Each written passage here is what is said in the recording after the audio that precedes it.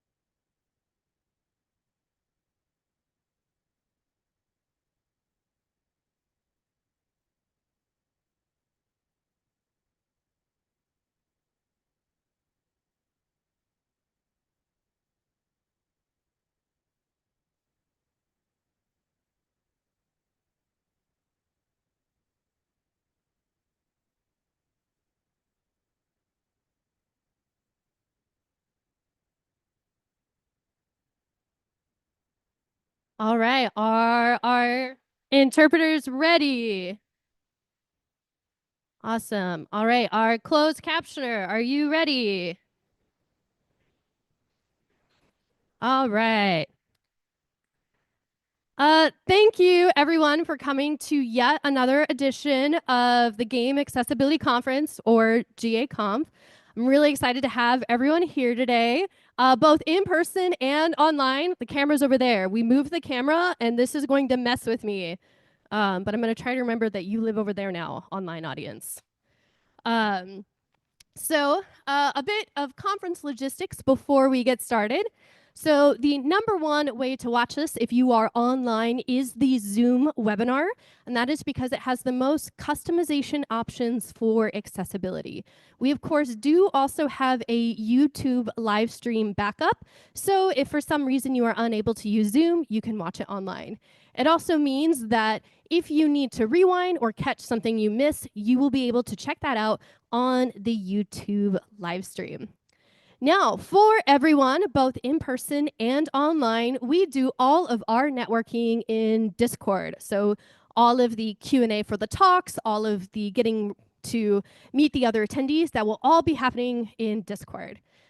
You should have gotten a link when you registered, but if you didn't get one, please reach out to one of our staff, whether in the Discord, they do have a role, or in person.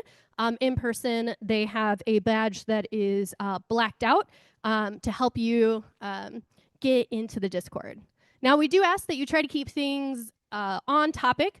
So each of the talks will have its own Discord channel so that you can talk about that specific talk in its channel. Now, we do also recognize that we get off topic, which is why we have other lots of fun channels, like the Show Us Your Threads channel, the Food channel, and of course, one of my favorites, the Pets channel. I will be posting a picture of my new pet. For online, this is my gift that I just got from Tom from Reed Speaker. It's a Battenberg. You get it? It's a Battenberg. Uh, look, this, like, I don't care how the rest of the conference goes. I got this plushie and now I will be happy for the rest of the day. That was it. And it's so funny because if Ian were here in person, he would be making a comment about how anytime he makes a pun, I find it absolutely abhorrent and I hate it. Now I've just realized it's the delivery method. If puns are delivered in plushie form, apparently I love them. Now, for all of our in-person folks, a few things that you should know. Number one, we do have a quiet room available if you need to take a break. So if you go past the registration desk and a little further on, there is a room on the right. That will be the quiet room. And please be respectful in the quiet room. It is not a place to take phone calls or anything like that. It is a place to remain quiet for those who need it. And we also have a dedicated URL for our closed captioning. So we do have it displayed on screen here, but if you would like to have it closer on your own laptop, we will be placing that URL where you can access it in the Discord quite shortly. Of course, we can't do these events without our sponsors. So I do want to give a shout out to all of our sponsors today for making this possible. We try to keep the cost of this event down as much as we can for our in-person attendees and keep it completely free for those attending online. And we can only do that thanks to our sponsorships. So we have our gold sponsors of Sony and Xbox, our silver sponsors of Riot Games, Rockstar, Netflix, and Ubisoft, and our bronze sponsors of Electronic Arts, Player Research, Reed Speaker, Shara, Bungie, and Scopely. Now, I know a lot of you were hoping to be able to hang out with Ian today, and unfortunately, you're only going to be able to hang out with Ian in the Discord. As it turns out, all of us have families. We absolutely consider the Game Accessibility Conference to be our baby, but as it turns out, Ian has actual babies that sometimes you need to be able to take care of. So he's right now in the Discord, but he is right now helping with some childcare. So please send him lots of love and know that he is missed in person. Now, I am going to start this conference off on a little bit more of a somber note than we normally do. It has been a hard year in the game accessibility community due to some pretty significant losses that we have had of our community members. We'll see if I can do this without crying. So there are 3 people that I did want to highlight specifically from this past year, and that is not everyone that that we have lost, but 3 people that were very important to us in the Game Accessibility Conference. The first is one that I'm sure you all know, Brandon Cole. And I'm not going to spend a lot of time talking about him in this in memoriam because we actually have an amazing panel later on honoring his legacy.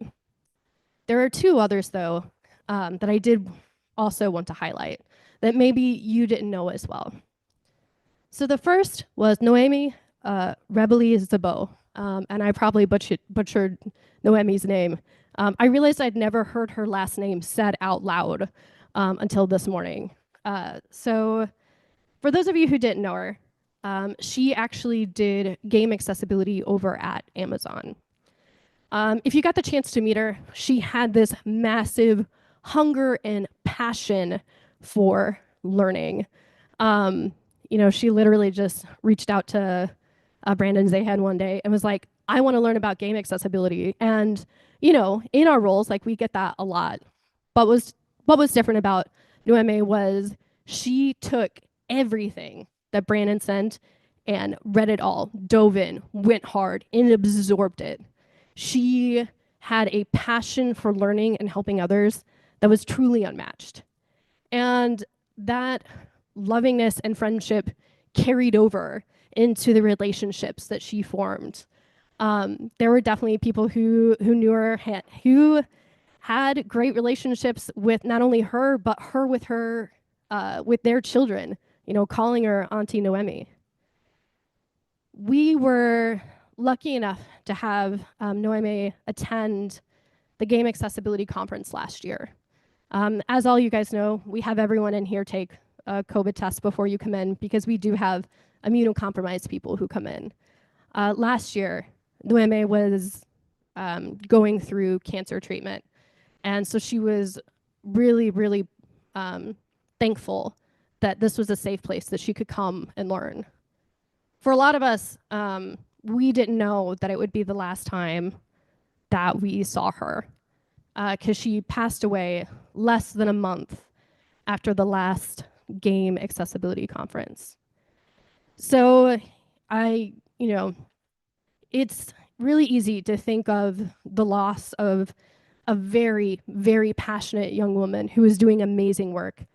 But I really want us to remember her drive, her pushing forward, and how much she wanted to help others, literally until the very end.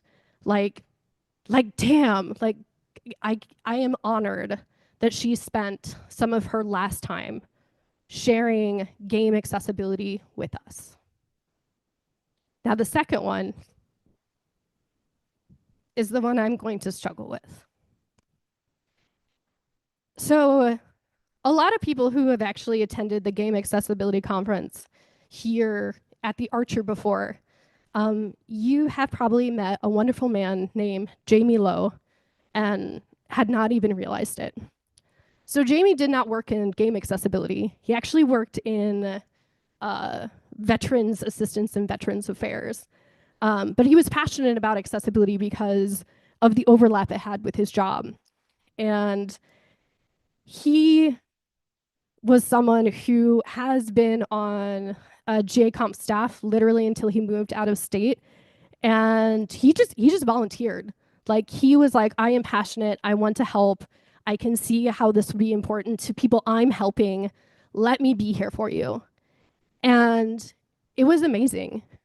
He was a very dear friend and one of the most genuinely great people, true, authentic, caring human you will ever meet.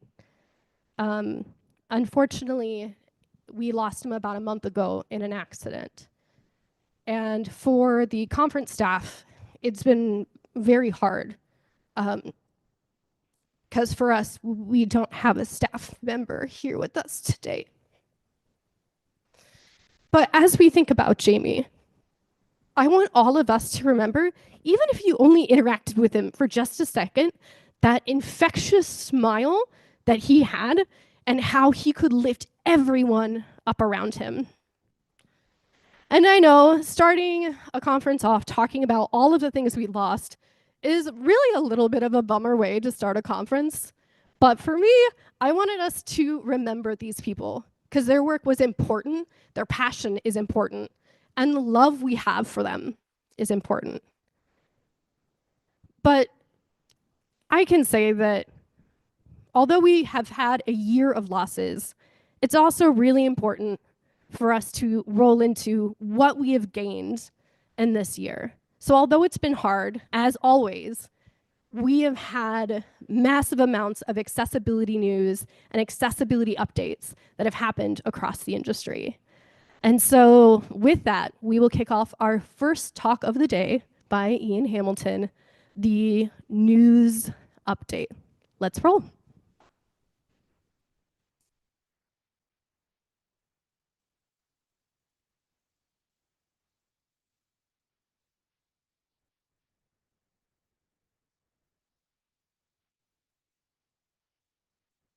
Hello and welcome to the first talk. I'm Ian, one of the organisers, and when I'm not doing this, I also work in advocacy and consultancy.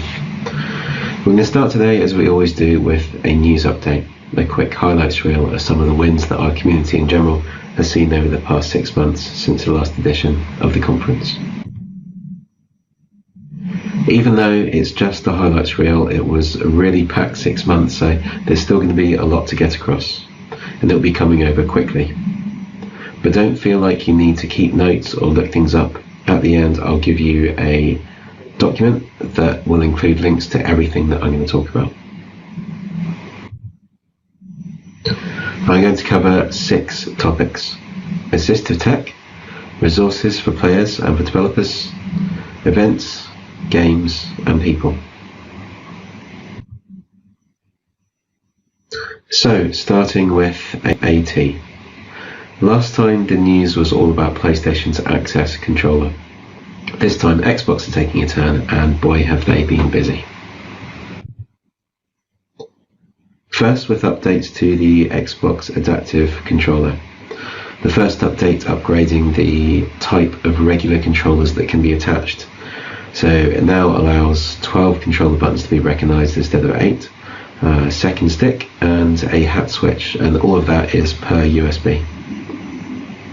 And another update to allow toggle holds, otherwise known as latching, for both the adaptive controller and the Elite.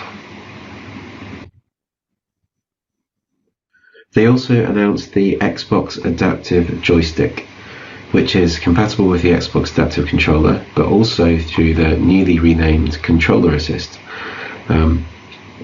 formerly called Copilot, which is a system-level feature that lets you duplicate controls across multiple controllers.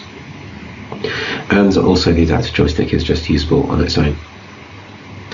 It is a greatly simplified one-handed device, similar to a single Joy-Con on the Switch, with just a single stick and 6 buttons. It hits the shelves next year, but if you want an early preview, then speak to Caitlin Jones of Xbox. The controller is her baby, and she is at the in-person event today. They also launched the Adaptive Thumbstick Topper service, which is an online tool based around a selection of alternative stick designs that work with all flavours of Xbox controller. They have customizable parameters for height and width, and it outputs files that can then be downloaded for free, either to 3D print yourself or to send to a third-party 3D printing service. Also, pre-orders opened for the Proteus, which is a completely modular controller kit developed by a company called BioWave, but also working in partnership with the Design for Xbox team. The Xbox 8 Do Lite SE controller was simultaneously announced and released.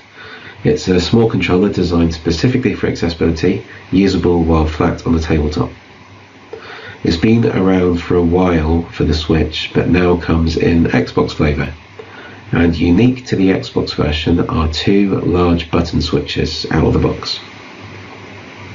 And even including these two new switches, it still retails for $59, which is a very small cost compared to most accessibility controllers.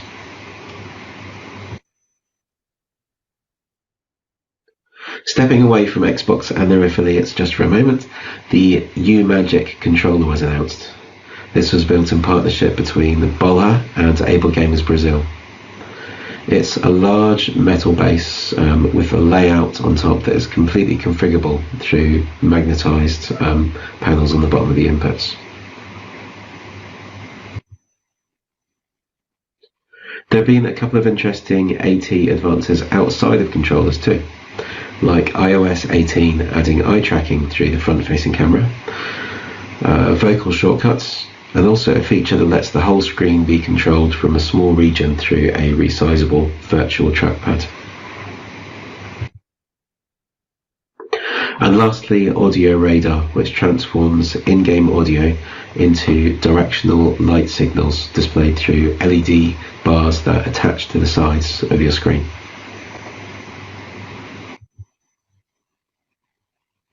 Next, we've got resources, starting with resources for players. And for that, we are jumping straight back into Xbox again. Xbox released a whole bunch of new support articles categorized by disability. These are primarily guides for how to use system-level accessibility functionality. Twitch finally answered calls for years to do something about discoverability of disabled creators.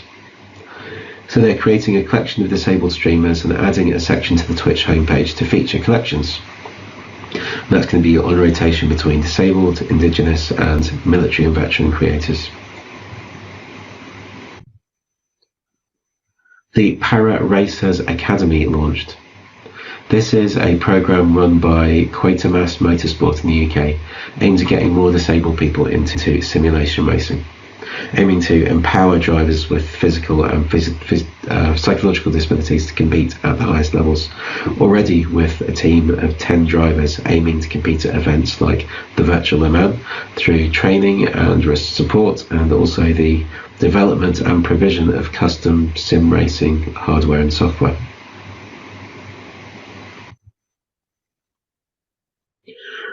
And as always, a critical resource for players is information about games. Atomfall was announced in June as part of the Xbox Showcase event, and they joined Magical Delicacy and Principe of the Lost Crown in being one of the 3 games so far that have published accessibility information not only in advance of launching, but actually announced on the very day the game was announced. This is incredibly valuable.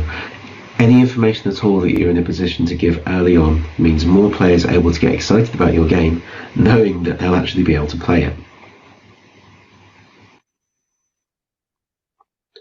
And of course, developers themselves aren't the only place that players look to for information about accessibility. Content creators play a huge role in this, and Star Wars Outlaws went all in ensuring that the early preview route included sending builds out to large numbers of disabled creators and across regions all around the world too.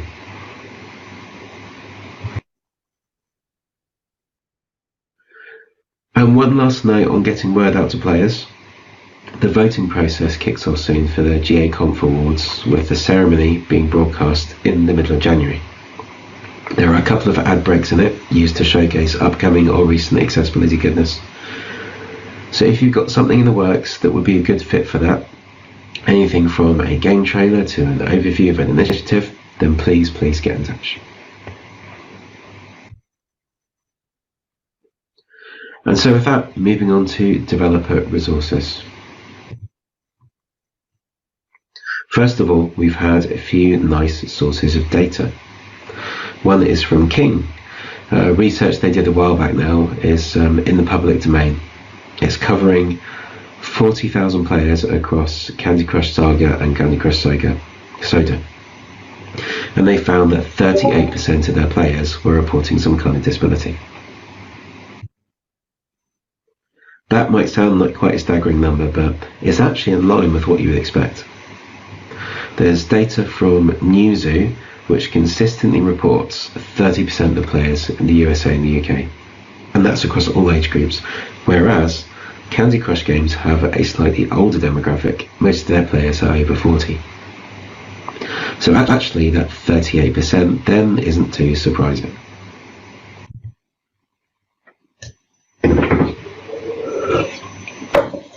They have a whole bunch of other nice data too, including these gems showing disabled players playing for 5 to 9% more than average, and also spending 12 to 19% more than average.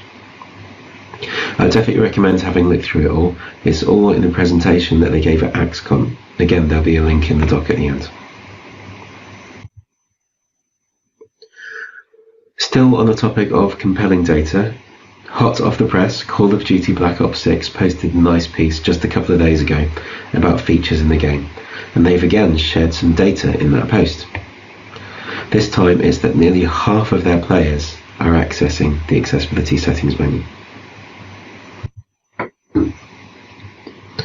Rebellion shared a range of data from across their portfolio for Global Accessibility Awareness Day back in May. Here's a few data points from Sniper Elite 5. 96% of players played with dialogue subtitles on. That's completely consistent with other games that we've seen. 35% of players increased the text size, and 97% used aim assist. And they also shared data for a couple of other games too, Evil Genius and Zombie Army 4. Sticking with Rebellion again, they've published an accessibility test brief as a free online resource. It's a template and format for creating an accessibility evaluation of part of a game, highlighting successes and barriers, their impact and suggested solutions, making use of guidelines and examples from other games to support it. The goal is to give people interested in the topic a bit of experience and some portfolio material, all aimed at helping them to move into accessibility as a specialism.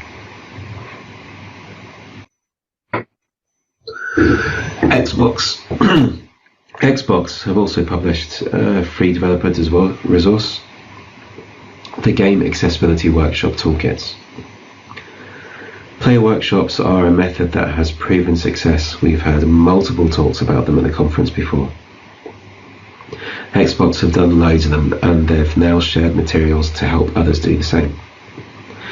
It covers guidance on what to consider when setting up a Game Accessibility Workshop, visual assets to use in conducting the workshop, and also an introductory 101 video that can be used to introduce participants to the topic.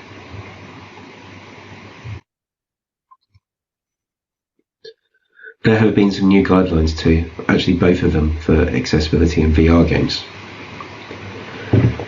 The first one is from Ultraleap, focused on motor accessibility with lots of nice videos on do's and don'ts. And also Road to VR published one on a slightly different angle, a checklist and glossary for simulation sickness comfort.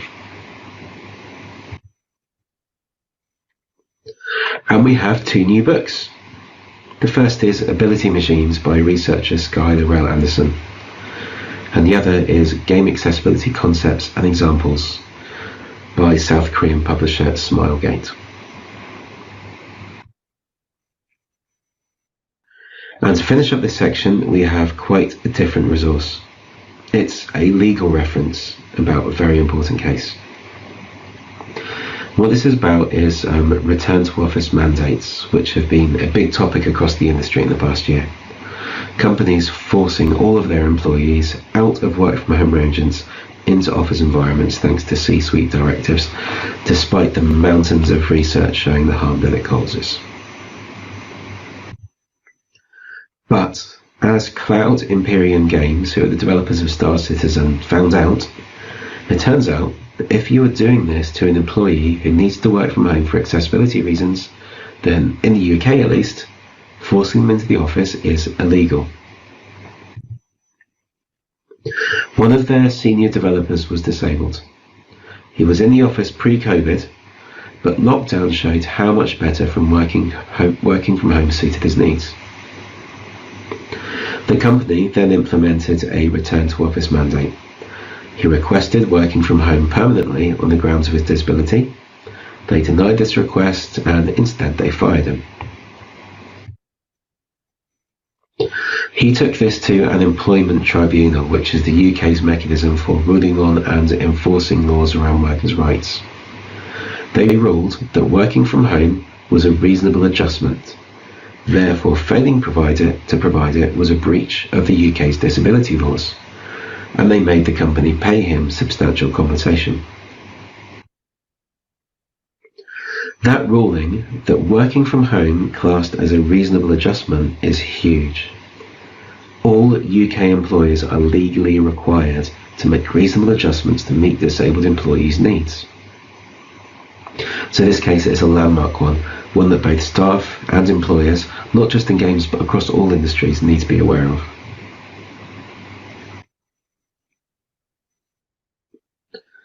So on quite a different note, there have been quite a few nice things happening with events. The usual leaders in this space, like Ubisoft and Xbox, have been not just maintaining but building upon their past work. Like Forward's move to live, meaning live audio description and captioning too. And the Xbox showcase adding things like service animal relief area.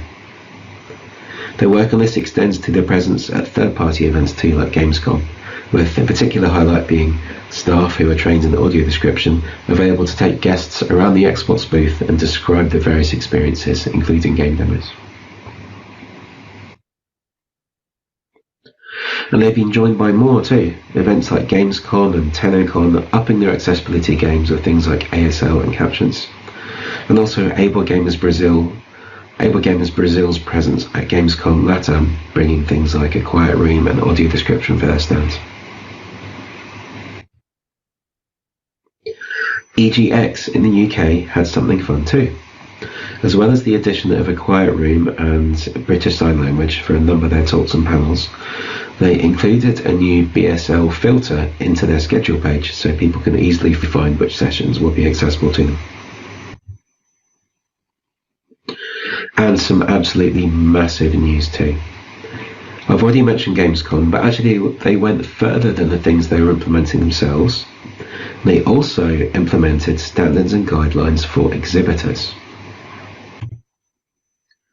So now, the biggest games trade show in the world has made wheelchair access to booths mandatory for every single exhibitor, together with a bunch of other optional accessibility recommendations too, from further wheelchair advice through to non-split flooring, sensory aids, staff training, lighting and sign language.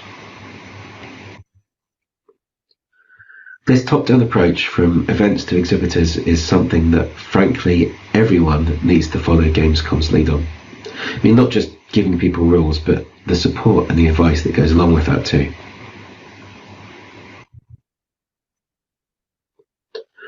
And there have also been some nice moves in events that are specifically for and about accessibility. The first is the Adaptive Gaming Camp from Makers Making Change, aimed at enabling young disabled people in Canada to learn about and explore adaptive gaming in a supportive environment, competing and coming away with access to technology too. The Top of the Landing tournament kicked off, which is a tournament specifically for players with motor disabilities. This was founded by Mike Luckett, who I'm sure many of you know, possibly under his name of Mike the Quad. Similarly, Cento Showdown is a tournament specifically for blind players that has run for a number of years now.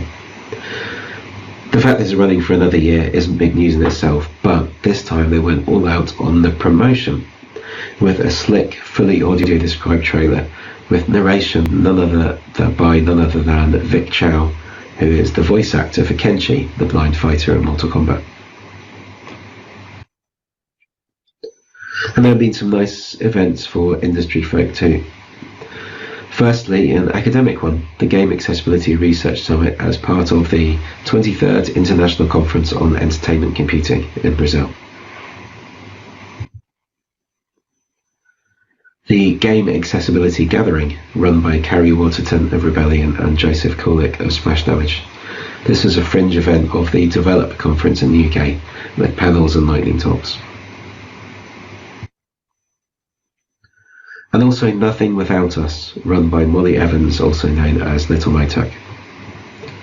This started out as an online event for Disability Pride, but this year actually split off into an additional in-person event in London.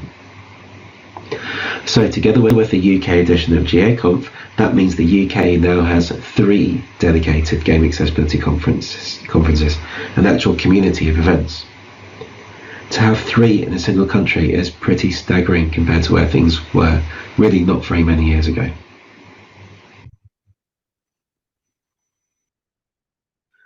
The next topic is what pretty much everything so far has ultimately been about, which is the games themselves. I'm going to give you a lot of names now, not so much individual detail on each one, but a ton of great stuff for you to explore later at your own leisure. So again, a reminder that you don't need to take notes for that. It's all listed and linked to in that document that I'll give you at the end. So first up, AAAs. Unlike what we had the past couple of years, we're actually still yet to see any new AAA in 2024 that is fully blind accessible. But there has still been a load of great work being done at this end of the industry. Games like Star Wars Outlaws, Call of Duty Black Ops 6, Hellblade 2, Stellar Blade, X-Defiant, Multiverses. Sorry, I'm losing my voice a bit. Multiverses, F1 24, Super Monkey Ball Banana Rumble, Homeworld 3, Harry Potter Quidditch Champions, Casting Frank Stone, Astrobot, FC 24, Just Dance 25, and Throne and Liberty. High contrast modes have continued their march, present in 3 of the games on the screen now, Outlaws, Black Ops 6 and Stellar Blade. There's also been some lovely innovation too, from Hellblade 2's highly scalable combat mechanics to Outlaws, cognitive preset and blind accessible open world map screens, all the way to Black Ops 6's asymmetrical hearing compensation and intelligent movement system. Games from smaller studios have been no slouch either, with some highlights including The Plucky Squire, Periphery Synthetic, Another Crab's Treasure, Tales of Kenzera Zao, Sandland, Grapple Dogs Cosmic Canines, Magical Delicacy, Crit Master, Horror Tales The Beggar, Ever After Falls, Click Holding, Skim, SteamWorld Heist 2, One Button Bosses, Elsie, Stack and the Grumble Puff from Above, and honestly so many more. This barely scratches the surface, so I've listed a whole bunch of others in the document as well. And there's all kinds of goodness amongst this lot, from audio games to voice control mechanics, simplified English mode, puzzle helpers, RTS micromanagement automation, boss rush gameplay through a single button, and even giving a crab a gun.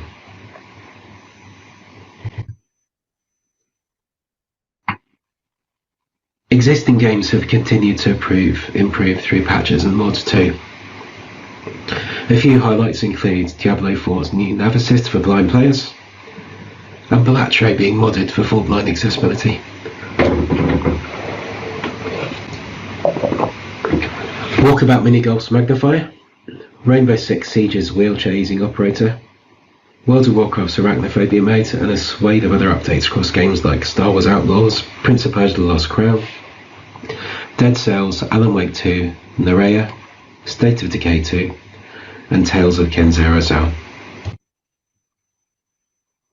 And far, far older games are being made accessible to far more people too, with remakes and remasters bringing sweeping accessibility upgrades to games like Doom 1 and 2, Baten Kaitos 1 and 2, Sam & Max The Devil's Playhouse, Age of Mythology, Silent Hill 2, Until Dawn, and also Marvel vs. Capcom Fighting Collection, which brings Street Fighter 6 style accessibility to a whole bunch of old arcade classics. And onto the last section now, the people, without whom none of this would be possible. There are actually still a couple of recent vacancies being filled at the moment, and a new one that's due to be advertised this week for a Europe-based role. That is a senior accessibility lead over at Scopely. So if you're interested, keep an eye on that coming up. We do also have some people who have recently started in dedicated accessibility roles. So I'm going to close out this talk by giving them a heartfelt welcome to the professional game accessibility community. And those people are Holly Westcott, Accessibility Lead at Amazon Games; Brock Davis, Accessibility Test Analyst on Diablo 4; and Corinne Kimball and Rosabelle Armstead, both Accessibility Quality Engineers at Xbox. So, on that note, all that's left is for me to finally share that link dump document that I've been threatening you with throughout, which contains everything from this talk plus some more things too. And you can find that at tinyurl.com, GaConf Oct24. I hope there's been something amongst this that you found useful or interesting or even inspiring, and that this has helped to add fuel to the fire to keep your motivation topped up until the next event. So thanks for listening. Thanks for putting up with me losing my voice. I hope you enjoy the conference, and see you next time.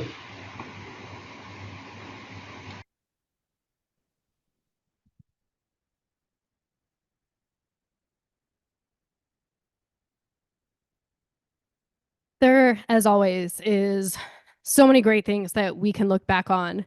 And there's honestly so much content that Ian had to shove into this talk. He had mentioned before, like the first version, how many slides he had per minute. And it was just like, oh, honey, that's not going to work. You don't even have a voice. You're going to have to slim this down and remind people that you're going to put the link to everything in the doc so they can find it afterwards. So he obviously just blew through a ton of content. That doc is like a holy grail of information of everything that's happened in the past 6 months. So I highly recommend it.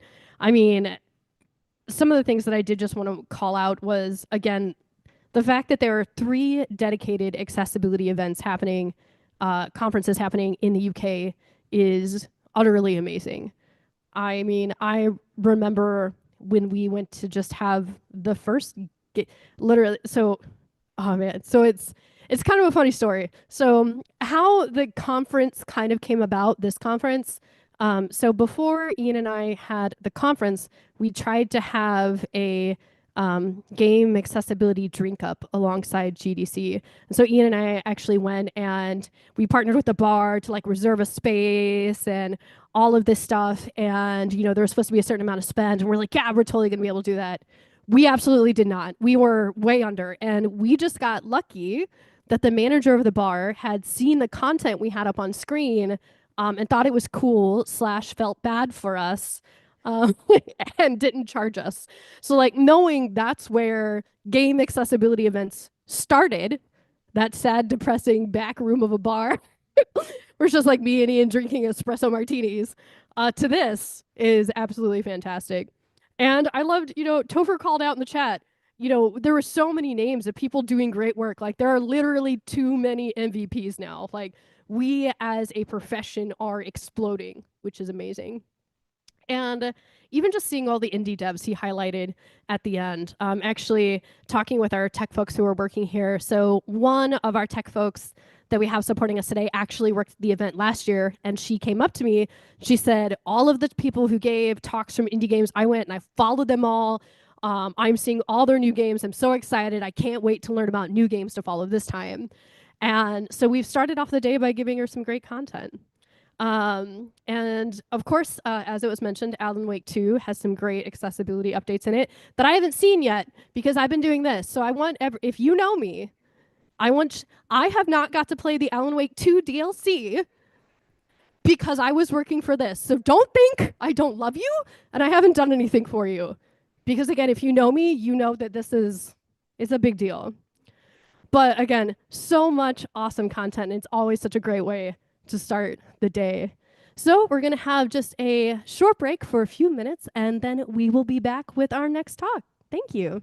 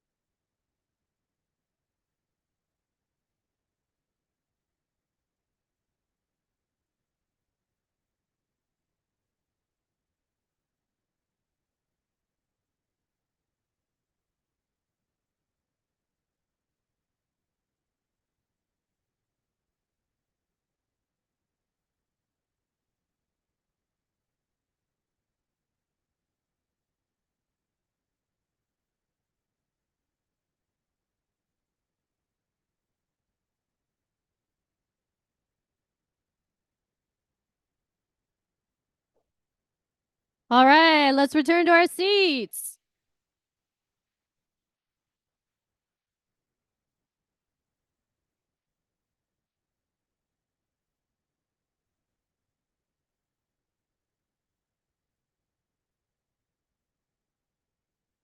All right.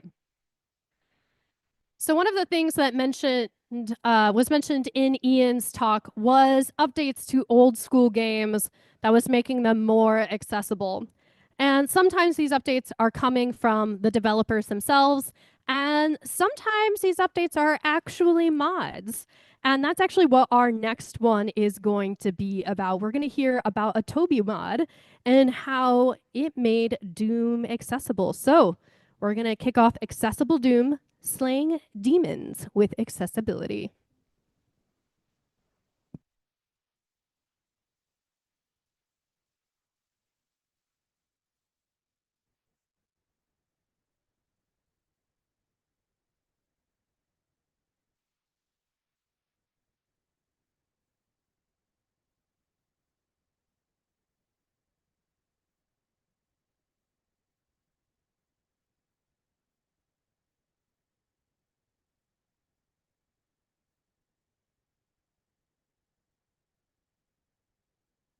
Greetings, everyone. Before we begin, allow me to introduce myself. My name is Alan, and I am the lead developer behind the Toby accessibility mod for Doom. I too am an author of a science fiction fantasy novel series and a graphic artist. One of my passions in life is to create Doom mods, and I've been making them since 2004. My other passion is helping people and putting a smile on their faces. In today's presentation, I get to show you a project where I had the opportunity to experience both. So without further ado, let's jump right into it. Some of you may be asking, what is the Toby Accessibility Mod? The Toby Accessibility Mod is a modification for the classic first-person shooter game Doom, which incorporates a wide array of accessibility features for those with visual disabilities. The Toby Accessibility Mod began in 2017 after I had been contacted by a gentleman named Toby Ott. Toby told me all about himself and how, even though he is completely blind, he still finds enjoyment in playing video games. He too referred me to a documentary about him called Gaming Through New Eyes, which was filmed and produced by Burke Eisel, also known as Dan's G08 on YouTube. After getting myself acquainted with these two gentlemen, I began my journey to develop an accessibility mod for the classic first-person shooter, Doom. The goal of this mod was to incorporate various accessibility features into Doom, which in turn would allow Toby and other blind players to play the game with little issue. The Toby Accessibility Mod has continued to evolve over the years and has won the Doom Awards Staff Award in 2023. Existing features have been and continue to be updated and polished after every official release. My team and I enjoy the work we do and aim to perfect this mod the best we can. Let's first talk about the GZ Doom engine. Fortunately, the GZ Doom engine allows us to incorporate the amazing and helpful accessibility features that are currently in the accessibility mod today. Even though the GZ Doom engine does have its limits, the good news is that most of the ideas and suggestions people had given over the years were able to be considered. In today's presentation, I will be going over the process that my team and I had used to approach the Toby Accessibility Mod. This process can be used as a base for other developers looking to incorporate accessibility features into their own games. Our process starts by asking 6 important questions when considering accessibility in games. 1. How do blind people navigate in the real world? 2. How can we convert touch into sound, and what additional tools can be utilized by blind players to help them navigate levels? 3. How can we convey to blind players what is happening on screen without overwhelming them with a lot of sounds or narrator voiceovers? 4. How can we effectively communicate to blind players the status of their in-game character? 5. How can developers incorporate accessibility features into their games successfully? And lastly, 6. Should game developers be required to incorporate accessibility features into their games? So without further ado, let us begin with the first question.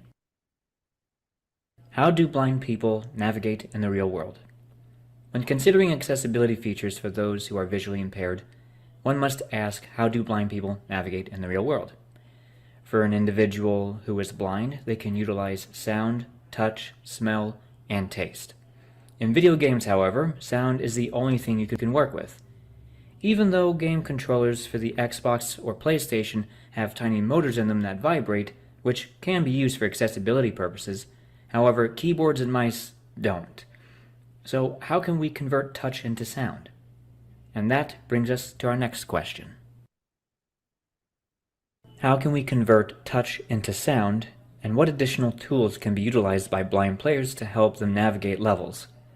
In the Tobii Accessibility mod, we have several features that can assist the players with navigation.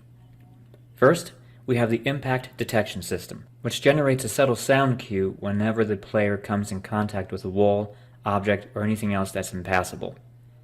Next, we have the drop-off detection system, which acts as a virtual walking stick and sounds off to the player whenever they are nearing a ledge with a significant drop-off. Then we have a beacon system for doors, switches, locked doors, teleporters, and exits, which generates an audio cue whenever the player is in close proximity with any of these interactive surfaces.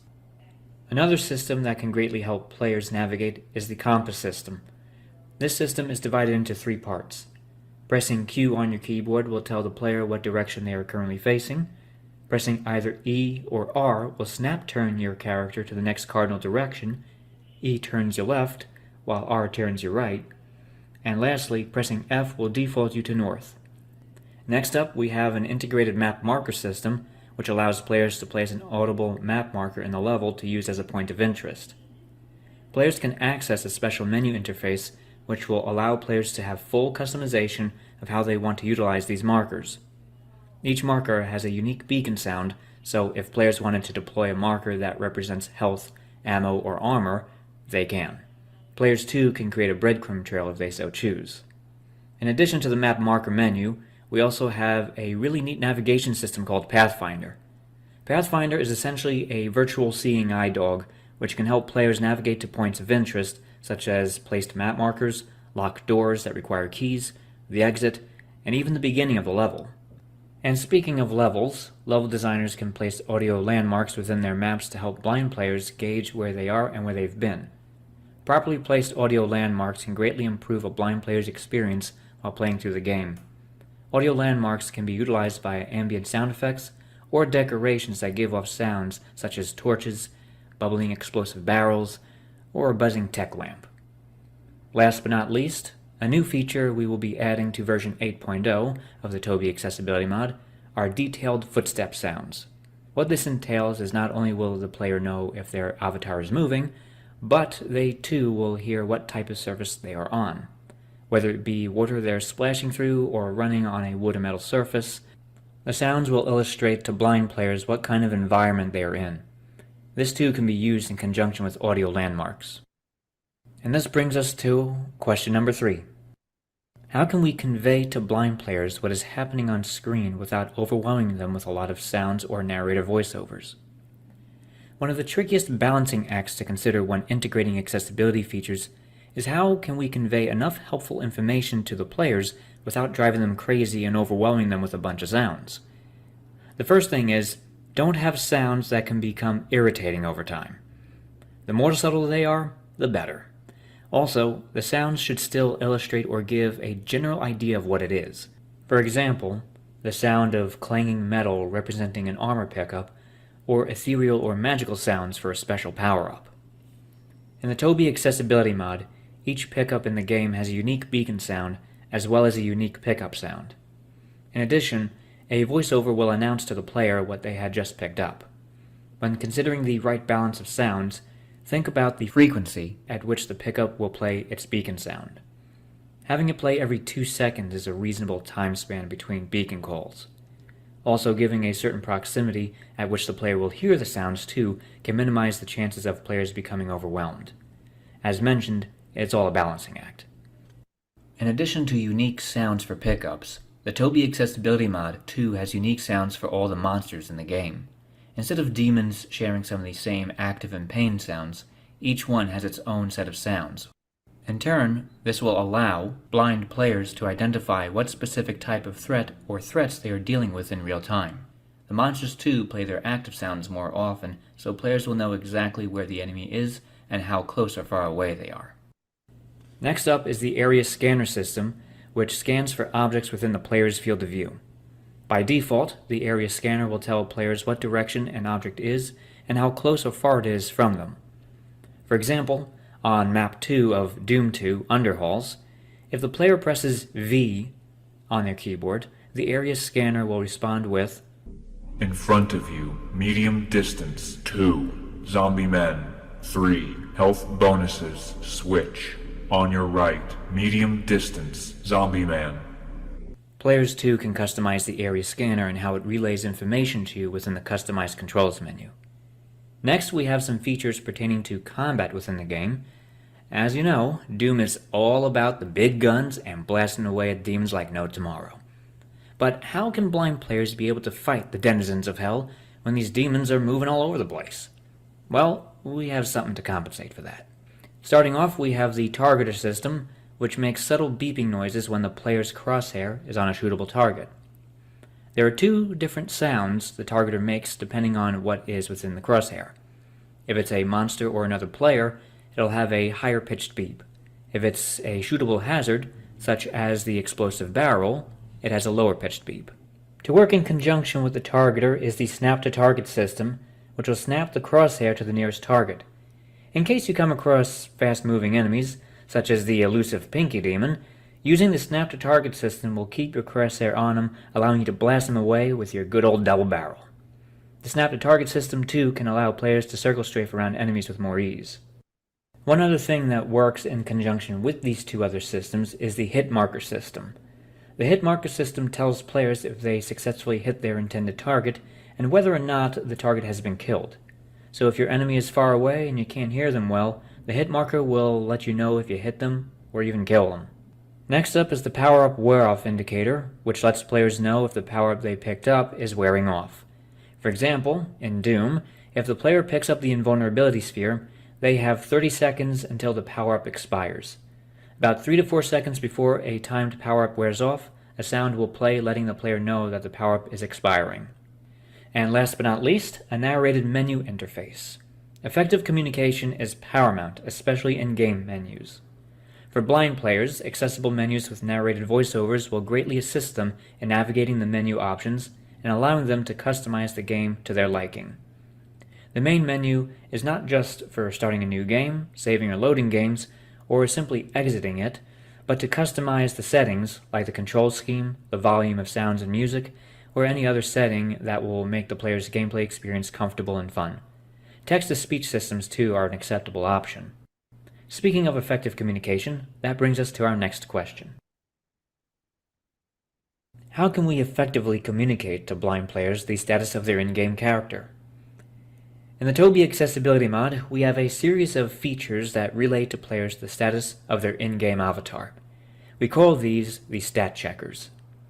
We have hotkeys that will tell the player what their health is, what their armor is, what weapon they have selected and how much ammo they have for it, what keys they possess, what inventory items they have, what their map coordinates are, and something that we'll be introducing in version 8.0, the map stat checker, which will tell players how many enemies they've killed, items they've collected, and secrets they've found, and how many remain of each.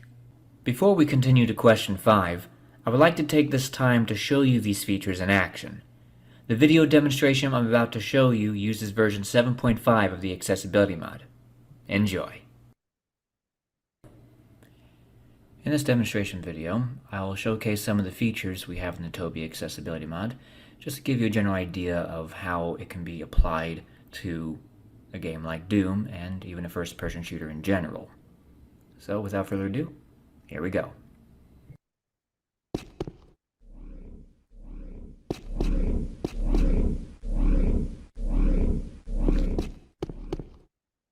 North, west, east, north, northwest, west, southwest, south, southwest, west, northwest, north, northeast, east, north. Health 100%. Pistol 50 bullets.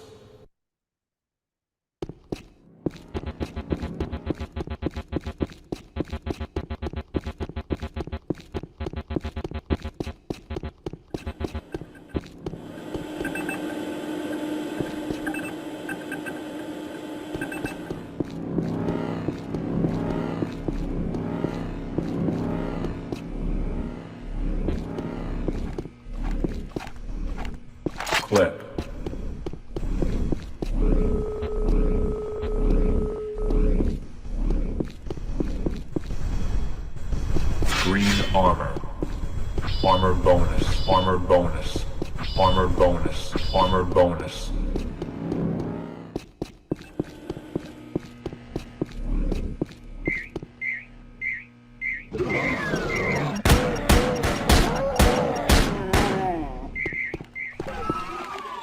Clip. Shotgun. Shells, shells, shells.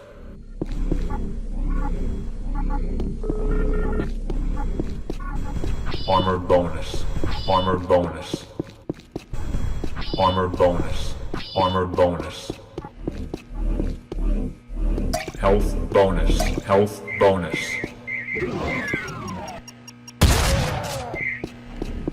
Clip. Clip. Shells. Clip.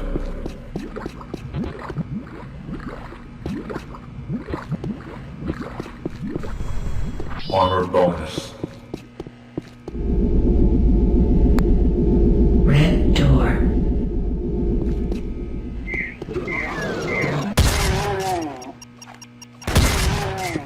Clip. Clip. Shells. Clip.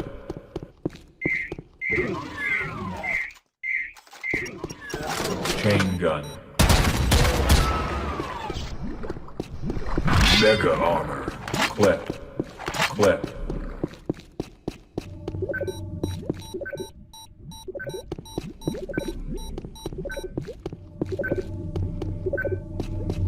Red key card. Shotgun. Marker menu. Remove nearest marker. Remove marker. Add marker. Pathfinding. Pathfinding. Stop pathfinder. Level start. Red door. Menu dismiss. Path found.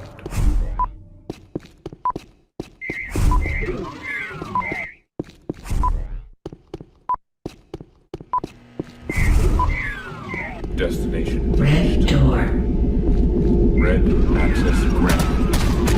Red door. Clip. Clip. Medkit.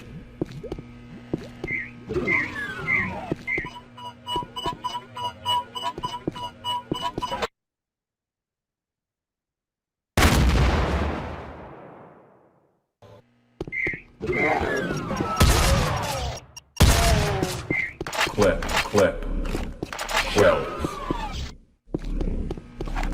Clip.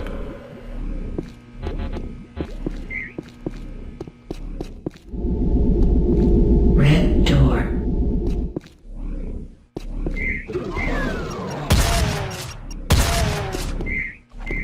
Clip. Clip.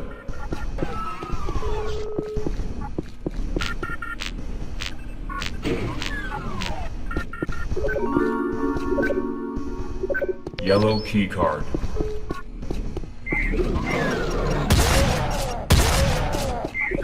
Clip. Blue key card.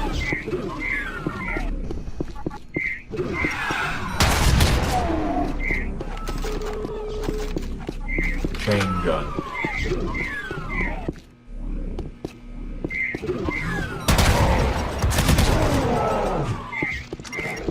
Shells. Shotgun.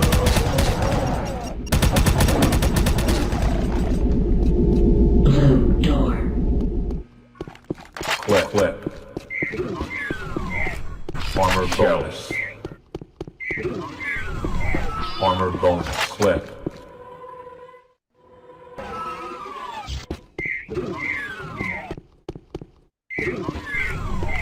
Armor bonus. Shells.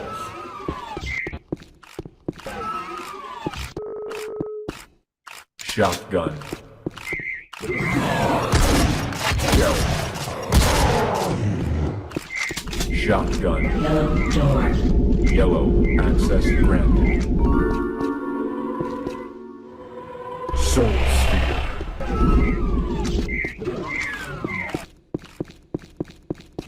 Chain gun.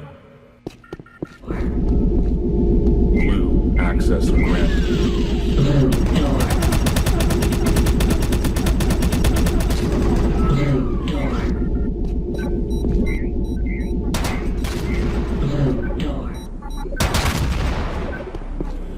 Red key card. Marker menu. Add marker. Pathfinding. Pathfinding. Stop pathfinder. Level start. Red door. Menu dismiss. Path foul.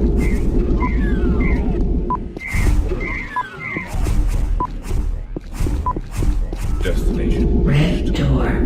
Red access granted. Red door.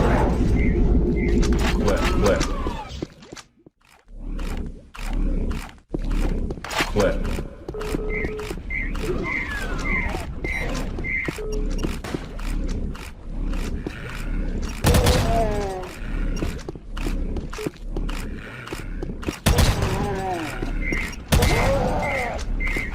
Clip. Clip. Armor bonus. Armor bonus. Door.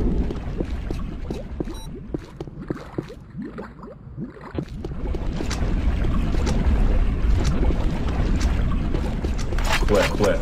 Armor bonus. Armor bonus. Shotgun. Clip. Shells. Health bonus.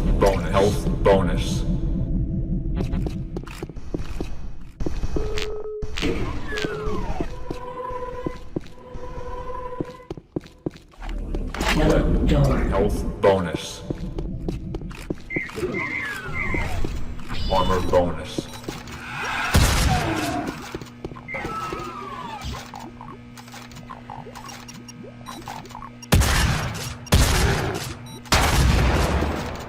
Chain gun. Armor bonus. Yellow key card. Health bonus. Armor bonus. Health bonus. Shells.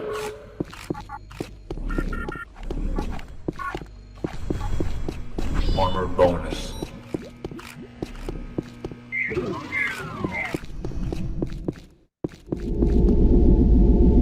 Yellow. Yellow Access door. granted. Clip. Shells. Clip. Armor bonus. Health bonus. Shells. Armor bonus. Armor bonus. Health bonus. Chain gun. Blue key card. Clip. Shotgun.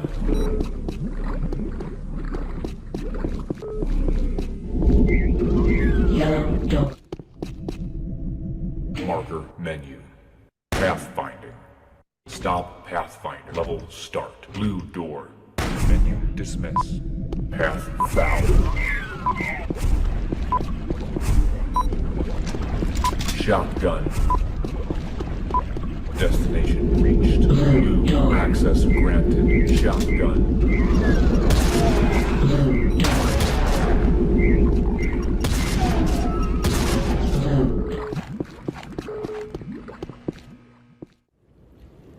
That's pretty much it for now with the demonstration video. Hope all of you enjoyed it. And now back to the presentation. This brings us to one of the most important questions of all. How can developers incorporate accessibility features into their games successfully? Fortunately, there is a simple answer. Design the game around the accessibility features, create levels that can be fun for both sighted and unsighted players, and have an audio manual which can explain to players all they need to know about the game, such as how to set it up, what to expect during gameplay, and specify what each sound cue represents for each accessibility feature. What comes with the Toby Accessibility mod are some map packs that contain blind player-friendly levels and an audio manual. The map packs are named Toby Doom, Operation MDK, and Toby Heretic.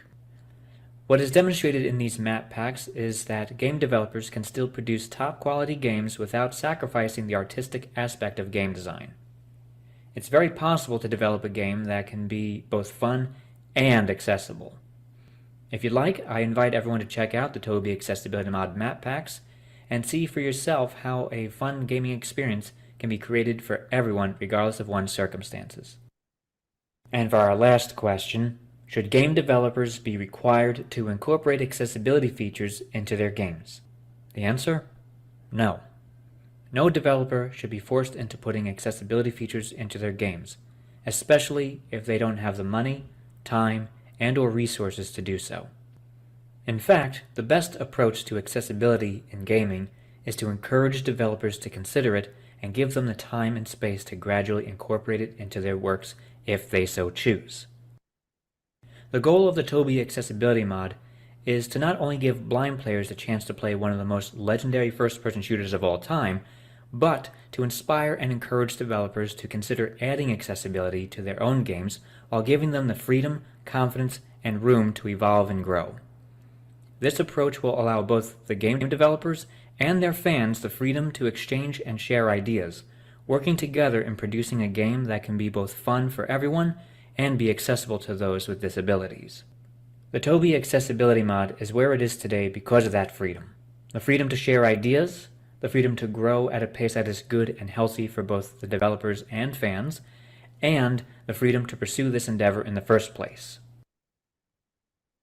If anyone is interested in checking out the Toby Accessibility Mod, you can find it on zdoom.org, doomworld.com, GitHub, and on YouTube at Mr. Allen D1 and Illegally Cited.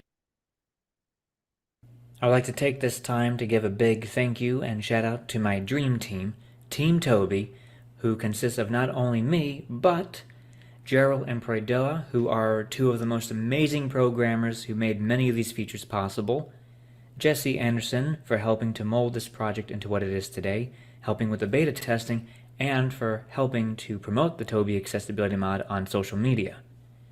Then we have Carl Grantham for his awesome suggestions and helping with beta testing, StormDragon2976 for help with multiplayer, tech support, and beta testing, and MWTab and TDoomShroom5440 for their help with the multiplayer and beta testing.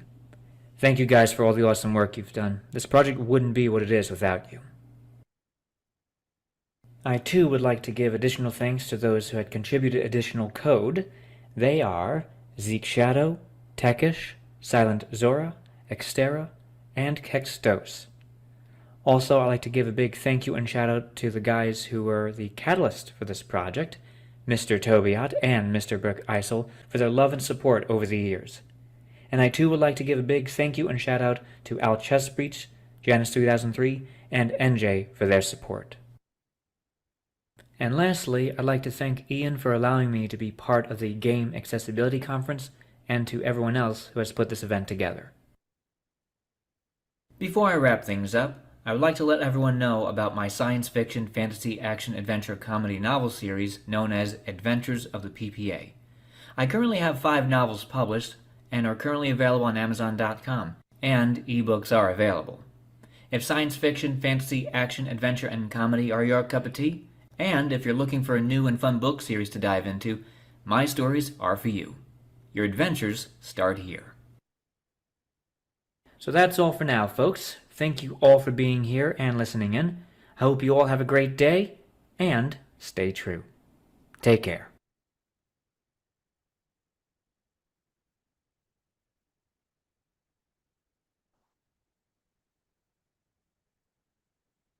One of the coolest things for me was I had obviously seen the demo video before. So sitting up here and watching back this way and watching everyone when he 100%ed the level be like, yeah, and the clapping that was happening IRL was super fun for me to like get to watch all of you experience that for the first time.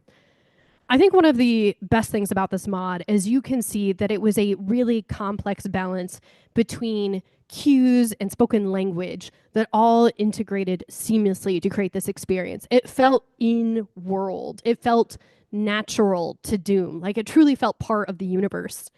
And it was one of the things that I was thinking about is having options like this. You know, obviously this was very much being marketed as a way for people without vision, people who are blind to be able to play. But how many times have any of us had a streamer up on the second screen and we have no idea what's happening as they're playing their game because we are typing, trying to do something? Like, imagine how many Twitch channels could all of a sudden also just be radio channels if more games had features like this, right? Like, that was just something I thought was pretty cool. Also, there was a noise when he got enemies in target, so he knew when to shoot. I saw a lot of people in Discord being like, "How does he know when to shoot?" There was actually a noise for that. Obviously, he has played this many, many times. We are still new, so you may not have caught it. But like he said towards the end of the talk, they actually do have a audio manual that you can download when you get the mod that lists all of the sounds, and it does have a test map so that you can go into the test map and familiarize yourself with the sounds as well. So, super cool presentation. I think we all learned a lot, and definitely saw some people deciding, if it was a hot take on if accessibility should be required or not. I'm not going to tell you, but I'm going to say that could be amazing conversation to have with your table mates as we go into our first morning break. So we are going to be breaking for a half hour. We will be back at 10:50. And if you are one of the unfortunate people here in person who didn't get a lanyard when you showed up because we ran out, we now have lanyards. So please go to the front and get your lanyard. We apologize for being short. So yeah, thank you so much, and we will see you on the other side of the break.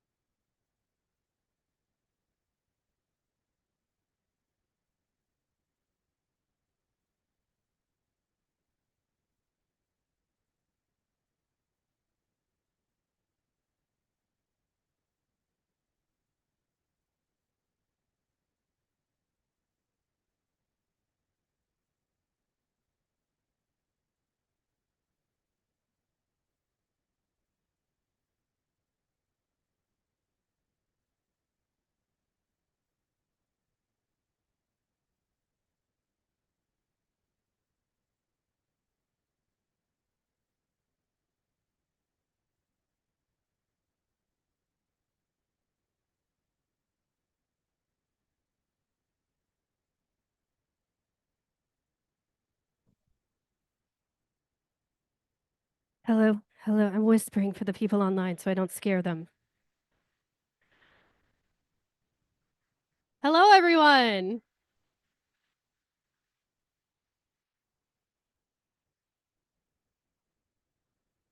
We get our camera.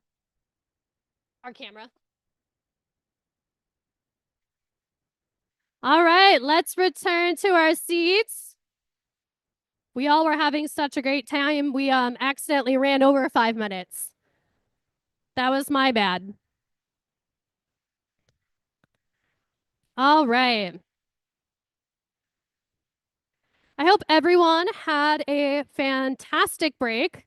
We were all able to have some snacks. I hope at home you were able to have some snacks, and please share those snacks into the food channel as well.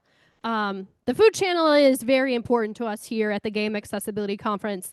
That's actually how the whole Battenberg thing got started, which is a story for a time when we're not already 5 minutes behind schedule.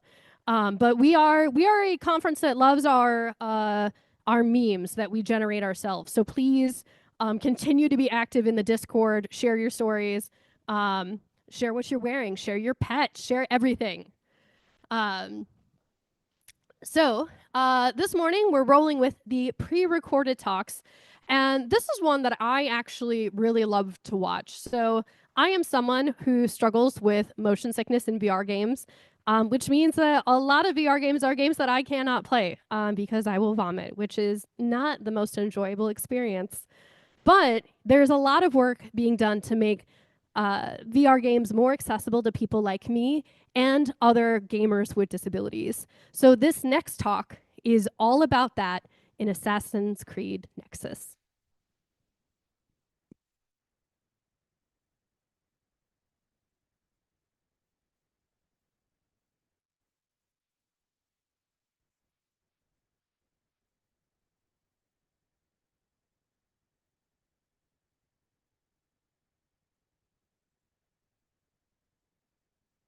Hello, welcome to my presentation on making Assassin's Creed Nexus VR accessible.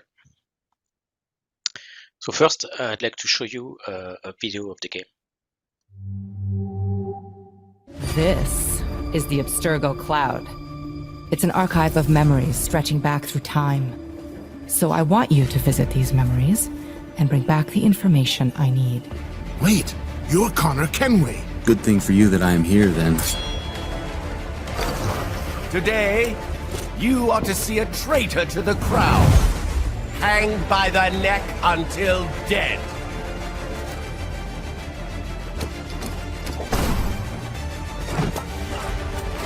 For his crime, the penalty is death. Not bad for your first time in the Animus. What brings you to Zillos? I'm in search of a treasure. The story goes that if the statues in the Temple of Apollo match one another, the path to the bow of Odysseus will be revealed. You want me to find this bow for you? You wouldn't refuse an old friend. Where do I start? Day on the canals with my good friend Ezio. What could be better? Flatter me as always, Antonio. Rizzo is awaiting on delivery of a jewel-encrusted Carnevale mask. Trail his capo. Humiliate him publicly. In the end, the Templars will succeed.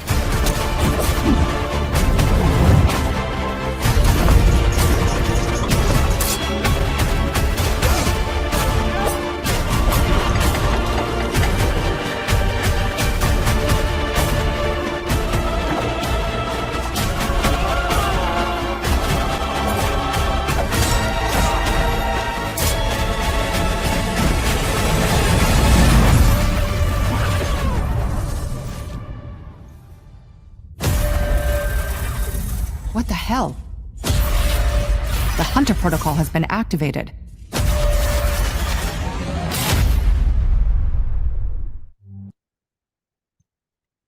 My name is Olivier Palmieri. I'm a game director at Ubisoft Montreal, and I've been working at Ubisoft since 1998. I had the chance to work on many IPs we have at Ubisoft, from platformers such as Rayman, to military shooters such as Ghost Recon, and more recently on Assassin's Creed Nexus VR. So I will talk today about our challenge on recreating Assassin's Creed in VR. The accessibility that we worked on to make the game more appealing and playable by everyone, and a few elements on VR comfort. So making the game not having nausea for players to make it more accessible. So the first part is about recreating Assassin's Creed in VR.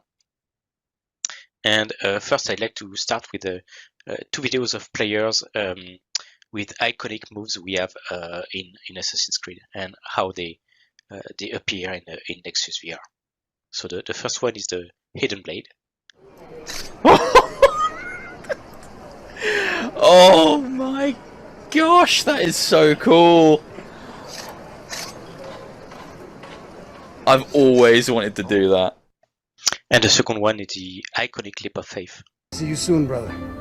See you soon, brother.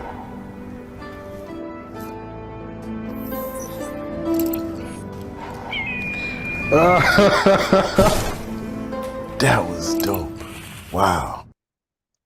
So that was some of the things that players wanted to see in a VR version of Assassin's Creed, and that we worked on to make it happen and appear in VR. So one of the challenges, among others, was to transform a game that is originally third-person camera in third-person view.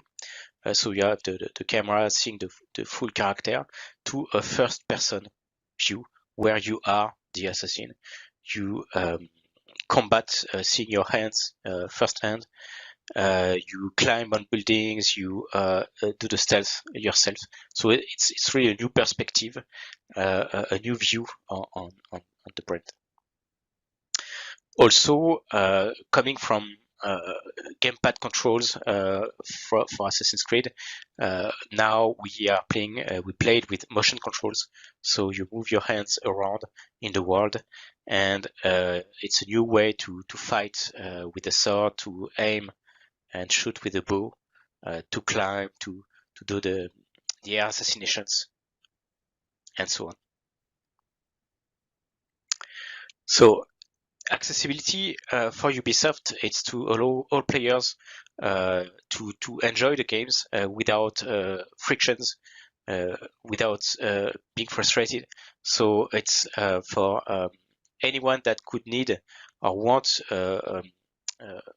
mechanics and the game to accommodate to their motor or visual or hearing or cognitive needs, but it's also for everyone and for the game to be enjoyable for all players. For accessibility, we try to have 4 pillars to target 4 categories. So the first one is motor skills, so to try to help with disabilities regarding motor skills. The second one is visual. Third one is hearing, auditory, and the last one is cognitive. So I will show you a few examples of some of the features we developed. Not all the features, but some of the features we developed for the game. So in terms of motor, in VR, usually when you have inventory, when you have weapons in this kind of games, sometimes you need to reach out over your shoulder to grab some equipment. So in our case in Nexus, it was a crossbow or a bow that you can reach over your shoulder and virtually grab. But that might be a challenge for some people. So we developed an interface, a UI that shows in front of you as a player, and that you then can pick up all elements from your inventory. A gameplay demo shows him selecting a bomb from his inventory and tossing it. So this is taken from the virtual body, and this is the interface where you can pick up your knives and bow and arrow and smoke bombs.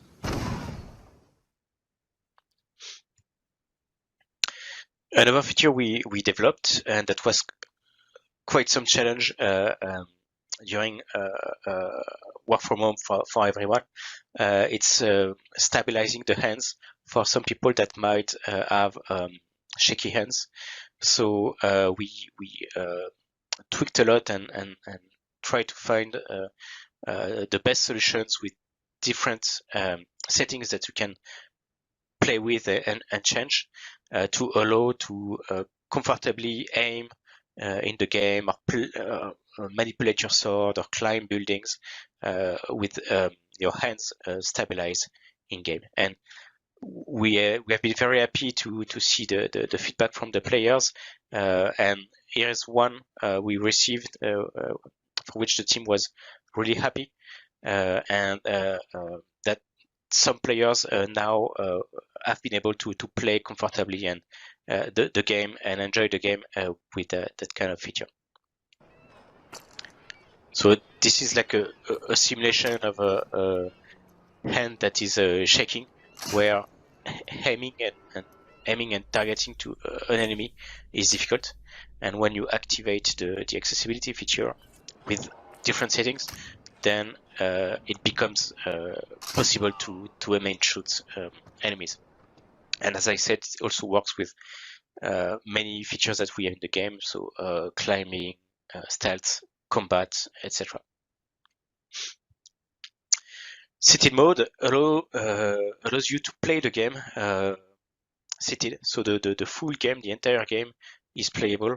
You can fight, climb, stealth, do air assassinations. All those things can be played standing up and moving around in VR, but also again for everyone, you can play the game seated. So either you might need to be seated to play VR, or you just want to play seated. You're more comfortable this way, or whatever the reason. And so the game is we made sure that the game is fully playable. And also there's particular tricks, such as for grabbing elements around on the floor and to reach some surfaces. We have tweaked the distances and values and many things to make the game the same, either you are seated or standing.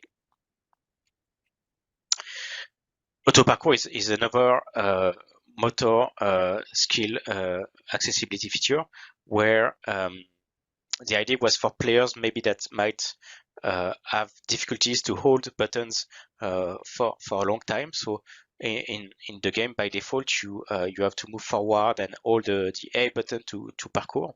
But with auto parkour, you actually just have to click once the joystick when the feature is activated, and then your character is going to sprint and jump and mental on platforms and parkour automatically. So in the video, I'm trying to showcase that just with a stick click, and I'm showing the empty hands on screen to show that I'm not pressing buttons or moving joysticks anymore.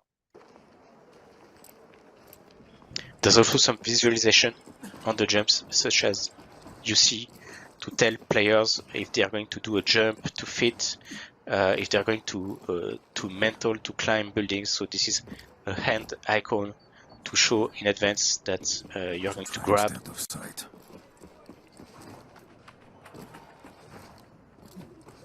So here, even climbing on buildings is done without needing any motion control, any button. You can really rest your arms and your hands along your body, and the parkour is done automatically. For visual accessibility, one of the features we developed is brightness. So there's a slider where you can make the entire game world dimmer or brighter, according to what you want and what you might need. Footage of the player looking around from a corner is on screen. We see a building and characters passing by. The game is then paused and an accessibility menu opens. The brightness is turned all the way down to the lowest setting. The game unpauses and we can see the difference with the gameplay environment much more dim. The game is then paused again and the brightness is turned up to full brightness. The game unpauses and we're able to see the difference in the world and the lighting.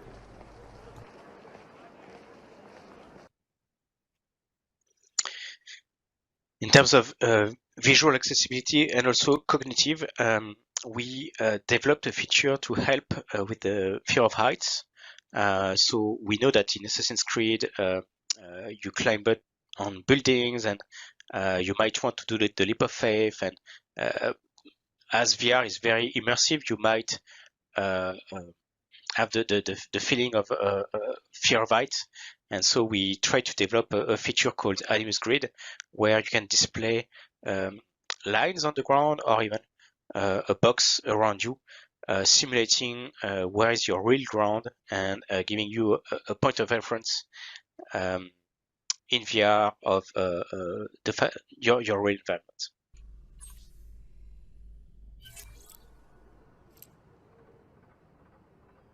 So this is the floor lines, which is also customizable. So you can have thin lines, thick lines, smaller or longer, and you can have a 3D grid all around you, which helps you understand where is your real world and the rest is a virtual world. And also this can help to prevent nausea. So it also helps comfort. For auditory, for hearing, we developed several features. Among them is a mono mode. So I don't know if it's going to convey, but it plays all the sound, all the localized sound in the world, which are 3D in VR. It all plays those sound in mono, the same sound in the right ear and the left ear.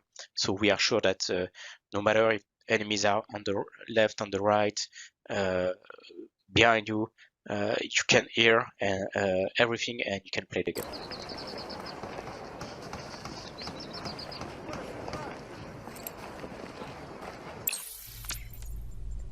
The game is paused and the setting menu's opened. You scroll down to mono audio and turn the setting on. Gameplay resumes.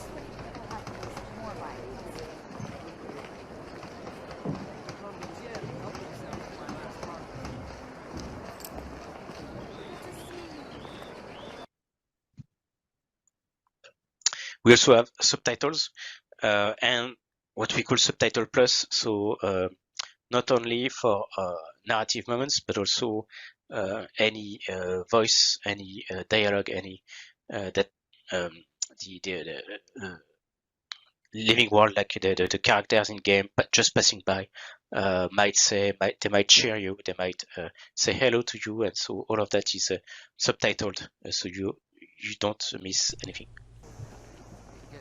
We observed several examples of civilian dialogue where small boxes appear near the character speaking the lines. It is my pleasure to be of service.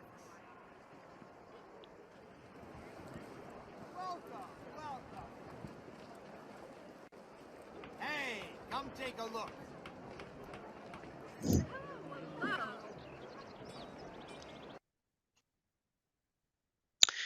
And finally, a quick presentation on VR comfort. So VR comfort, it's to allow to make the game to prevent nausea. So you don't want you're not nauseated when you play VR, which the intent is also to make the game more accessible to everyone. We want everyone to be able to enjoy the game and play the game for a long time and without feeling any discomfort. So it's something we studied for years, and we actually developed before Nexus at Ubisoft a game called Eagle Flight, which was also based on comfort solutions. And so what we studied for years and the solutions we developed are are coming from those findings. So what is happening in VR that might trigger nausea, that might trigger discomfort, is when there is a conflict between what you see and what you feel inside your inner ear. So it's when the brain senses that as a player, what you see, or as a human, I'd say, the motion that you might feel in a car, in a boat, in space, even, is not corresponding to what you see.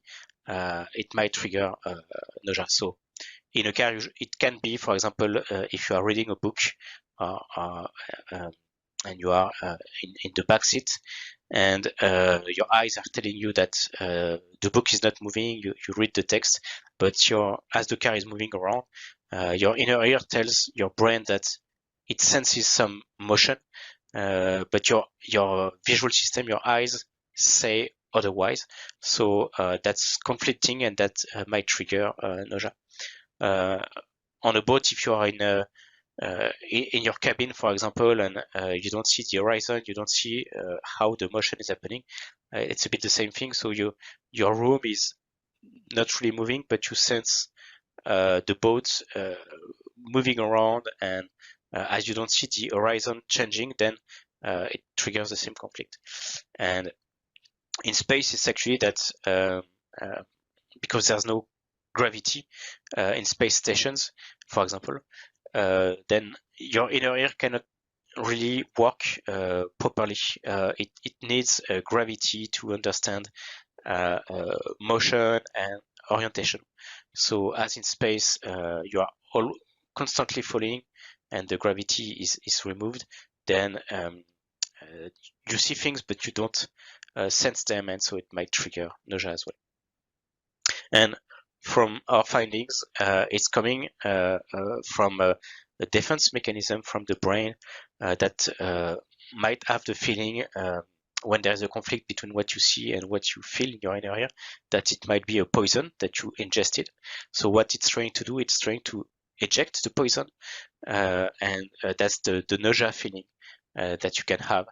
So it believes that it might be poison, so it's trying to remove the poison as quickly as possible. And so we developed many features. One of them is called dynamic blinders, because we have seen that humans' peripheral vision is the most sensitive to motion. The perception of motion is even stronger on the side of human view. And so by hiding dynamically motion where it's happening, you see here on the right, on the bottom, on the left, on the top, it helps reducing the perception of motion for the visual system, and so it makes the game more comfortable. What we saw also is that when you put a VR headset on, usually you don't see your nose anymore. The VR headset is covering up your nose, and the nose acts in real life as a fixed reference in your field of view. It's something that you see constantly, and as I say that, you might see your nose appear in your field of view blurry. It's just that the brain removes it from the final image that you see, but it's always there. So in VR, you don't see your nose anymore, and by putting a virtual nose, it can actually help to make the game more comfortable. It gives again this fixed reference, and so your brain understands, okay, this is not moving, this is moving. It's closer to reality. We also developed a feature called teleport, which is fairly common in VR games.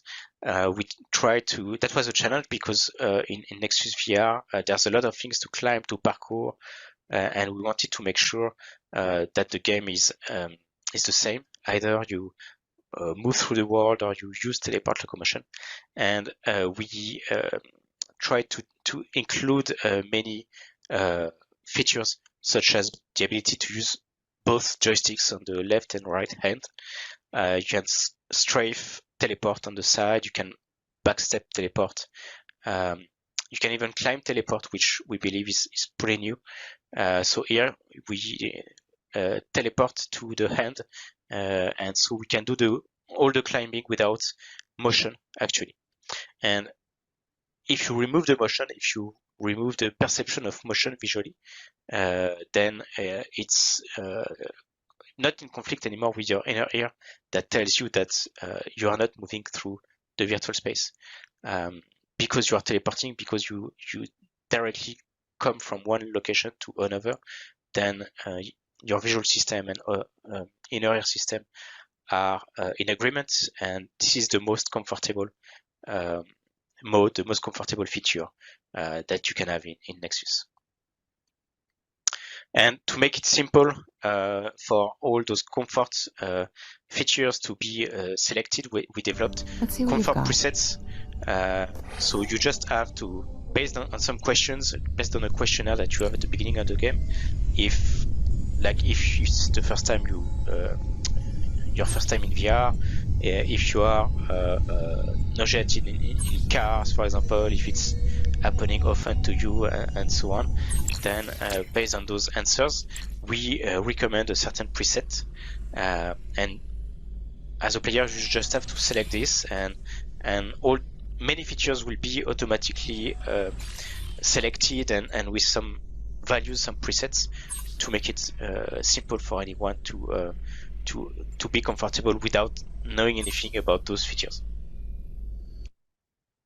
And the takeaways, I would say, that we got working on Nexus VR and other VR titles, we work on accessibility to try to remove frustrations, barriers, frictions for everyone. So for some people that might want or need them, but also for anyone that can be happy to use some of those features. We try to have 4 categories for Nexus: motor, visual, auditory, and cognitive. And we noticed that some accessibility features can sometimes contribute to make the game actually more comfortable, which makes it also more accessible. So it's a win-win. And in terms of VR comfort, the idea is to try to have a maximum of players enjoy VR and enjoy the game, and not being sick. And it's something that not everyone is sensitive, as sensitive in VR or to nausea as others. We are all different. So what we need to do is to playtest as much as possible with as many players as possible, to try to develop many features and have a lot of people, as many people as possible, being comfortable. And there's not one feature that makes the game comfortable. It's a combination of features that makes it comfortable for most. So it's when you combine dynamic blinders and virtual nose and so on, and combining all those elements makes the game more comfortable for most. Thank you.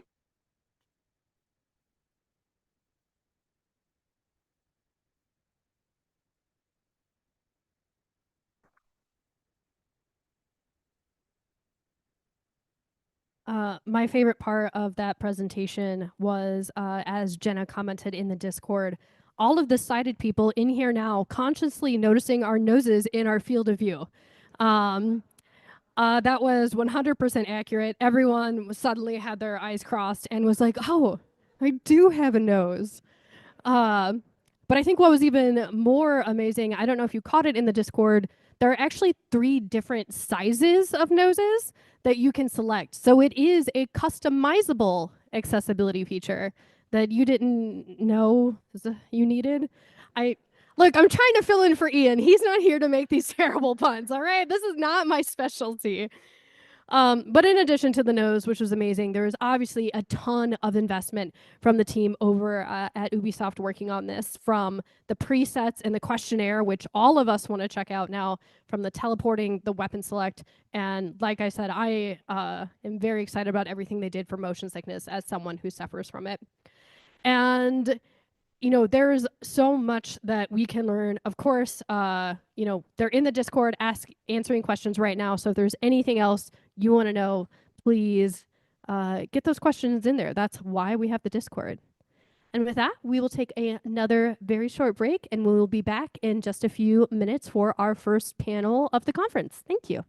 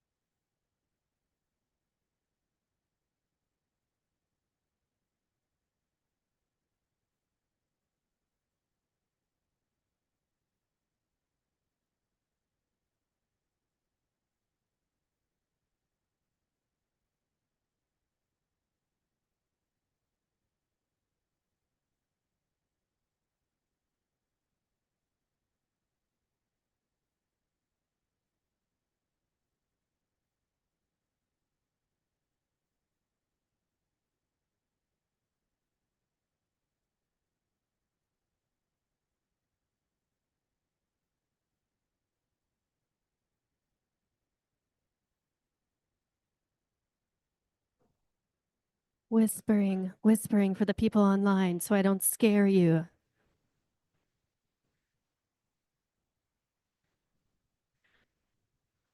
All right.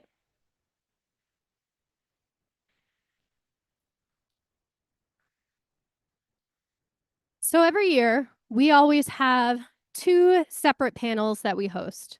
One is by game developers themselves, and the other are from disabled players sharing their stories. On day one, today, we're going to be starting with our panel from developers. Obviously, the game industry has continued to grow and evolve, and more we find ourselves working on live service games and all the challenges that come with them.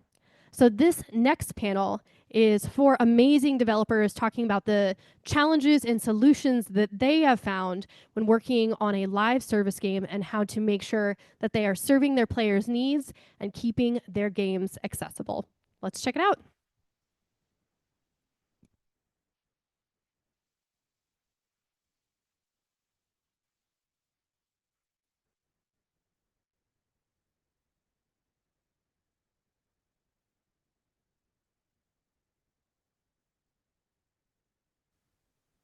Hello, everyone. It's a pleasure to welcome you all to this panel on how to make live service games more accessible. Servers up, everyone's welcome. As the gaming industry continues to evolve, so does our responsibility to create experiences that are inclusive to all of our players. Accessibility isn't just a feature, it is a mindset that drives better design, improved player engagement, and long-term sustainability for all of our games. In today's session, we'll be diving into strategies for building inclusive games that grow over time and adapt over time, how to balance competing priorities, and ways to keep the needs of all players at the core of development and communications. I'm honored to be joined by an incredible panel of experts. We have Drew, Jordan, and Topher. Hi, y'all. Each of us brings unique perspectives and experiences that will help us unpack this critical topic. So before diving into the questions that we have themselves, I first want to give folks a second to just introduce ourselves. So I'll go first. I'm Morgan Baker. My pronouns are she, they, and I'm the game accessibility lead for Electronic Arts. To describe myself, I am a white woman with long brown hair and very large glasses. I support our portfolio to help ensure accessibility is included early and often in our development. I'm going to go ahead then for introductions and pass it over to Drew, and then we'll go Jordan and Topher. So if you want to take it away, Drew. Hi, my name is Drew McCrory. I'm the lead accessibility designer for Diablo over at Blizzard. I've been doing this for about 20 years. It's super awesome. I kind of handle all of our accessibility features that we're adding into the Diablo franchise, and then work with other teams to ensure that we're educating everybody and making games as accessible as possible across all of our IPs. I am a white man in his early 40s, also with very large black frame glasses. Awesome. We'll pass it over then to Jordan for the intro. Hi there. I'm Jordan Hedges. I'm a senior user experience designer at NetherRealm Studios. I've been in the game industry for about 7 years, so I feel like I'm like the youngest one invited to the cool kids table here. I most recently worked on Mortal Kombat 1. I'm a white man in his mid-30s, and yeah, I think that's it. Thanks, Jordan. I'm passing it over to you, Topher. Hi there, I'm Topher Winwood. I'm a white male in my early 30s. I'm wearing glasses, a black jumper, and I have luscious shoulder-length hair. I'm a software engineer and accessibility advocate on Sea of Thieves at Rare Limited. So combination of working on game features as well as how do you do education within the studio and outreach and things like that. Awesome. And I'm noticing we have 3 out of 4 with large glasses. Jordan, come on. You're the odd one out. Why aren't you wearing glasses, Jordan? I'm choosing. My daughter might have left her heart sunglasses around here somewhere. That'd be cool. Cool. So we're going to dive in then. We have a couple topics today. We'll be talking about prioritization, standards, community feedback, and communications is the main core. And so for our first question I have for us today is, when it comes to live service games or games that grow over time, how do you prioritize accessibility? who wants to jump in with their first thoughts? I'll go ahead.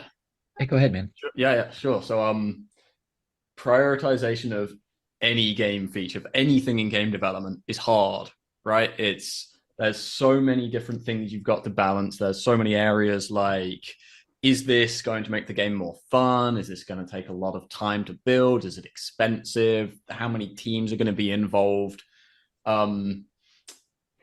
Yeah, and it's one thing when it's a regular game feature, like, is this going to be fun? But then when you add the layer on of accessibility, it adds a different like lens of how you think about the prioritization, right? Like, it's, yes, this is actually going to help some people way more than other game features might, but then you have to balance that against the idea of how many players are actually going to use this. Is this a good return on investment? And that's always a difficult question to answer there.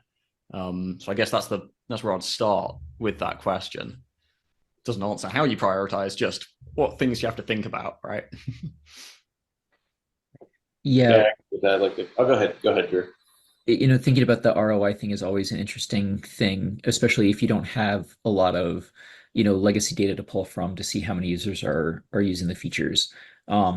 So when we launched, we said, cool, here's the 50 or 60 features that we're going to launch with. And then after that, we went to the community and we're like, we're going to be as open as possible. We're still working on these features. Please talk to us about what's not working, what we can do to improve. And I have an Excel doc that just like we have an email and people just flood emails into us, accessibility@blizzard.com, and it just comes straight to me and I categorize everything. And then when we see specific types of issues or features are getting brought up a lot, we just start to prioritize those up higher on the list and be like, okay, well, this is actually something that's going to move the needle a lot more because we have a larger, vocal community that wants these sorts of things. And it's actually done a really good job of helping us prioritize, what we think will be the most impactful to our players. It's worked out really well. Players have been super thrilled. And it's also reaffirmed to our community that we're not done with the accessibility journey for the game. It's like, okay, well, no, they're listening. They said, hey, people were talking about this, and then they added that feature, and that's making it better, and all that sort of stuff. It's actually been a really rewarding experience to kind of have that back and forth directly with the community.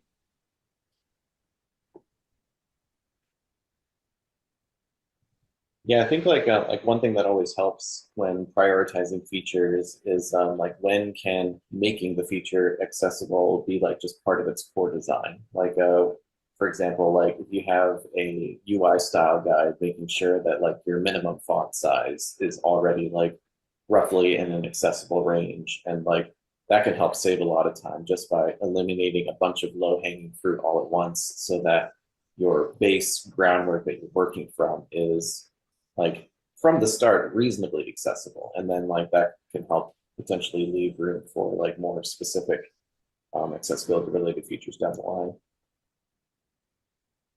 Absolutely. And I'm going to add on to that. For us, we constantly think about like player sentiment, because I'm always thinking about like nothing about us without us. Like the folks who tend to know what the game means the most is the community, right? And so you have to constantly balance, like we have like industry standards and things that you often see, but also listening to our players as much as we can. Like if I had a nickel for every time, it's like, please text size bigger.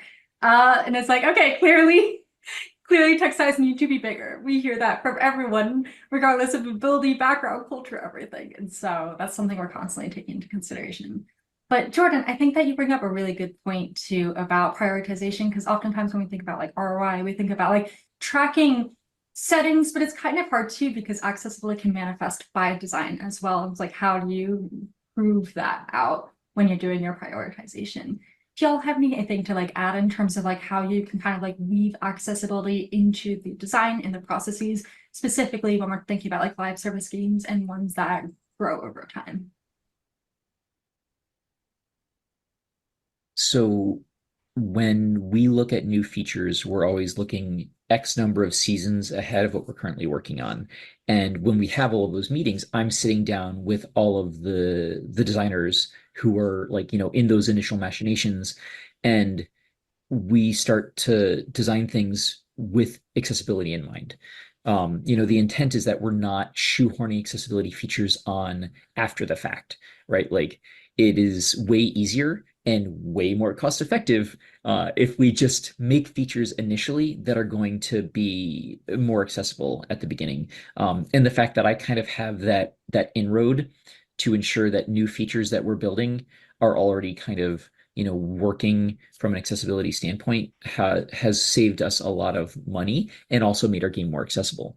But it's actually kind of permeated beyond the design group. So when artists are working on features, they'll ping me and be like, "Hey, do you think this actually reads well enough for your players?" And I'm like, "Great, let's sit down and have a conversation about it." When we're talking about accessibility and how you start designing it, I think a lot of it comes to that education to your team, right? You need advocates that are going to be pushing, but you need the whole team to start thinking about, hey, we want to make sure that what we're doing is going to be as available to as broad of an audience as possible. And then when you start educating them to start thinking about it from that way, they start asking those questions themselves. And then if they don't know the answers, they'll come and talk to the people that do. And it's worked out really, really well for us.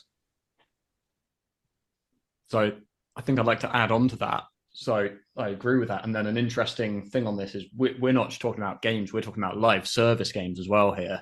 And there's an interesting double-edged sword. Like when you make a ship and release game, typically if your feature or your accessible design doesn't get in, that's it. It's out. And maybe you put in updates and DLC later, but there's no guarantee of that. Whereas when you're working on a live service game, you can always, and obviously I'm going to prepend this with, it's best to do it as early as possible. But if you haven't done it yet with a live service game, you can add it later. And that, again, brings in difficulty with prioritization because if you haven't shipped it yet, that means it doesn't mean it's completely gone. You can bring it in later. But also if it can be brought in later, something else might get higher priority and we can just do it a little bit later than that.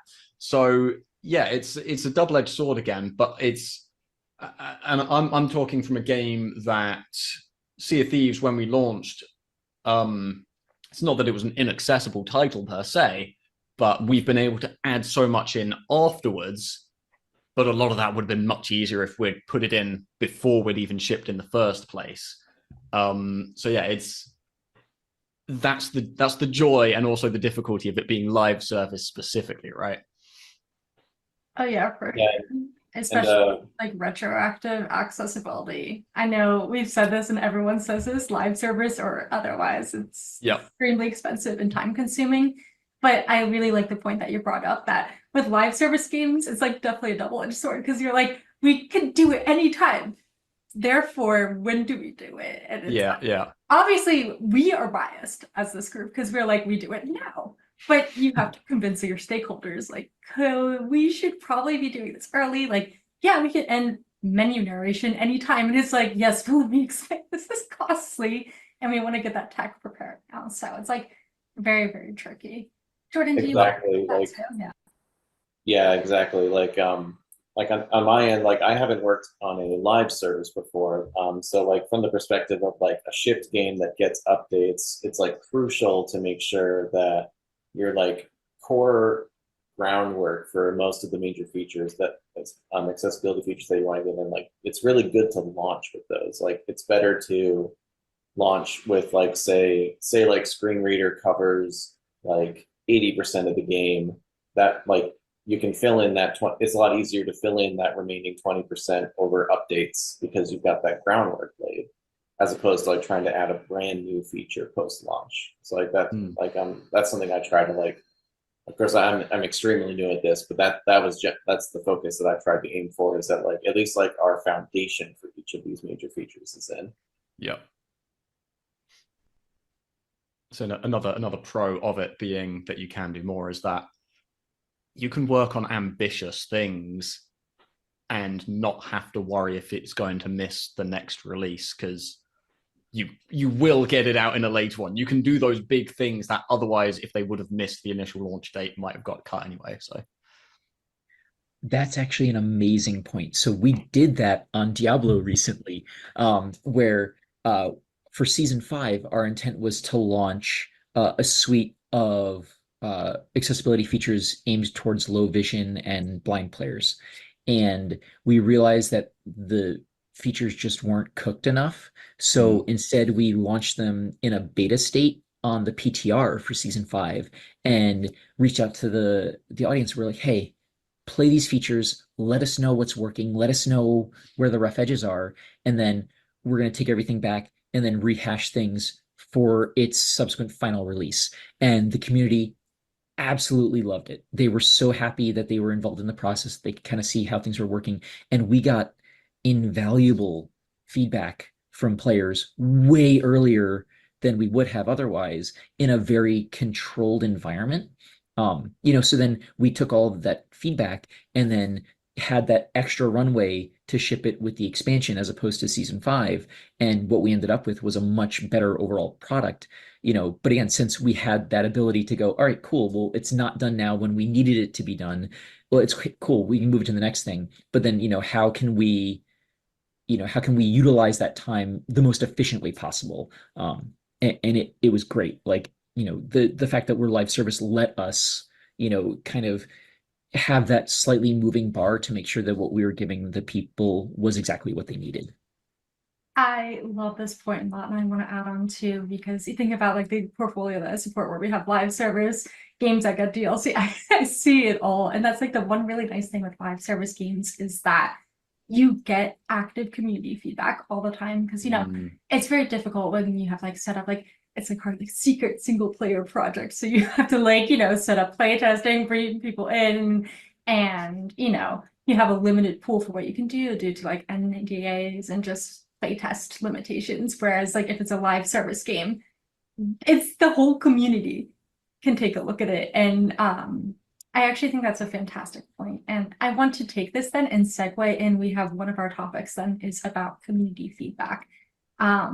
I also am interested to hear y'all's thoughts in terms of like live service games and the flow of community feedback and maybe the overflow too, because sometimes we get a lot. And so the driving question I have for us then is nothing about us without us is the key mantra of the disability community. We all truly embrace it here. What are some ways you make sure to listen to the community, which we're touching on right now, but then also make sure you turn that into action for your game?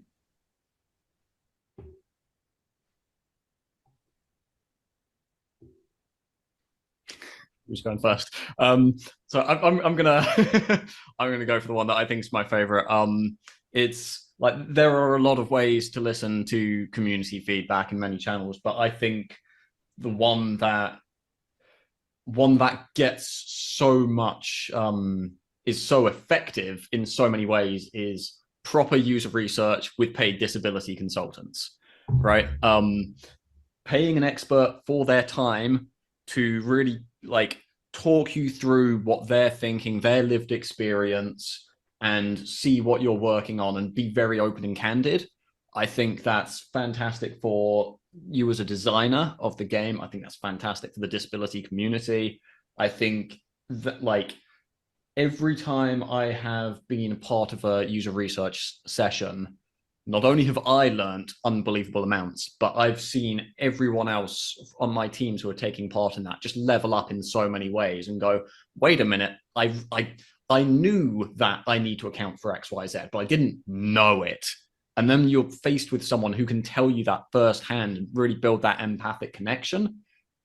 It's so powerful that it makes a huge difference. So totally agree. Like that is like post-launch community feedback is like something I'm still kind of learning about. This is all very fresh for me, but pre-launch, like having consultants come to the studio also was huge. We had Brendan Cole and Carlos Vasquez come to the studio, and like just the week we spent with them was like probably like the best of my career, and overall just like really, really valuable. Just having them sit down and like help us kind of reprioritize in certain ways, but also like affirm that we were on the right track in other ways. That was like that is huge help. Absolutely. And adding on to that, it makes me think of, we often talk about like inclusive design as like we have to have sympathy, right? But it's like, no, we want to move that to empathy, but even more, we want to move that to compassion. So the want to do action. And I think that it's really helpful when you bring in player experts who can consult and talk about the design directly. Like we've done that before where we brought people in and our teams literally went, and I will quote, "Oh, that's it." Because to them, like accessibility seems like this big intimidating thing. And then when you talk to a couple folks, you're like, oh, I can do that. Like I can do that right now. And so it's like fun to see that aha moment. And it definitely embraces the idea of nothing about us without us and like co-designing with the community, not just for it. And we're all advocates, right? And, some of us may have, specific, things that lean us into the accessibility community more. But the reality is none of us have the first-hand experience of everyone that we're building for. So bringing in the first-person experience of players in a wide spectrum of specific needs enables us to actually be able to empathize and turn that into actual actionable features a lot easier, right? Like, I have one of my QA members has MS and he's an invaluable resource. I can try to understand what his needs would be, but having him play our game and she'd be like, hey, here's a laundry list of things that you need to do. And I'm like, fantastic. Because I don't have MS. I don't like I can understand the mechanics and I can work through those things, but he lives with it every single day. He knows exactly what his feature set is to engage with the content. So he can tell me, what we need to do to to make this game as accessible as possible for his specific needs. So again, just bringing in more and more people, having them experience the game from their perspective and then conveying that to us. There's nothing more valuable in the game or to do this sort of work than that. It's really not. Oh, for sure. Oh, go ahead, sorry, Morgan. Oh, I'm sorry. Yeah, like another really great resource is like I'm seeing more like accessibility review sites pop up, like caniplaythat.com, like these sites that are categorizing accessibility features for games like as that online resource, like trying to like seeing like that perspective after the fact can help like kind of prioritize things as well, because you can see like what people who know what they're talking about called out. Yeah, completely agree. We actually joke sometimes. We're like, folks from Can I Play That, Game Accessibility Nexus, etc. We're like, you guys are basically just unofficial members of our own accessibility team at this point because the insights are just so invaluable. Like it's so helpful for us. And so I wanted to say big shout outs to folks from the community who write and talk about accessibility, especially too. It helps us developers learn how we can improve, but it also informs the community so they can make informed purchasing decisions too. So, and as a deaf disabled person myself, I'm like, thank you on both ends for that. I really appreciate y'all's work. Seriously, trust me, we read everything. We go and we find this. We really do. I swear we do. It is so helpful for us. Because you want to like comment on everything and be like, tell me more, and you're like, don't. Well, and that's a good point, because we talked a little bit about the nothing about us without us, and y'all might have heard me say hashtag nothing about us without compensating us too, because like the big thing is like I admire people when they're like going through. I see y'all when you're like, oh, I can help you. Don't worry about like payment. I'm like, no, we want to pay you for your expertise. Yeah. And so that kind of segues into another part of the community feedback, because we're talking about bringing people in, testing, consultants, and so on. But there's kind of another half of community feedback, which is like reviews, social media, and stuff like that. And so when you are reading through everything and you're listening to this community feedback, how do you turn that into action when you see things like on social media versus bringing people in directly? Do you see similarities, differences? I don't know about y'all, but for EA, we have a lot that flows in. And so you have to kind of like sift through. It's like, all right, so what's the barriers at play? What are the accessibility pain points? So how can we prioritize? So anyone want to add to that in terms of like community feedback from like social media, review sites, and so on? It can help like one thing I've started to notice is like just any random person in the studio, like if they see something on social media, they send it to me. So like kind of trying to like build up that culture in studio where like people are thinking about it and they see this stuff, and like trying to have like a point person, maybe like on the community management team or something like that can really help, because that helps you kind of gather all the data together. And it can all just like looking for trends, it can help like track sentiment. So yeah, like it's absolutely valuable. I think it's definitely worth thinking as well from what level you're receiving feedback at. Like if I'm receiving feedback just for Sea of Thieves, I know who I can go tell and talk to about that and get that raised and actioned internally.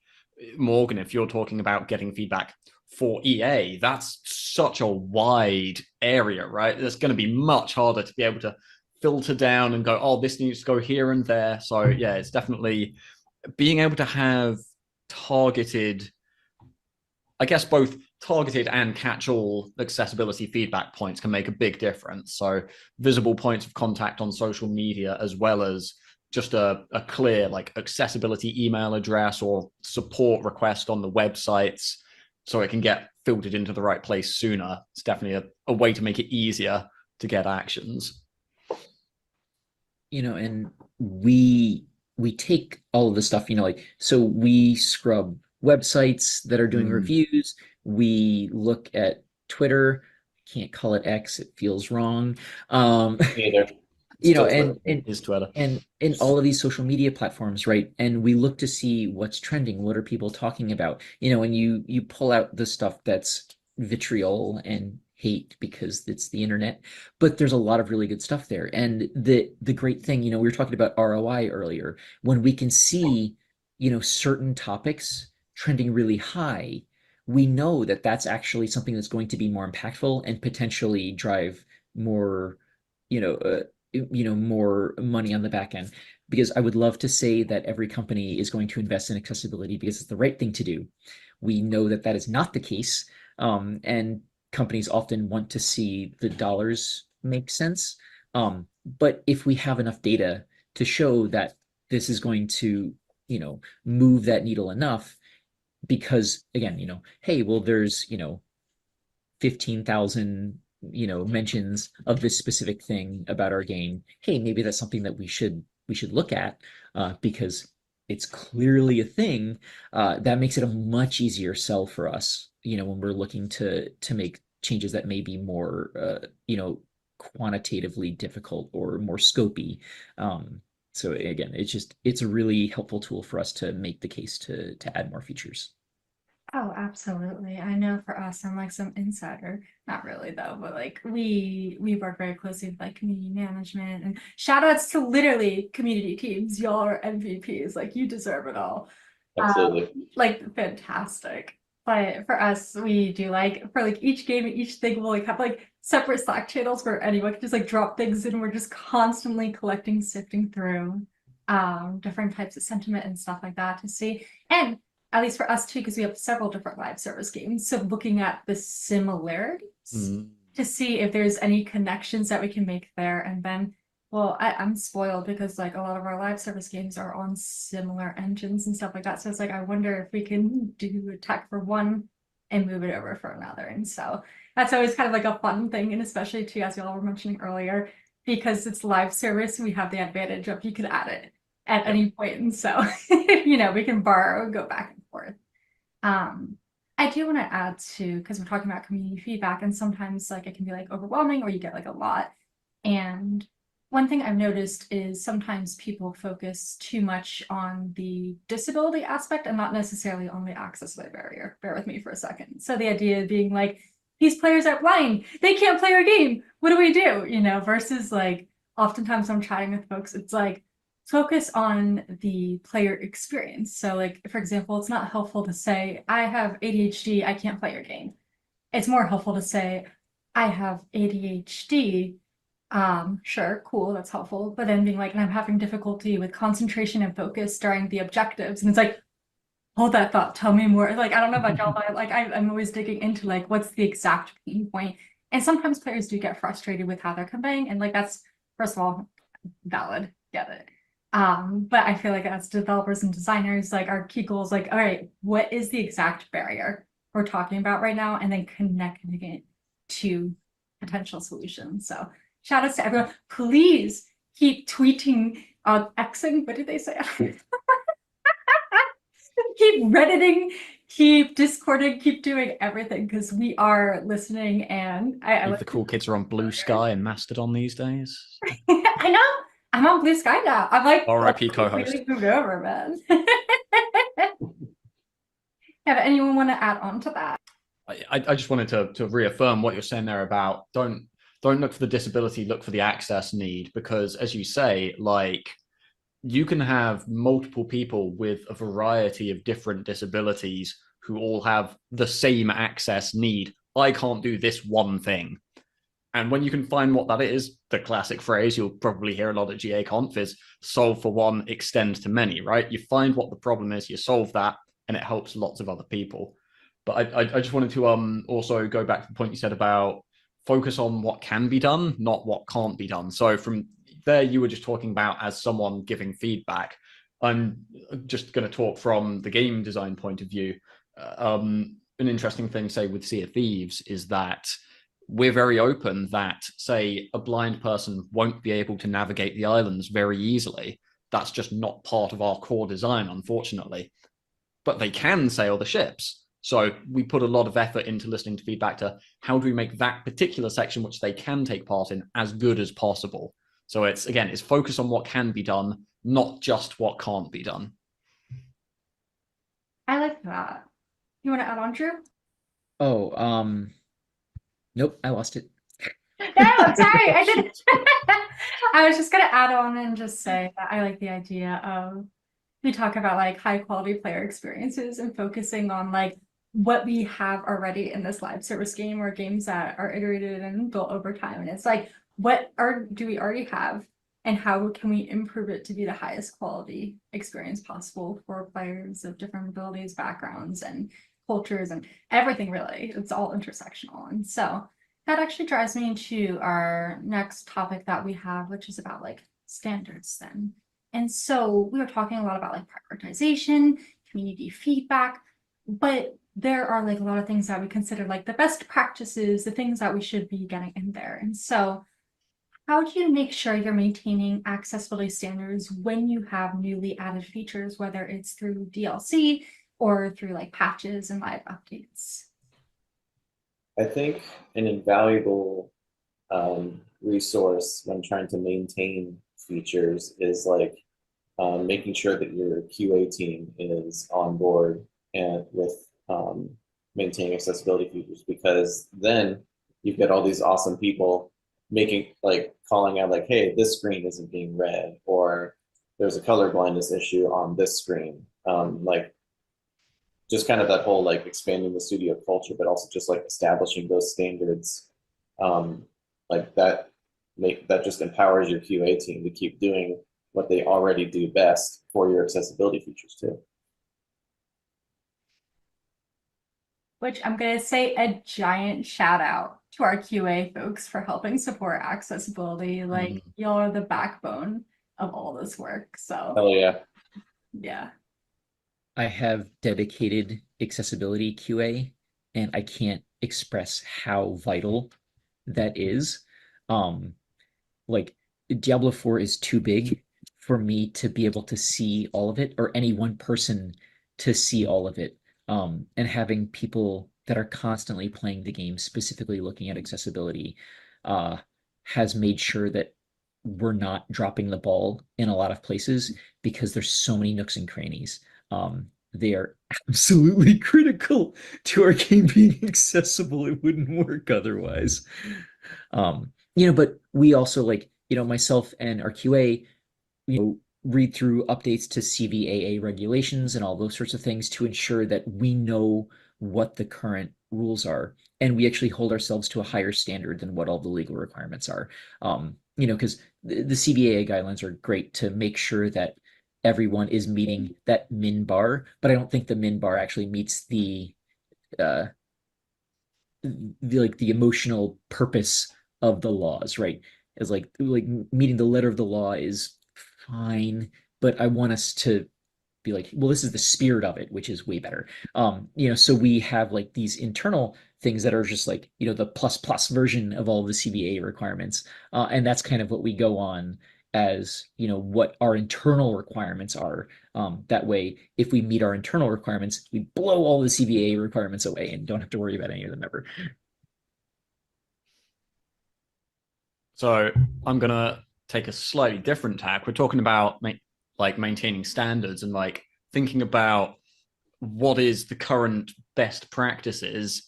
A great way to learn that, surprise, surprise, is to go to conferences like GaConf, right?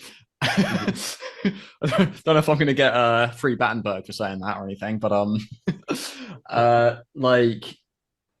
it's and every year the things that get shared, the knowledge that gets shared at somewhere like GaConf evolves just a little bit. Like you'll learn something one year, and then a few years later you'll hear it talked about again, but maybe there'll be more nuance or more understanding.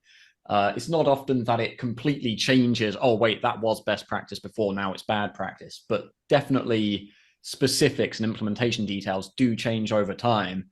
And being able to learn from the resources here and talk to the other people, like in the Discord or in person, that's a great way to figure out where you might be missing something. Oh, totally. Especially accessibility is an ever-growing and changing field only for the best. And so that's a great point in terms of maintaining standards for new features, is making sure you're also up to date in your current knowledge. Yeah. I'm also I would be remiss if I didn't plug the Xbox accessibility guidelines for up-to-date, high-quality accessibility recommendations. So shout outs to the guidelines. Somewhere my Microsoft brethren are cheering that you brought that up.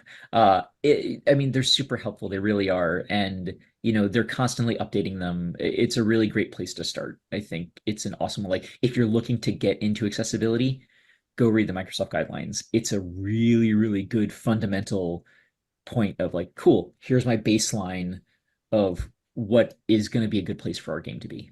And especially a lot of them are very relevant to live service games too, like because they're so universal and applicable to like any type of game, but they do have a lot of like live service and DLC considerations within the guidelines themselves, which is fantastic. Jordan, do you have anything you want to add to? Sorry, we're chatting away. No, that's good.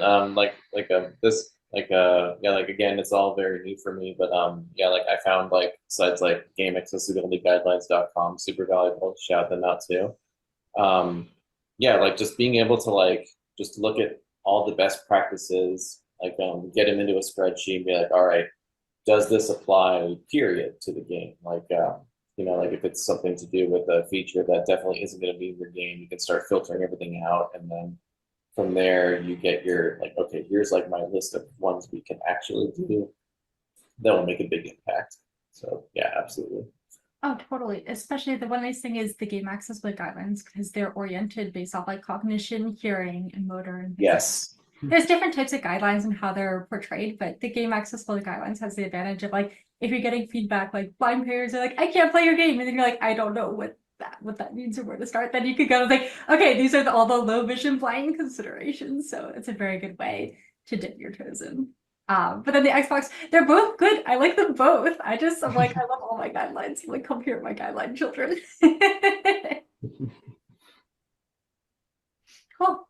So then I do have another question for y'all, and it's related to earlier we were talking about community feedback, and we were talking about, listening to our community. But I do want to then kind of shift this conversation to flip to what are some of the best practices when you are communicating accessibility for live service games to your community. So going the other direction. 2 words. Do it. Talk to your community about your accessibility, right? About what you can offer and preferably what you can't, so that people can make a more informed decision, right? It's so it's still very common for even some large companies to just not share what they do or don't have. And it's hard to make a choice. If you don't know if a game is going to be playable for you or not, should I drop $70 on a title that I may not be able to play? Why would I take that risk?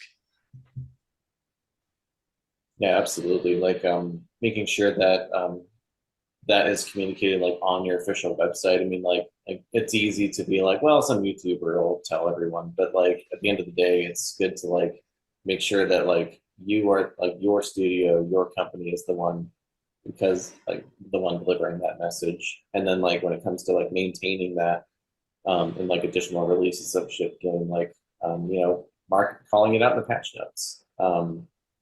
And you know, like if it's like a pretty sizable feature, make sure it's included in like any kind of, you know, update videos. Like if you do like, you know, a YouTube video that goes over new features of the game, like cover the accessibility features too if they're new. I'm sure Can I Play that will find it and report on it. It'll be fine.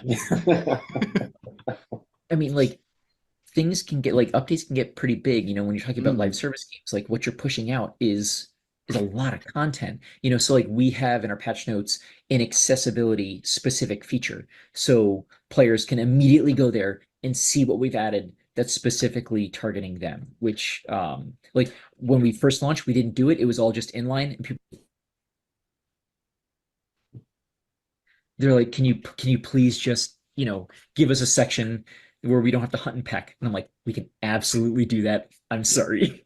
And that's been awesome. Right. You know, and I'm in like 3 or 4 different Discord channels that are focused on players who have different specific needs. You know, and I talk to them about what we're working on so that they have, you know, that kind of inside track of what's coming down the pipe, what our considerations are, and all that sort of stuff. You know, and when you're talking about live service game, a lot of what we're trying to do is maintain engagement and drive, you know, daily active users, monthly active users.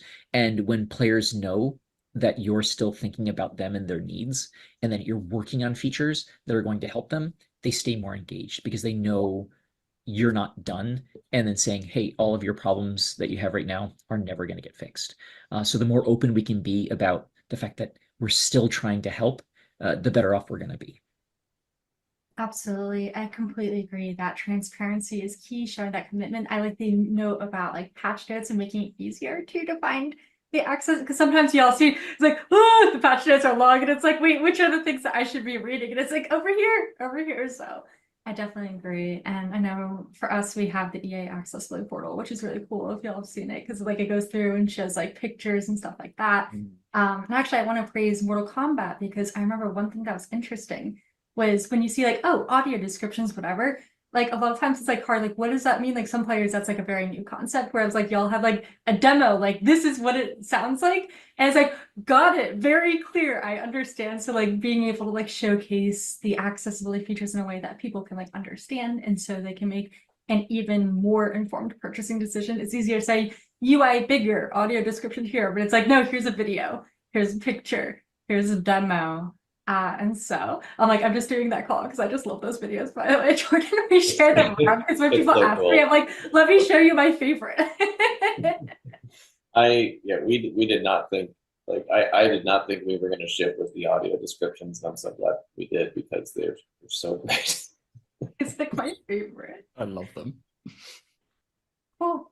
Well, we do have to wrap it up. We have a couple minutes left if y'all have any closing thoughts on communications. Otherwise, we can go over to our last question. Anyone have anything else they'd like to add? I have a very specific gripe with communications. People like very specific niche gripes, right? I'm sure there are many other more useful pieces of feedback you can receive when writing communications, but something that bothers me is when I see, and this isn't necessarily games, this can be for any thing that is that's been updated to be accessible, and then they say something like, we have made this blind accessible. No, you haven't. You may have considered blind users and tried to make it more accessible for them.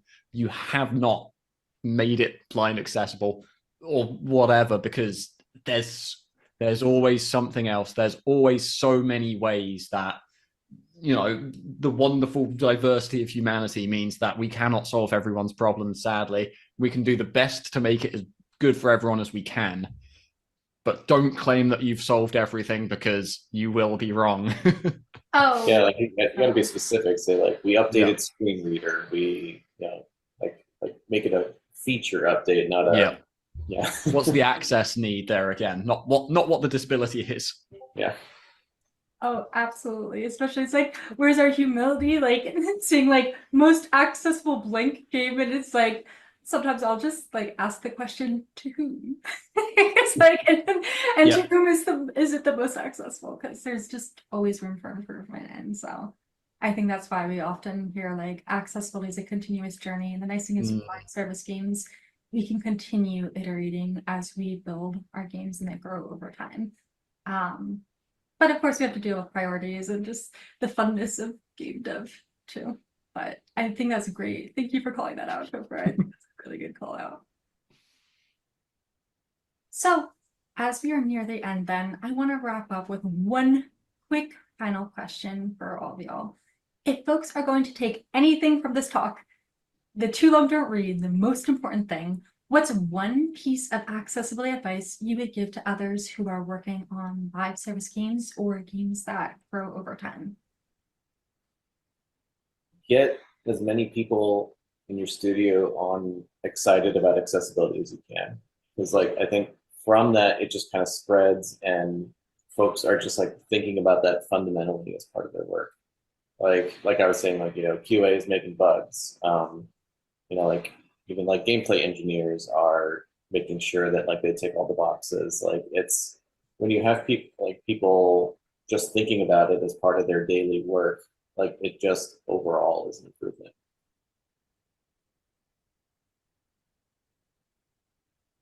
I mean, I always say that accessible design, it's a marathon, not a sprint, and that lends itself incredibly well to live service development, right? Where you need to engage the community to really understand what you need to do to make your game more accessible. And thankfully, with a live service game, you have that opportunity. It's kind of baked into the process, which is perfect, which means that you're never really done and you're always trying to make it better. So listen to your community, be humble with what you've done, and understand that you can always do more. Yeah, I guess my takeaway would be very similar. It's build compassion in yourself and others and humility, and just understand that it's an iteration. You will get it wrong. That's fine. Go in there ready to learn how you improve, and then go make those improvements, right? So Absolutely. And I think for myself, I'm always thinking any improvement that you make, whether it's the next patch, the next DLC, is opening more doors for more people. So keep going. I like it's not a sprint, it's a marathon. Keep pushing yourselves to do better for every patch, every DLC. And if you can't get it the next time, then that's the beauty of live service games. Awesome. Well, we're at a little bit over now. Sorry, Ian. Sorry, Tara. Oh, sorry. We can't help ourselves. Okay. But thank you so much, guys, for your time to come out today for GaConf to talk about live service games and games that grow over time, and providing your insights into how we can think about accessibility for them early and throughout all development. This has been very insightful. And I also too want to do a shout out to GaConf. Thank you so much for having us and giving us this opportunity to chat about this incredibly critical topic for game development. So thank you so much, y'all, for your time. And I hope everyone has a wonderful rest of their GaConf. Take care, y'all. Bye. Thank you. Bye.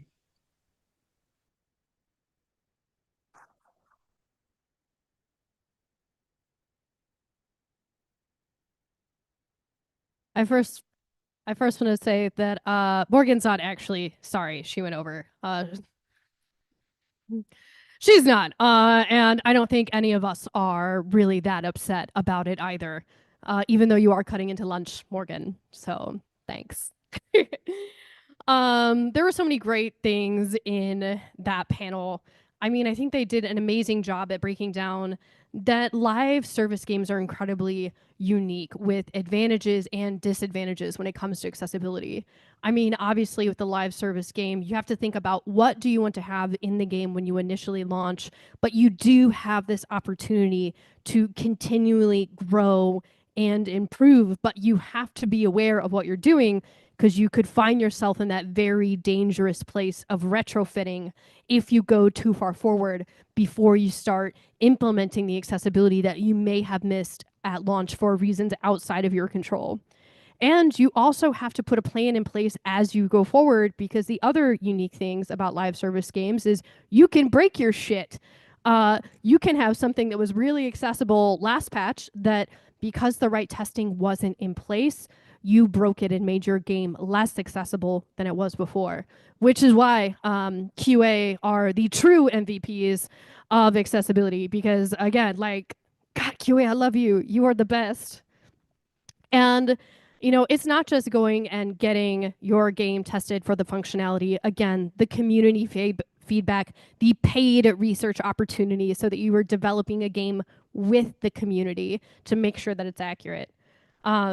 And even how the community can provide feedback. I loved how Harriet subbed it up in the Discord. When you are talking about the challenges that you're encountering in the game, talk about your barrier, not your diagnosis, because the barrier is what the game developer needs to know to be able to fix it. So there are so many other good points, but I do know that it is time for lunch. So for everyone here in person, we're going to be having lunch just straight down the hall. The food is already out. If you are someone who reported having an allergy for food, your food is separate on an individual little serving tray. We do need Frankie Wolf. We had a couple questions to make sure your food was prepared correctly. So if you could come up front and find Max Velker, who is this Viking-looking human up front. He will make sure that your food is all set. And if you need any assistance getting any food or finding a place to sit, please let one of our staff know. They have already been fed. You are not taking them away from eating. They are here to help you. And then for everyone online, please enjoy your break. Please share your food, and we will see you after lunch. Thanks, everyone.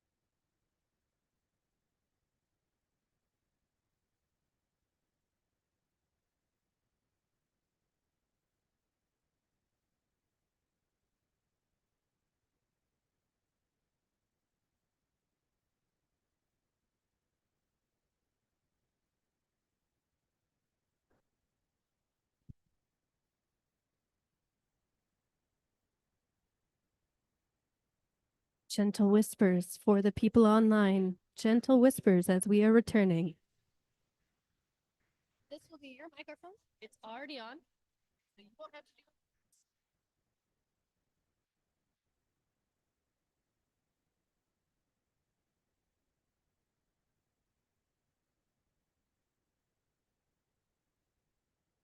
it. All right.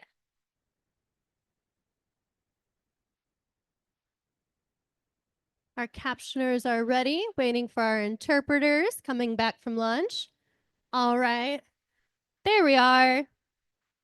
Hello, everyone. I hope you had a fantastic meal break, that you enjoyed the food. Everyone at home, I hope that you had delicious food as well. So this afternoon, we are kicking off the majority of our live talks, starting with this next one. In the previous talks, there's been an emphasis on lived experience is incredibly important, and hearing about what life is like from the people who have those lived experiences, which is why I'm incredibly excited to welcome Pat O'Leary today to talk about the lived experience of Tourette's IRL. Pat, thank you.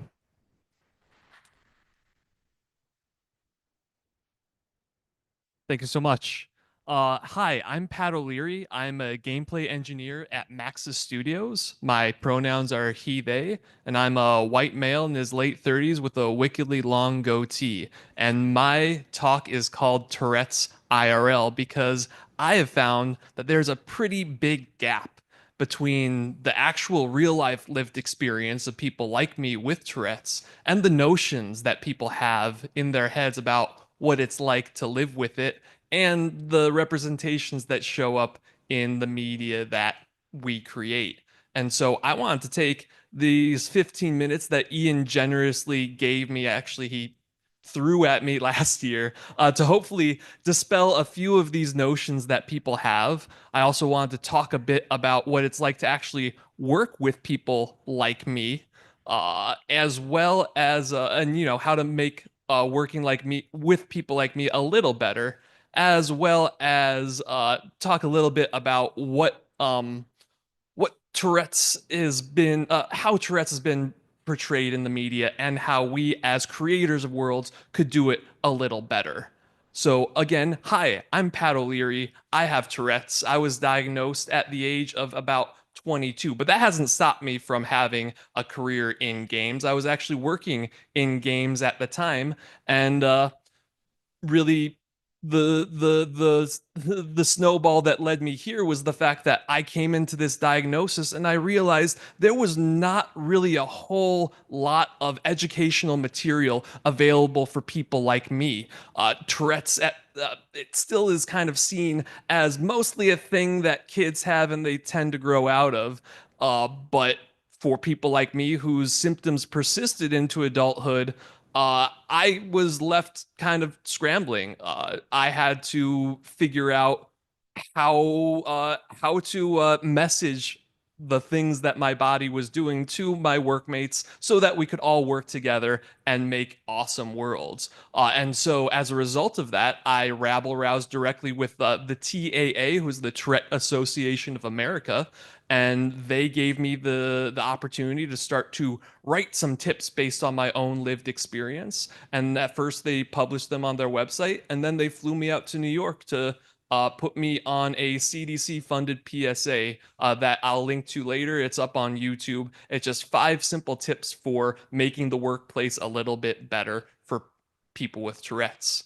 And yeah, my main goal here is that last point is to strive to create a world where people like me can unapologetically occupy public space. Because people like me grew up hiding and masking. That's why it took me until I was 22 to actually get a diagnosis, because I was really good at sensing what was coming on, seeing the reaction of people around me, and linking those things up and figuring out how to hide it until I realized I couldn't anymore and needed to start to do this sort of stuff. So again, thank you very much to Ian and all of you for sitting here and listening to me. So let's go in and define what Tourette's actually is, because again, people have their own ideas of what it is. And I want to get to the nitty gritty, unfortunate medical diagnosis.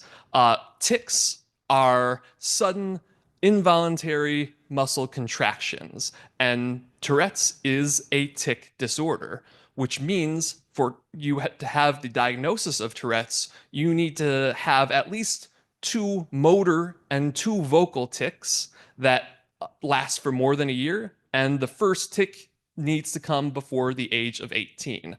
And so a verbal tic is anything that traditionally produces speech, muscles from the diaphragm all the way up to the lips, including tongue clicking, that kind of thing, which I get going on at sometimes. And motor tics are everything else. And that's important because when you have both, it kind of indicates that there's maybe a little bit more going on, that there might be some co-occurring conditions like OCD and ADHD. It's all the accessories that come along and the brand recognition. So maybe it's like a Cadillac of tic disorders. So like I said, all you need are 2 motor and vocal tics, which actually means 1 in 100 people hit the diagnostic threshold at some point in their life. So it's not a totally rare and unheard of condition. It's actually something that you might have met somebody and not even known, because either their symptoms are so mild that you wouldn't have noticed, or like me, they try to mask and cover it up. These tics are also influenced by the environment, both internal stresses as well as things that go on around people. So, sudden visual distractions, loud noises, people reacting directly to your tics, trying to joke with you, all of those can actually impact the way that tics are expressed. And my next point is that it tends with an asterisk to reduce with age. That seems to be the case for a lot of people, but for me and a lot of other people, it isn't. And so, what do we do about it? Well, we have to get up and make our own educational material, um, like I'm doing right now. And so, all of that did not touch on the single thing that most people associate with Tourette's. And honestly, it's the thing that a lot of people in my situation would get up here and say, it's okay, I don't have the swearing kind. Well, so let's talk about it. Coprolalia is the medical definition or the medical term for socially inappropriate tics. And a lot of people seem to think that there's the one-to-one that coprolalia is Tourette's, when only about 1 in 10 people with Tourette's actually have coprolalia. And the thing about it is, it isn't somehow a Freudian slip. It isn't my unconscious desires suddenly spewing out through my lips. It's just the random neural energy that causes any sort of motor tic just hitting a different sound file, hitting a different animation clip. And it's just as okay as any other one. So yeah, so those are some of the notions that people have about Tourette's and coprolalia, and it really kind of came out. It really, I thought I'd have to go and look for specific examples of how that shows up in life. But actually, I heard this quote. It's up on the screen now. It was a guy. He was at work and he was having trouble being heard. And to get people to quiet down, he's like, "Have you got Tourette's or something? You know, you just sit there and babble, babble, babble." And while that might be expected if this guy was like in a dingy bar as a comedian trying to get people to quiet down, but it turns out this wasn't just anywhere. This was a workplace, not just any workplace. This was the Parliament of Australia. And this person wasn't just anybody. This guy was the Prime Minister of Australia. So I didn't have to do much work to show that really my feeling of how things are is really close to the grindstone. How easily he was able to just rattle this off kind of shows how often maybe he's been able to do it in the past and how far we have to go to show that Tourette's is a whole lot more than just this. And in addition to that, like I said, this is a workplace. 1 in 100 people have it, so very likely he was creating a hostile work environment for who knows how many people. And that is the next point I wanted to get into because it's something that's really near and dear to me. Like I said, I've had to do a lot of work to try to make workplaces a little better. And one last point I wanted to make is when you are a people leader, people will follow. When you say something like that, it creates room and gives people an excuse to recreate that same situation. And when you're a world leader, that's, exponentially more so. So what is it like actually to work with Tourette's? Well, it can be challenging, just like navigating the world in general. Um, so like environments are disabling, like the point I had there. And that goes back to my favorite definition of disability. Disability is a mismatch between someone's environment and themselves. If an environment is reactive and pushes people out, then that's where disability arises. And it isn't, again, just kind of a concept that's in my head. The federal court case Ray versus Kroger in 2003 kind of cemented just how difficult it is to have Tourette's, especially coprolalia, and try to work. Because Charles Ray was dismissed from his job at Kroger because of the content of his tics. Customers were offended, they complained. He was pushed to the night shift, to the graveyard shift, to be as far away from people as possible, but people still complained. Even though they tried educating the customers, they still complained. And so they dismissed uh, Mr. Ray. He sued under the ADA and he lost. And the judge ruled he was too profoundly disabled to perform the core job functions of his job simply because he had coprolalia, even though the offense that was being generated could have been completely changed and it was based entirely in the ignorance of these people, that didn't matter. Um, so it can be difficult to try to work and anywhere with this disability. And so, how do we make it better?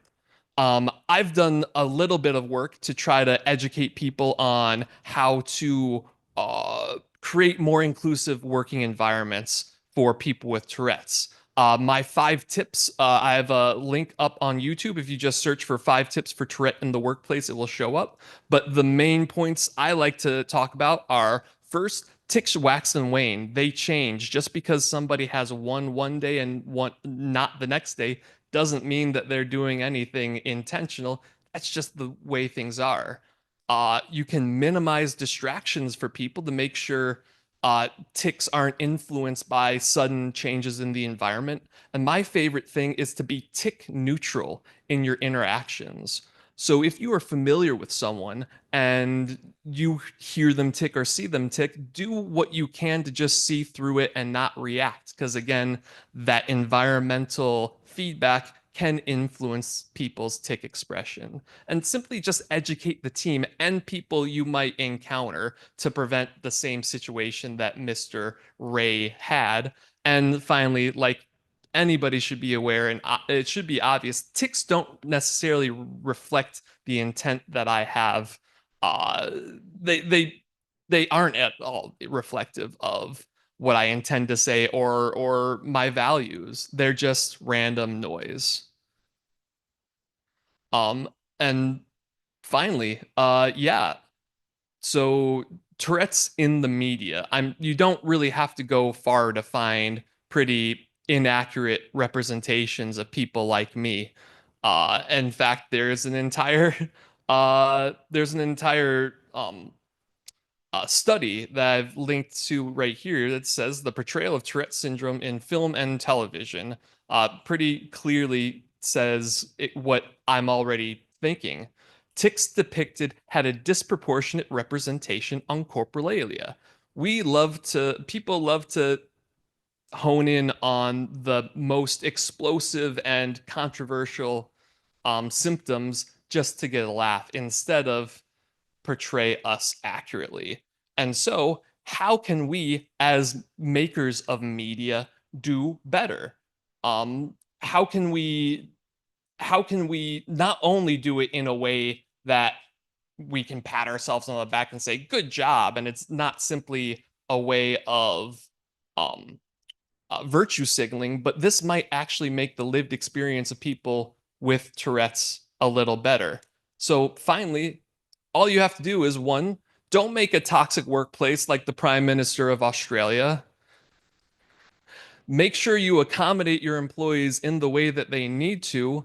And most importantly, you can put twitchy people in your worlds and make sure that everybody else in that world welcomes them and doesn't react to them, acts as if it's completely natural, that of course they should be there. And if the player character dares to say anything negative, you can have everybody turn on them. You can pop up a everyone dislike that.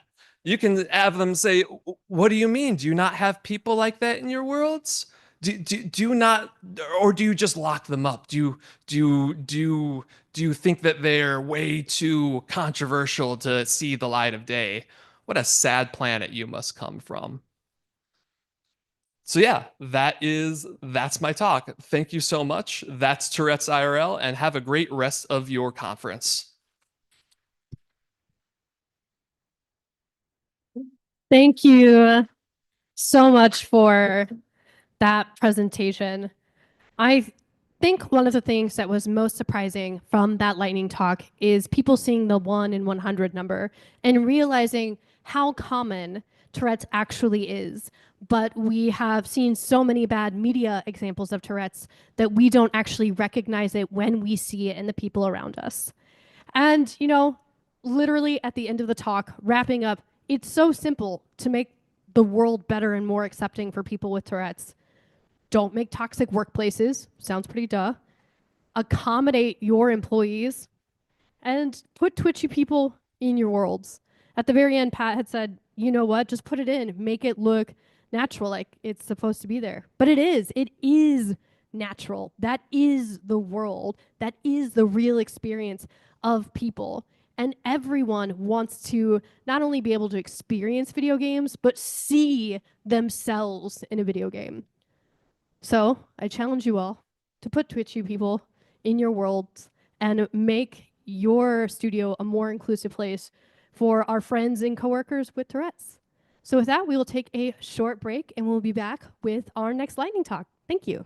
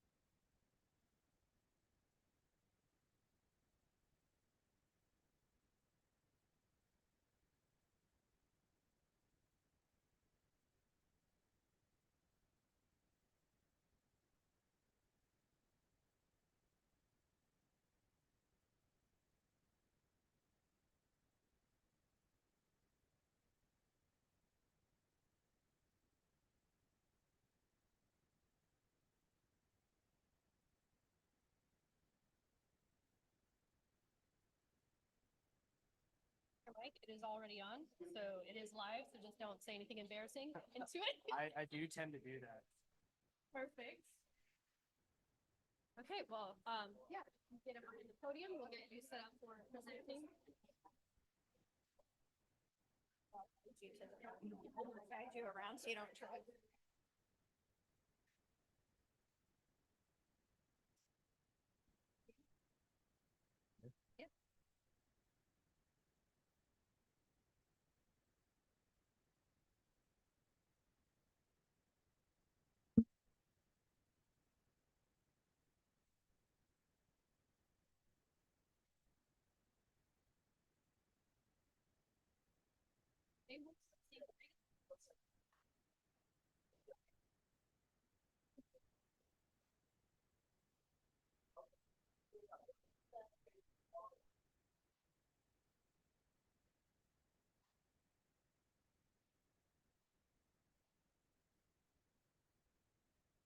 Okay, I did just tell her, but I'll remind you, just before playing a video, make sure you say so the audio guy can be there to adjust the volume. Yeah.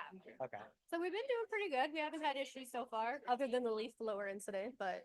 I was like, I hope that doesn't happen. Like I'm gonna have enough going on between the ears. I don't need to hear this. Yeah. All right, so I'm just going to do a brief introduction and then hand it off to you, and you'll be. No, you can stay right there. I am on camera standing next to you, so you are fine. Nope, I got my own. So you can keep track of that one. All right, being quiet at first so I don't scare the online folks. All right. We are back with our next lightning talk. One of the things that we've always really talked about is the importance of having disabled developers who can influence their work. But we also struggle because as a disabled developer, you will face unique challenges that other developers may not. And we're incredibly lucky today to have Zach to come and tell us his story about developing in the dark. So Zach, please take it away. Hey everyone, my name is Zach Tidwell, and I'm a completely blind, self-taught indie game developer and founder of Dark Horse Game Studios. Today I'm going to talk to you about developing in the dark, specifically what it's taken for me to become a developer without any sight whatsoever, and what that development process looks like. But I think the most important thing to touch on as we dive into this is to build a background getting into it. And so I wanted to share with you all a little bit about me. I actually grew up without any sort of programming background, and I wasn't blind either. I grew up in a military family and knew that I always wanted to join the military. And so I enlisted in the Marine Corps infantry straight out of high school. I served as a machine gunner for 4 years and deployed twice, but thankfully never saw combat. Despite that, as is so common with many that leave the service, I was still in a horrible spot by the time that I got out of the Marines in 2018. From a bad combination of head injuries, personal circumstances, and a real lack of healthy coping skills, I was headed down a bad path. I wasn't talking about what was bothering me, and instead I was self-medicating with alcohol and suffering in silence, as so many infantry Marines do. And despite the fact that I had my whole life ahead of me with a promising career and was pursuing a degree in nursing so I could become an ER nurse and help those around me when they needed it most, 9 months after I got out of the Marines, I'd reached the point where I didn't want to be here anymore. And so on March 31st, 2019, I held my concealed carry firearm between my eyes and I pulled the trigger. When I was taken off life support sometime later, I awoke to find that not only was I still alive, but I was now completely blind and deaf in one ear. I needed facial reconstruction surgery to piece my skull back together, and I had to relearn how to do everything. From brushing my teeth and sitting up in bed, to feeding myself, to taking care of myself in the bathroom, I had to do it all. And I thought that I was going to be relegated to living with my parents or in a nursing home for the rest of my life. And that didn't sit right with me. So I started chasing my independence. 8.5 months after I shot myself, I was snowboarding in the Rocky Mountains. A month after that, I was back in college pursuing a clinical psychology degree so that I could turn my mistakes into something that could help others. 6 months after that, I was living back out on my own, and things were just moving forward. One thing after another, I was checking them off the list and getting back to my new normal.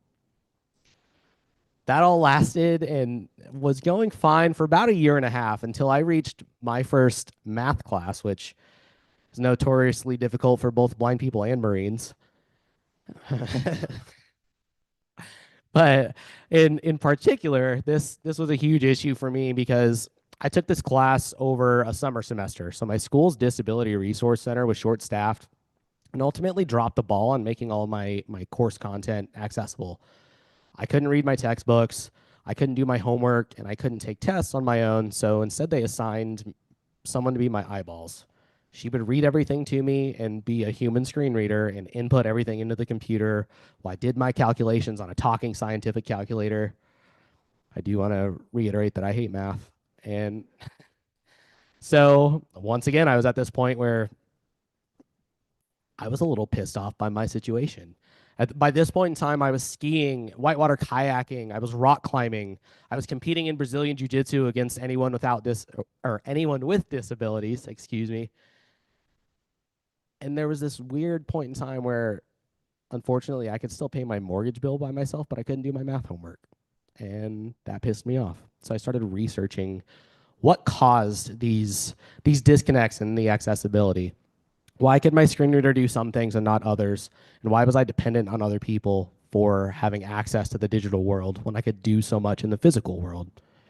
When I found out that it came down to the code of each app or website that I was trying to access, I decided that I was going to do something about it.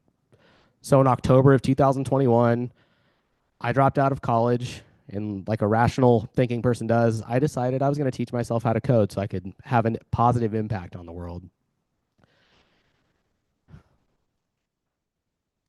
I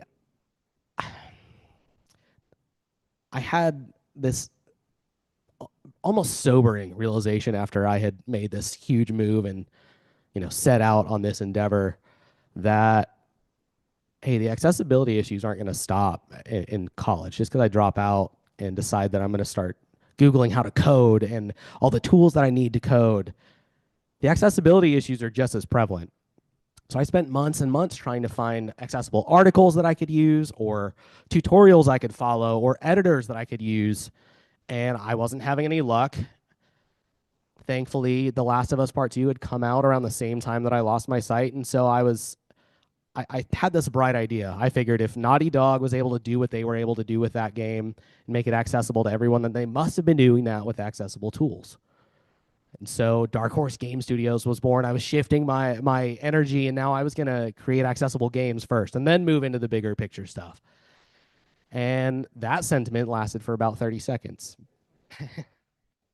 Because as soon as I had the wise idea to start looking into Unity and Unreal, I realized that those tools are even more inaccessible than the normal editors. Not only do these industry-leading tools, they're not accessible for disabled developers, but they also don't natively output accessible interface elements. And so I started back from square one and started reaching into any possible tools that I could, and I found the same conclusion. And so I ended up having to take a step back. I taught myself how to use yet another screen reading software so that I could develop on a Mac, and I finally found something that would both allow me to create accessible content and that I could use on my own without having to have someone to be my eyeballs. And so as I stepped into this process, I set out to create my first accessible game. It wasn't going to be a video game because that was physically impossible at the time. So I designed a native iOS game called Xanagrams. It looks and functions normally for anyone without disabilities, but what's so special about it is that it's accessible to the entire range of visual impairments, from color blindness all the way down to total blindness. If you're blind and completely deaf, it actually outputs to refreshable braille displays, so those players can also access what I create. And even if players have mobility limitations or missing upper limbs, they can play Xanagrams with their voice. And now you're probably wondering, that's all great, but how are you actually coding? And it's in a bit of a backwards manner. So I have my tools locked down at this point, and as I'm building out my code base, I actually go about it in a rather backwards manner as opposed to what sighted developers would do. I'm building everything to be accessible out of the box. And this is one of the reasons that I say, this is my hot take for today, is that accessible design is exactly, it's a problem of design rather than implementation. So many companies are curious and always talk about how expensive and how much of a time suck it can be to try and make these things accessible. But if you set out from the very beginning with every member of your team, from audio to sound design to your level designers and your programmers and your animators, you can identify these issues along the way. And you can set out to, from the very beginning, design your data models in ways that can leave all of this critical information accessible to the players who need it most. And so what this looked like for me, just to try and give you guys a view from my perspective, I finally had my first version of the app running, and I thought I'd made it beautiful, even though I'd never seen a line of code in my life. And for the first year that Xanagrams was on the App Store, in which it won 2 Game of the Year awards from different accessibility focused sites for its accessibility, I just recently found out that it was pretty hideous. And so I wanted to show you some examples and kind of talk through what this process looks like. If Jordan, my lovely assistant, I don't know where you went, but okay, if you would go ahead and bring up these screenshots, everything that you see on the left is just showing the basic screens of Xanagrams. And I'd thought that I'd made this beautiful design where everything had a smoked glass finish to it and everything was real sleek looking. And then Jordan came to help me track down a bug one day. I knew something visually was appealing because there was some sort of infinite loop that was breaking my code. So I asked her to take a peek at it and basically tell me what was going wrong, but she ended up telling me everything that was ugly too. I love you. No, but and she was like, "Hey, can you change the shape of the buttons?" And I was like, "Yeah, I've already taken care of that." And she's like, "No, but like, can you put a shape around them?" And I was like, "They have a shape around them." She said, "No, they don't." And I said, "Yes, they do. I wrote the code. It has it's there." And she was like, "Well, I have the working eyeballs, and there's no shape around the buttons." So everything that you're seeing on the left there is the design that I thought and actually had code in place that I thought was working. And everyone would tell me that it looked okay, and it turned out that it didn't. So we've redesigned it. But I just wanted to kind of talk through what that process looks like, because Jordan has no background in programming. So when we're communicating these things, she tells me what doesn't look right or what could be better. And we're trying to communicate through non-coding terms and from converting from visual to non-visual what's going on. And it's just, I like to throw that in there to say that if I can make my apps accessible to all of you who can see, I think you can take a little more consideration into making your games more accessible for those of us who can't. And I wanted to show a little bit of an example. And Mr. Sound Engineer, we're about to show a video, so please be ready to make adjustments as needed. But okay. Did I just turn this off? Hello. Oh. Okay. So I'll describe what people are going to see for those of us who can't. We're going to show, and I want you to pay particular attention to what you're seeing versus what's being read. Ignore the fact that the screen reader is speaking super slow. That is something that I did to make this accessible to you. That is not how your blind players are going to listen to games. So also keep that in mind. But you'll see, this is when you enter Xanagrams. A typical puzzle has 6 anagrams in it. You get on the upper portion of the screen, you'll see each of the hints for the anagrams. And next to them, there's a number that tells you how many letters apply to that answer. And we were originally going to do this in kind of showing a video and me talking a little bit more. But since that's not going to work, I'm going to explain everything else. Then I'm going to show you, again, when it comes to the buttons that you see on screen, the remove last button, which is essentially a backspace, the shuffle and the hint buttons, you're going to hear more context being provided to my blind players. And then finally, you'll notice that in places where you don't see anything at all, I'm also conveying more context. Specifically when it comes to the current spelling, right now you're seeing on the screen that says current spelling, but it's going to tell blind players that it's completely empty. And then even more importantly is that anytime that they need to hear the spelling of something or the letter groups that they're reading, it will say that letter by letter. And it's these little extra details that I've added that were so impactful for people. And so Jordan, would you kind of click through those?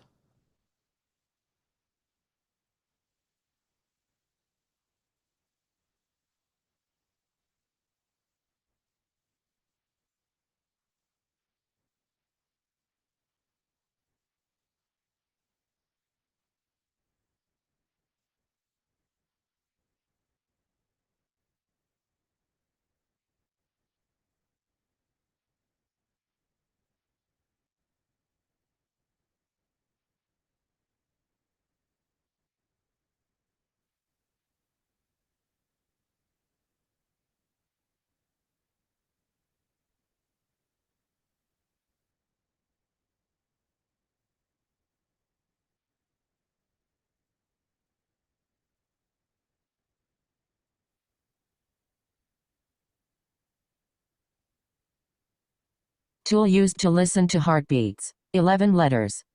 To utterly destroy or remove something. 10 letters. Tool used to listen to heartbeats. 11 letters. To utterly destroy or remove something. 10 letters.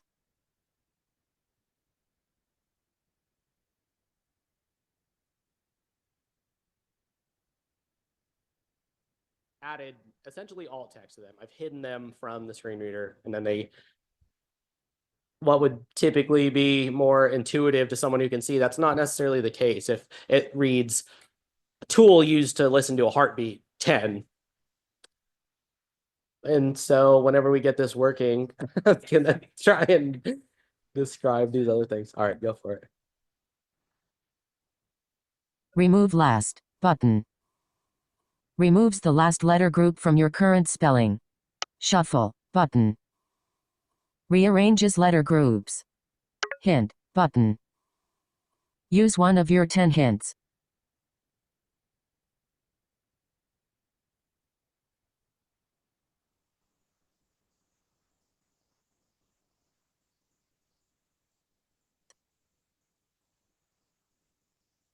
Remove last button.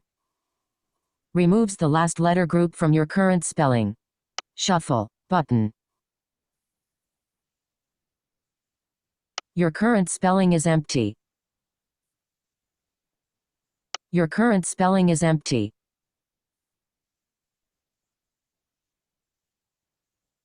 TAN button.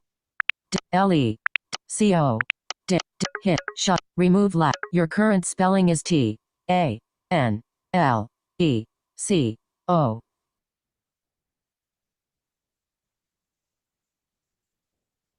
Should I can be loud. I don't, okay. Sorry. We're good? Okay.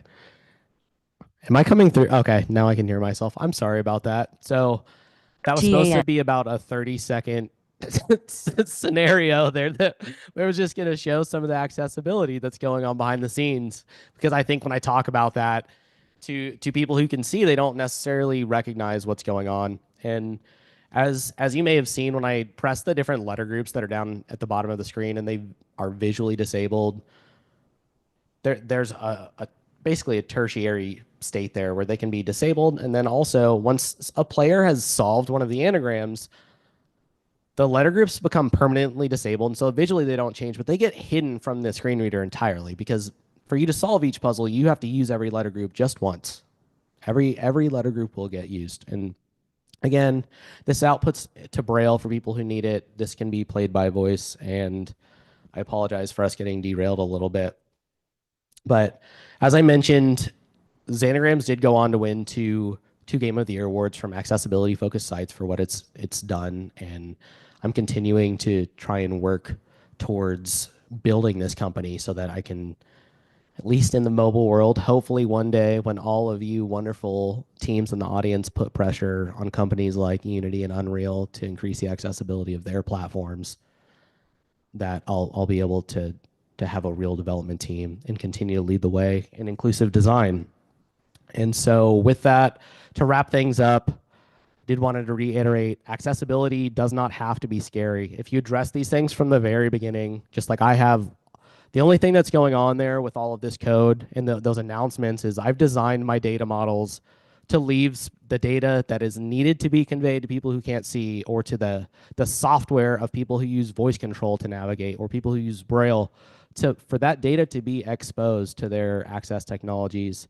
And I wanted to thank you all for listening to me today. I did want to mention that this is my first time doing this in a tech space. Typically, I'm more involved in the mental health space, but please go download Xanagrams and take a peek for yourself. Please contact me at my website at zachtidwell.net or on Twitter at ZachCTidwell if there's anything you think I could do better, or if I can help with anything else. I am writing a book about, there's a lot more to my story.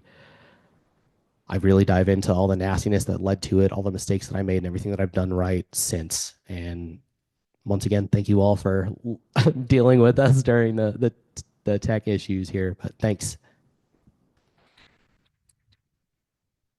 Thank you so much, Zach. I first want to say all of the tech issues were 100% my fault, like straight up. Jordan was doing amazing, and I just kept setting her up for failure. So you don't need to apologize because it was 100% me. And it's not a game accessibility conference until I somehow fuck up the audio. So congratulations on being there for that.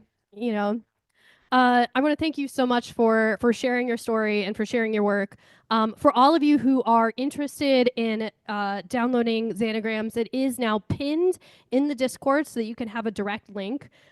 But I also, honestly, one of my favorite things about your presentation is, even as someone who was a self-taught blind programmer, you still managed to get that classic programmer mentality of, well, it couldn't be broken.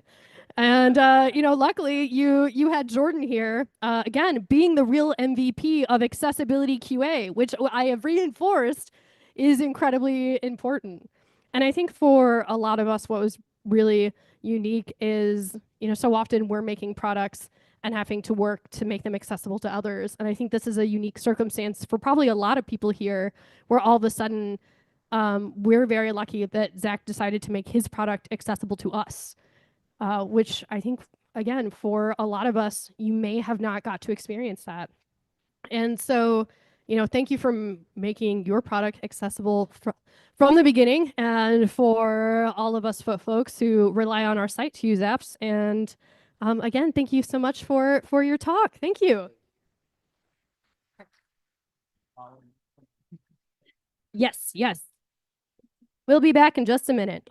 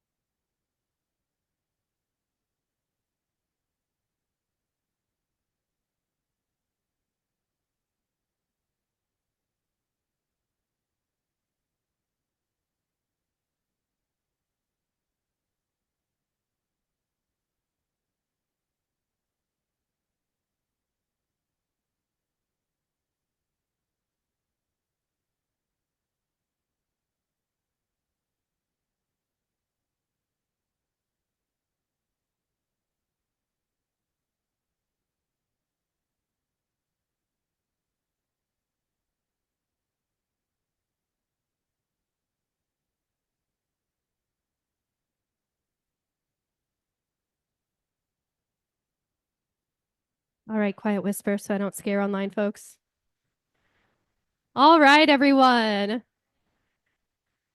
Welcome back. So for our third lightning talk, we really wanted to showcase that there are so many ways that we can unlock experiences for players. You know, there really is no wrong way to play. And by offering, you know, things that could be considered cheat codes, modifications, and so much more, we can unlock amazing experiences for our players. So I would love to welcome Tess for their lightning talk. Tess, thank you so much. Thank you. Alrighty, we'll dive right into it. Alrighty. Hello, my name is Tess Grossman, and I use they, them pronouns. I have gray glasses, cochlear implants on both ears, and a Palestinian flag pin on a blue jacket. Today, I'm excited to talk about cheat codes for all, how gaming shortcuts can level up both accessibility and fun.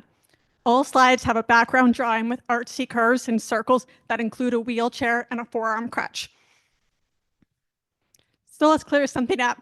I am a cheater. But hold on, not that kind of cheating. We're talking video games here, not your romantic relationships.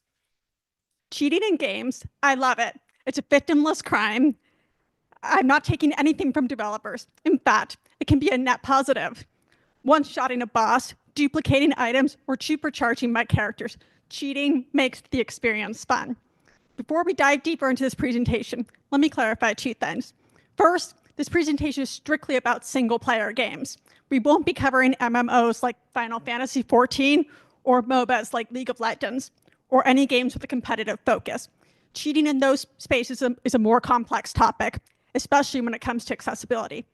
The goal here is to explore how one specific angle on cheating and how it can enhance the single-player experience. Slide includes a drawing of me before I cut my hair 3 days ago. Oops, standing triumphantly with flames in the background. By definition, cheating is about gaining an advantage in a game.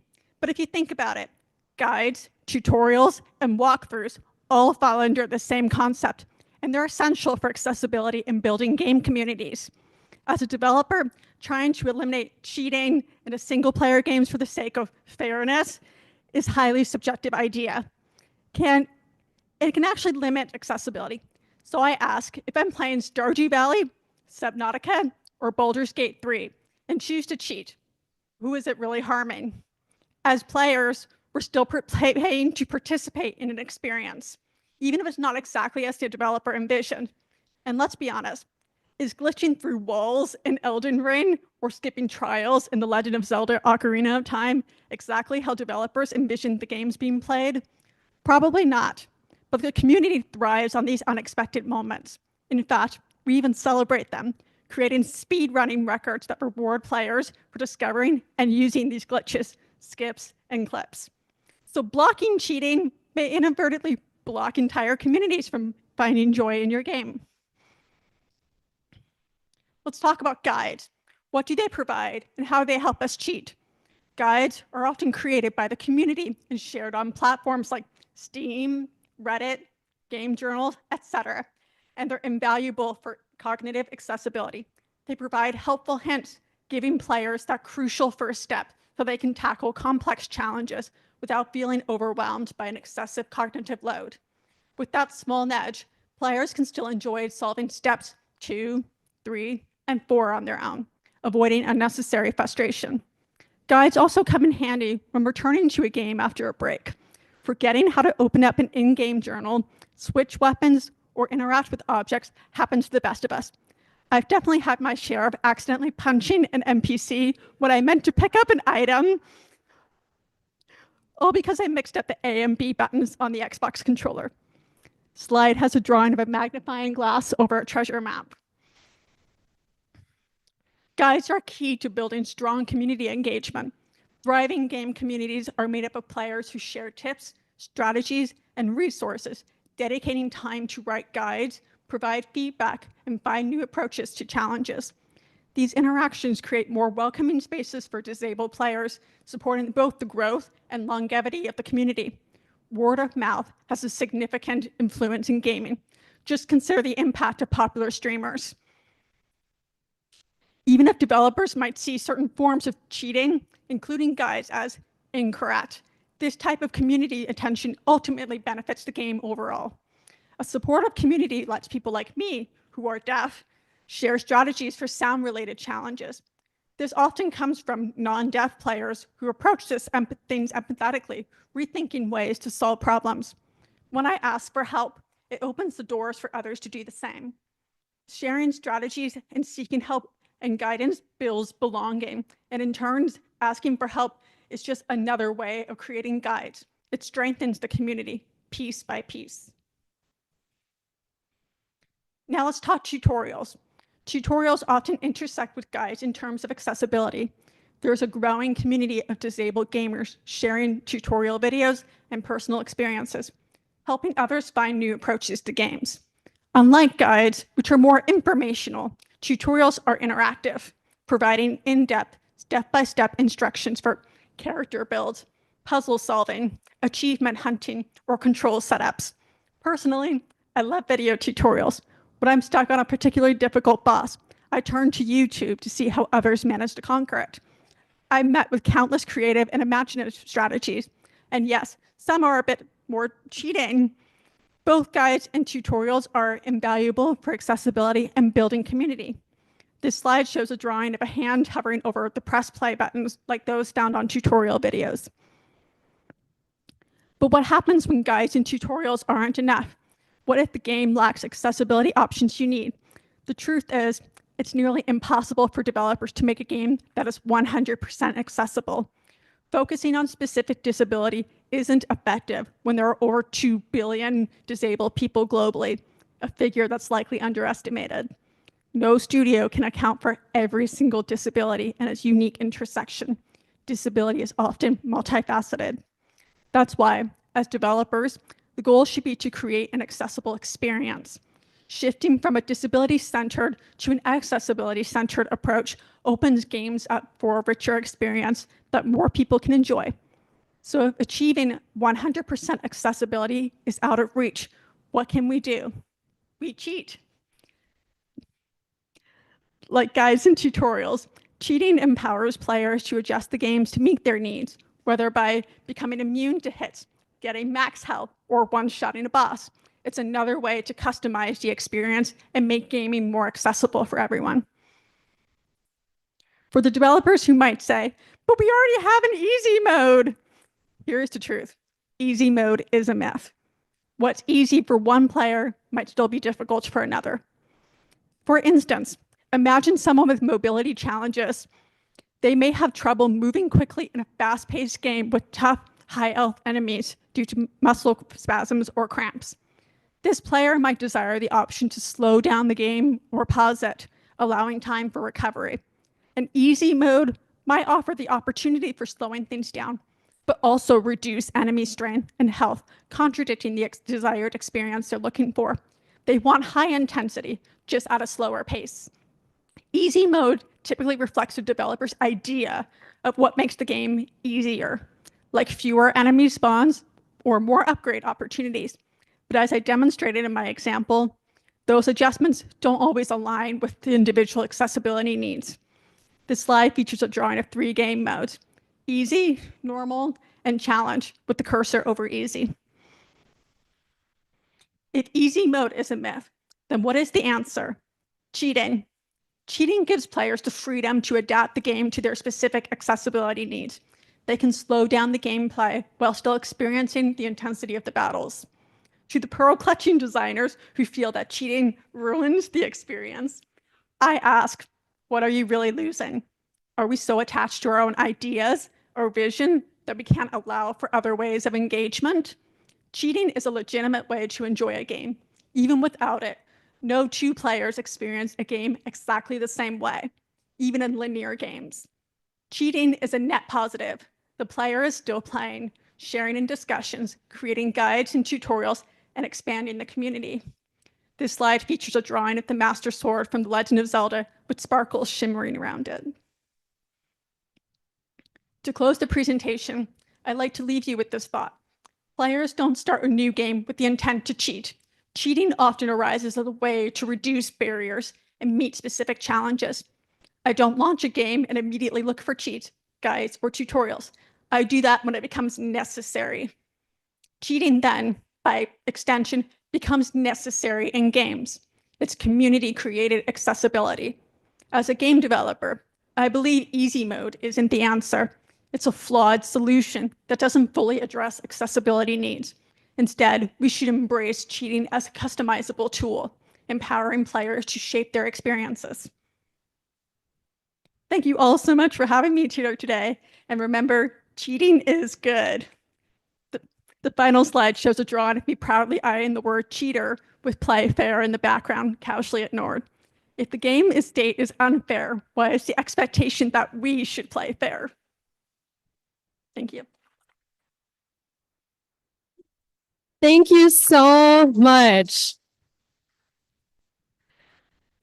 There was so much said, so dense, and such an amazing lightning talk. I mean, honestly, right at the beginning, Tess said something incredibly important, that blocking cheats can literally block entire communities from working with and playing your game. By allowing these things that we have called cheats, you are allowing communities to develop, and communities stay and communities play games. And sure, as hysterical as it is when we don't have guides or the ability to remap controls and we accidentally punch an NPC, or as it was in my case, there was a game I played where I kept chucking my weapon because a throw was not where I wanted it. It doesn't make for a good play experience. We have fun in a game when the challenge we have to overcome equals the reward we get by completing it. If we have a challenge that is too big, no amount of effort to overcome that challenge will mean that what we get is fun. And so by allowing people to customize, they can adjust the challenge to make sure that whatever you're giving them in game, that reward means that they have fun. And we've already seen in previous talks from right here at GaConf that allowing these sort of things increases player engagement. I welcome you to go back and not only watch Ian Hamilton's talk on difficulty, but we had the putting the assist mode in control talk, where they talked about the introduction of features such as infinite ammo, infinite health, all of this. And then they actually found that particularly in console players, they were more likely to complete the main campaign if they had used those features. So by allowing these air quotes cheats, they actually had better player retention. And you know how you continue to make games and make money is you have good player retention. Like that's it. So we should allow the cheats. And you know, really, I think Elizabeth White did a great job of summarizing it in the Discord. Let people enjoy things. Like if that's how they want to play, they're still playing, and that's the ultimate like point of making a game is to get people to play. So we will take another short break and we will be back with the last micro talk of the day. Thank you.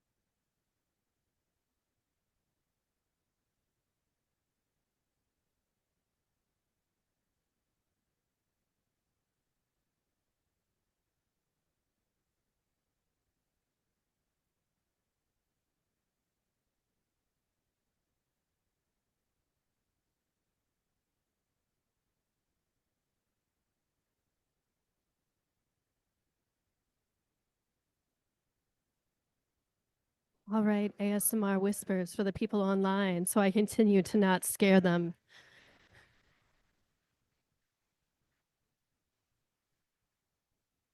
All right, everyone. So it is time for our last lightning talk of the day. So I've had the pleasure of previously working with Elizabeth White, and one of the things that she would talk about all the time is memory and its effects on players. Funny enough, we didn't actually think she was going to be able to attend this conference in person, so she did a pre-record.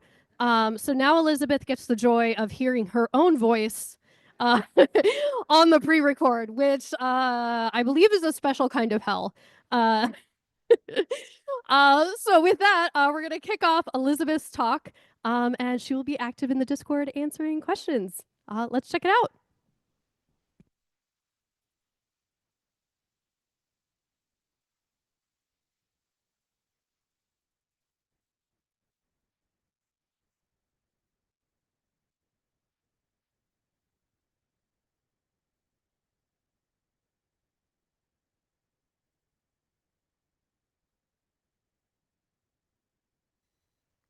Hi everyone, my name is Elizabeth White, and today we're going to be talking about how forgetting is frustrating, diving into the topic of learning and memory in video games. So a little bit about me. My name is Elizabeth White. I'm a white female with long brown hair, green eyes, and I wear glasses. I got my PhD in developmental psychology from Penn State. When I was at Penn State, my research focused on how kids learn language and social skills. I currently work on the Bethesda user research team, which is now part of Xbox Research. Today we're going to talk a lot about a memory concept called cognitive load. We can think about this cognitive load as the amount of mental processing power needed to learn and play a video game. This is all related to various types of memory systems, and we won't go too deep into the science behind memory processes, though I'm happy to geek out about brain sciences all day. We can roughly think about this in terms of a computer analogy and ask how much RAM does this game require from our brains? And are our brains capable of processing the amount of information this game is requiring? On the screen is a picture of a random part of a computer just for illustration of thinking about the brain like a computer in this talk. Games are often having to optimize for the hardware they run on, but we should also be thinking about the same types of limitations with our players' brains. On the screen is a version of a classic flow theory diagram with ability level on one axis and challenge level on the other. Flow theory talks about an optimal level of engagement where the player's ability level matches the challenge level of the game, represented by the middle area on the graph. The other quadrants are labeled boredom and frustration. We're going to focus today on this area of frustration, and we want to think about frustration as being due in part to a player's ability level falling below the required challenge level of the game. We can think about this in terms of there being a maximum cognitive load before a player becomes frustrated, and players with lower ability levels may get overloaded at higher challenge levels. This leads us to a concept of cognitive overload. Overloading people with more information than they can process is always a risk. Like a computer, it's possible to overload the RAM with too many simultaneous things. A RAM overload in a computer can lead to system crashes and freezes. Like a computer, your brain can also error out when running out of memory space to action on the new incoming information. Cognitive overload causes people to stop having fun because they can no longer mentally process all the information. Someone experiencing cognitive overload can forget, make poor decisions, become anxious, or burn out on playing the game altogether. An overloaded player has been pushed past their limits and is not a happy or engaged player anymore. On the screen is another diagram, this time taken from Nikki's 2016 post on Quantic Foundry. This graph has strategy on one axis and excitement on the other axis. There's a variety of game names mapped out on these two axes, which I won't read out loud and aren't all that important for the purpose of this talk. What is relevant is that there's areas of this graph divided into sections labeled as easy fun, balanced fun, hard fun, and a gray uninviting area on the top right called cognitive threshold. In the scary gray section labeled cognitive threshold, there's no games showing both extreme values for excitement and strategy at the same time. In this Quantic Foundry report from which the diagram appears is the quote, "There's a cognitive threshold beyond which the game is simply not fun anymore." In this motivational data collected by Quantic Foundry, they found that games on average can have players highly motivated by either the complexity of strategies or motivated by the excitement of fast-paced action. This cognitive threshold model is one that I often use in my work and suggests that successful games can't ask players to make extremely difficult decisions extremely quickly. There's ultimately a trade-off we have to make as developers and as players between the speed and complexity of gameplay because of limitations in human memory and information processing abilities. This is especially going to be true when we're asking players to learn and remember, retain, and action on a ton of information in really complex video games. At this point, for an accessibility talk, it's especially important for me to emphasize how much individual differences matter when we talk about memory abilities and cognitive load. We can't assume every person has the same memory abilities. We know that people with cognitive disabilities especially may have reduced memories as part of their disability. This means they can hit the state of cognitive overload faster than other people with greater memory abilities. We can think about people with cognitive disabilities who may be running below 1 GB of their, RAM, and then another person running with 16 GB of RAM, and their memory abilities are going to drastically differ when they're playing the same video game. There's also lots of other conditions that temporarily reduce memory abilities for anyone, such as being sick, tired, or intoxicated. We should also think about how factors happening around us in our own daily lives can impact our memory abilities and the amount of cognitive load we can handle in our video games. At a certain point, everyone's going to have days where they just can't keep up with the same demanding speeds and the same demanding cognitive load from one day to another. Even when you're playing within a video game, your capabilities may change when you're first learning the game versus when you've been playing for hundreds and hundreds of hours. So we can't think about memory abilities and cognitive load as something fixed within a person at any point in time. And we can't assume everyone has the same cognitive load for being able to play our games. In fact, Quantic Foundry recently released data in early 2024 that suggested the appeal of strategy as a motivation has substantially declined over the past 9 or 10 years.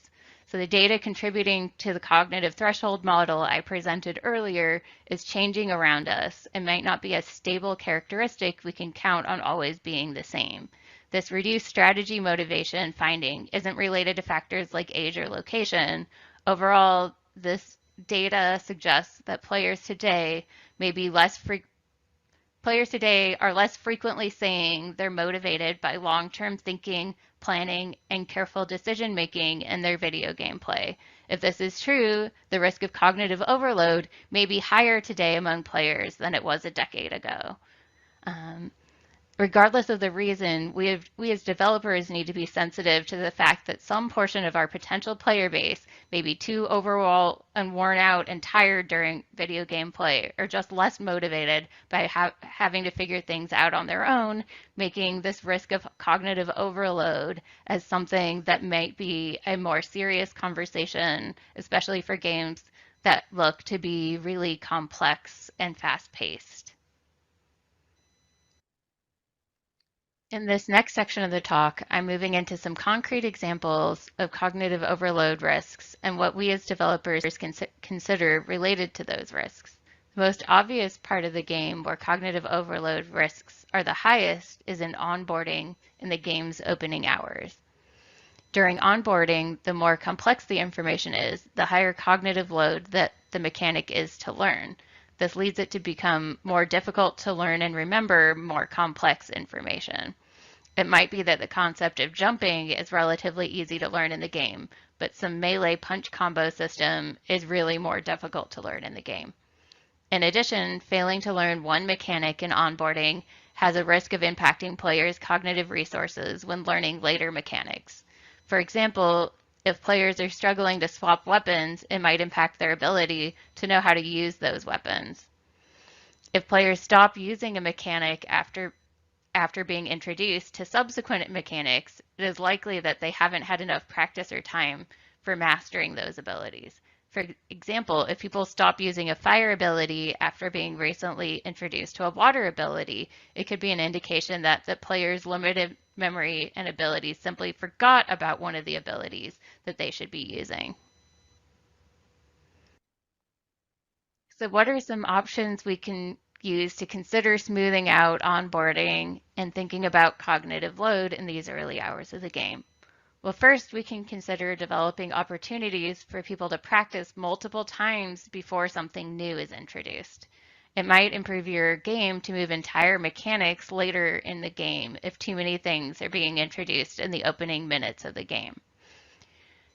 We can also consider hints and reminders to reinforce previously learned mechanics at points where players might show a drop-off in remembering those mechanics. For example, if we see a drop-off in use for a core input from the game in our game telemetry, that's a great place to put in a booster reminder about the input and the importance of using it. We can consider allowing for on-demand flexibility in revisiting tutorials and game systems information. Since some players need more supports than others, allowing for flexibility and giving some players more time and opportunities to learn may support their journey to having more confidence when they're playing. Cognitive load can also still be a risk many hours into playing a game. Since games often get more difficult as time progresses, there are risks that pop up from time to time in later gameplay. For example, there's a risk of introducing multiple mechanics at the same time that could overload players later in the game. For example, boss fights tend to be an area where a boss might have multiple new abilities players haven't seen before but are expected to learn and react to. Difficulty spikes seen in later gameplay could be due in part to overload from players not being able to make complex decisions fast enough. Maybe the most hardcore of players at the highest ability level are keeping up, but maybe some players are getting left behind and churning as a result of being overloaded with too many things all at the same time. Players may also have difficulty with learning and using the full set of inputs and controls that might be exposed later in gameplay when the difficulty is demanding more of the player than they can keep up with over time. So how do we address these later game risks? We can consider allowing players to individually learn and practice skills that will later be combined in situations like boss fights. For example, enemies leading up to the boss in a dungeon can seed individual mechanics that will later become combined in the boss fight or other endgame climactic peak. We can consider allowing players to adjust either the total number of mechanics they're reacting to or the speed of gameplay. Thinking of endgame bosses in games, it's often possible to change how hard the boss hits you, but not the number of abilities the boss is using or the speed at which that gameplay reactions are happening. So I know players who've had to, quit more challenging combat just because there's too many things that they have to react to too quickly and they can't keep up with that speed of having to make complex decisions.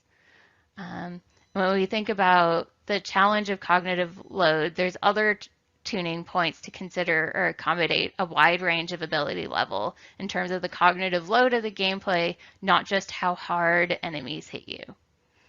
We can also consider allowing players options to reduce the complexity and the number of controls needed for playing the game. Maybe some games where the intended number and complexity of controls themselves are a barrier for players with cognitive disabilities. So how many people can remember a list of 50 different combos they could do and when to use them? Some players may love that, but other players may need simplified options to help support them at their current level of capability across the game. So maybe instead of 50 combos, get to cut that list down to 10, or maybe the game chooses the combos for them, or there's some other way of reducing the number of inputs and combos and complexity of that gameplay so that we're looking at allowing players to play their way with the cognitive abilities that they have. This last area I want to touch on relates to players who take breaks and return to games. We know that players who take breaks from a game will forget information. Players with cognitive disabilities may be at increased risk of forgetting information as they play. We can't assume that players can be exposed to information once and that they'll remember it until the end of time. We know from tons of research that memories are fragile and forgetting is always a risk. Overall, for any reason, forgetting can cause frustration if we as developers don't support players with a wide range of cognitive abilities. To combat forgetting, consider supporting reminders and the ability to relearn forgotten information, especially if you expect people to be able to come back to your game after taking a break. There are lots of other considerations, and I'd recommend watching some other cognitive accessibility talks from current and previous game accessibility conferences. In conclusion, forgetting how to play a game is frustrating, but it doesn't have to be.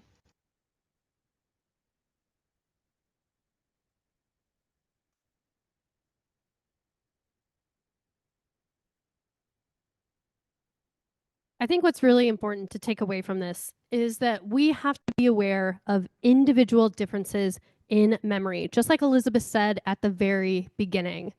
Sure, we're going to have some of those people out there with the absolute supercomputers, but you know what? I'm running min spec sometimes, and we got to accommodate people like me.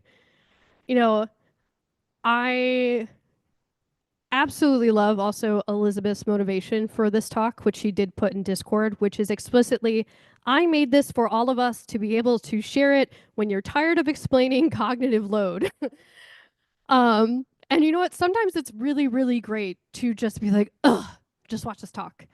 And as someone who has listened to Elizabeth basically give this talk every day for the entire time I worked with her when I was at Microsoft, I think she's also really glad that she made this talk so she can just link herself rather than having to repeat. But there were some other key things that I really want to make sure that people caught and think about. One of the things that Elizabeth highlighted is the opportunity to use telemetry to identify opportunities of where you could improve and remind players or reduce the cognitive load. You know, that has to be planned for. You have to make sure you're setting up the telemetry appropriately. But if you do that, you're going to be helping yourself later on, and it's absolutely worth the investment. But also going back to some of the stuffs we heard in our cheating talk, you know, letting players access things on demand can also be hugely beneficial. And you have to be very aware of how much you're teaching players. I was recently playing the new Zelda Echoes of Wisdom, and you are constantly unlocking new echoes that you can use. And I can never remember what echoes I have because there are so many. But you know which one I do remember? That rickety bed that I got at the very beginning. Do you know what I solved most of my puzzles with? That rickety bed I got at the very beginning. Are there probably better ways to solve that puzzle? Oh, absolutely. Do I literally know what echoes I've unlocked? Absolutely not. So that would be an opportunity to maybe ease my cognitive load so I could better understand what echoes I have. So with that, we are wrapping up our lightning talks and we're going to go into our afternoon break. So I will see all of you in a half hour. Oh, wait, I forgot one thing. After the conference today, there is going to be tours of the Inclusive Tech Lab. We don't have any pre-set up rides or anything available. So you are welcome to take this time to network with each other and figure out how y'all want to get yourselves to the Inclusive Tech Lab after today's event. So please utilize that this break for that. All right. It's at 6:30. Max is just feeding me info. Like, he needs to give me cue cards. He's doing great. All right. See you on the other side of the break.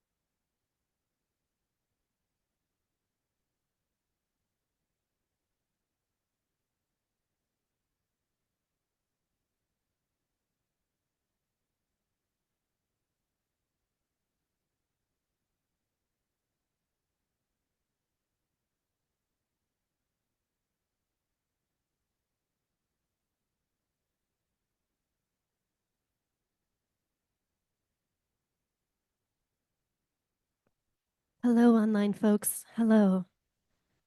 A gentle whisper to let you know we're returning.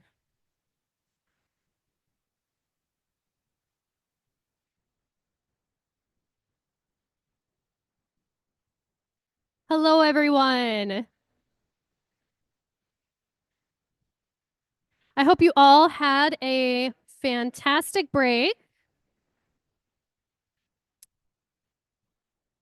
As we roll into our final section of talks for the day. Now, as we develop games, we're always going to have some unique challenges. But if you put in the right amount of thought, you can figure out how to craft something that is truly brilliant. And so in our next talk, we're going to learn all about doing that exact thing in a Metrovania style experience. Let's take a look.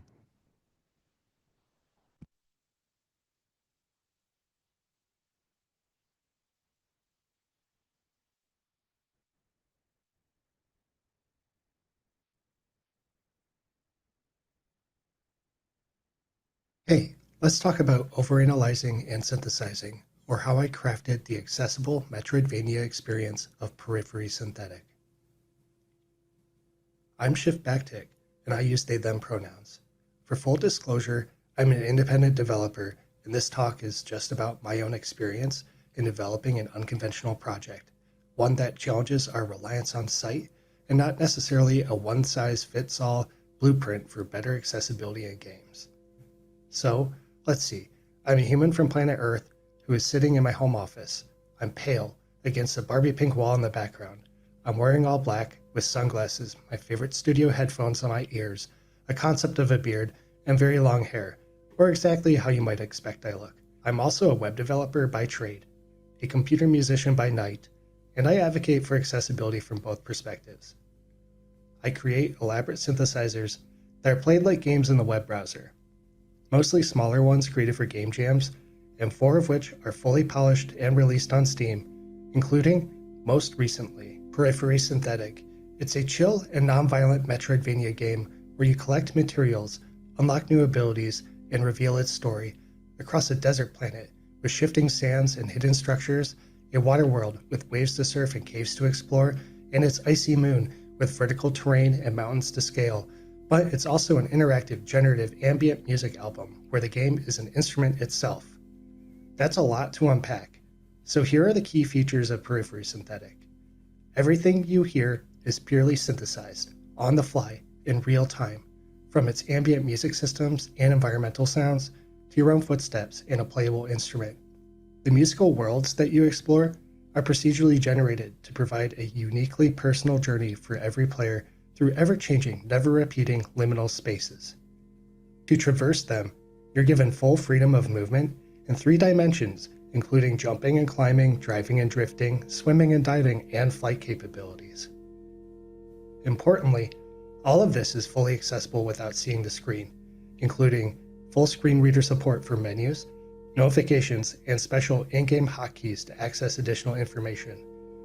Navigational audio cues, echolocation, and terrain sonification at the press of a button. Haptic feedback, punctuating every physical interaction, and even a toggle for the graphics itself, which invites everyone to try it as an audio-only experience. So coming up next, we'll discuss a brief background of the project, including the tools and techniques used, then a deep dive into the approaches toward audio, movement, navigation, and iterative development.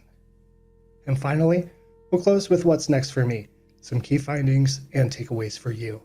Let's get started with the question: why make games from synths? As a lifelong musician, programmer, and video game enjoyer, I may randomly find myself writing a song, prototyping a wild idea, or deep into a 100-hour role-playing game. I started early on a Windows 95 computer, and I fell in love with how empowering it was to have this versatile tool that can write MIDI music, build HTML sites, and play MechWarrior 2. That love followed me through my study of music technology in university in an unconventional career path. My experience as a web developer in both the private and public sectors have shaped my philosophies toward technology and its accessibility, to the point that it should never be an afterthought, but the foundation we must lay to raise up and enrich the experiences of as many folks as possible. It's also a moving target, which evolves as our understanding of our capabilities as developers and the needs of our players become clearer with feedback and experience. So for a long time, I've had this unrealized fascination with exploring the intersection of music, code, and accessibility. It began as a thought experiment. What if I made a gigantic synthesizer with hundreds or even thousands of parameters that you explore with just an Xbox controller? In 2019, I finally built that first prototype, documenting the results on my personal website. It was much better of a learning experience than a game, but it laid the foundation for what would later become my first Steam release. Yet, as I began Googling where I might find my first ever playtesters for this bizarre, psychedelic, audio-based exploration game that I was building, I quickly learned that this concept of an audio game was not entirely unique. They were first pioneered in the 1970s with handheld games like Simon, which was obviously perfected with Bop It in the 90s. In 1984, the Macintosh was the first computer to put synthesized text-to-speech in your home, which instantly made a vast catalog of text-based games accessible to folks who are blind. As the power of home computers increased over the decades, hobbyists, many of whom were blind themselves, experimented with audio to create more accessible audio game experiences. And now, they span virtually every genre, from arcade and role-playing games to racing games and shooters, all made accessible with text-to-speech and immersive binaural sound design. Many of which were cultivated by vibrant online communities like audiogames.net, whose members actively discuss, build, and teach others to build games that are accessible to them. These communities are fueled by dedicated developers who create full, retail-quality audio games, host and join accessibility-focused game jams, and community streamers who play and review their creations. Yet, in a happy accident, joining this community myself was instrumental in shaping the scope and complexity of the synthesizers that I now build almost 5 years later. So, where do we even get started with building games from synths? As a web developer, it was most comfortable for me to stick with technologies I already know. And thankfully, I know that the web browser and underlying web technologies are extremely powerful, including beautiful 3D graphics and rich synthesized sounds, all in the web browser without any extensions. It even gives us accessible user interfaces for free as long as we follow the specifications and best practices. The Web Content Accessibility Guidelines, or WCAG, provides a framework of criteria that ensure perceivability, operability, understandability, and robustness for as many folks as possible, such as being able to navigate a page with a keyboard and screen reader. For more complex user interfaces, it recommends using accessible, rich internet applications, or ARIA attributes, which provide the tools for solving the technical requirements of WCAG, such as communicating the role and state of dynamic user interface elements like buttons, toggles, or sliders to assistive technologies like screen readers, like whether they are clickable, or helpful descriptions about them. So, by building a web application that implements WCAG with ARIA, we're building something that's externally consistent and familiar to all players, no matter how they experience the web. But good accessibility is just the foundation of the more interesting tools and techniques available in the web browser, such as the Web Audio API, which is a modular synthesis environment for creating rich and complex audio circuits in real time with code from recording or synthesizing streams of audio, manipulating it with effects, and playing it back to the user. With oscillators and buffers containing random noise, we can use pure synthesis techniques such as amplitude and frequency modulation, or AM and FM for short, additive, subtractive, and granular synthesis, which are all just fancy ways of combining basic sound waves into increasingly more complex sounds, to the point where making Pokemon sounds or emulating a glockenspiel. However, some advanced knowledge is necessary to get the most from the powerful toolset and empty canvas provided by the Web Audio API.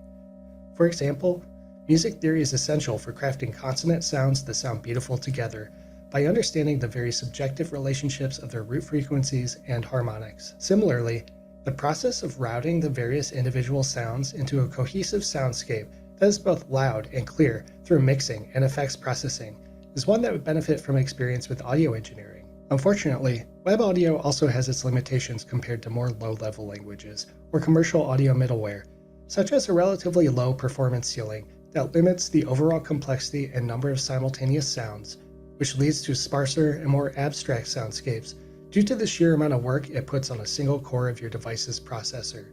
With that, as a learning exercise, I wanted to deeply understand these technologies, as well as all of the underlying tools and techniques for audio synthesis, procedural generation, and game development, all in the web browser.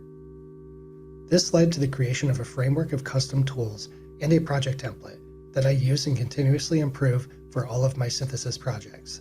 The majority of them, and the framework and template, are open source on GitHub for you to learn from, as long as you ignore all the ugly code. Beyond the basic event loop, which everything hooks into, it provides all the necessary recipes for success. For example, it has helpful data structures, like vectors and quaternions, for representing points of data and their rotations, or quad trees and octrees for efficient storage and retrieval of nearby data all at once. Of course, it has your algorithms, like open simplex noise, which enables us to procedurally generate endless worlds from smooth random numbers. Let's say we have a field of two-dimensional noise, which represents a height map.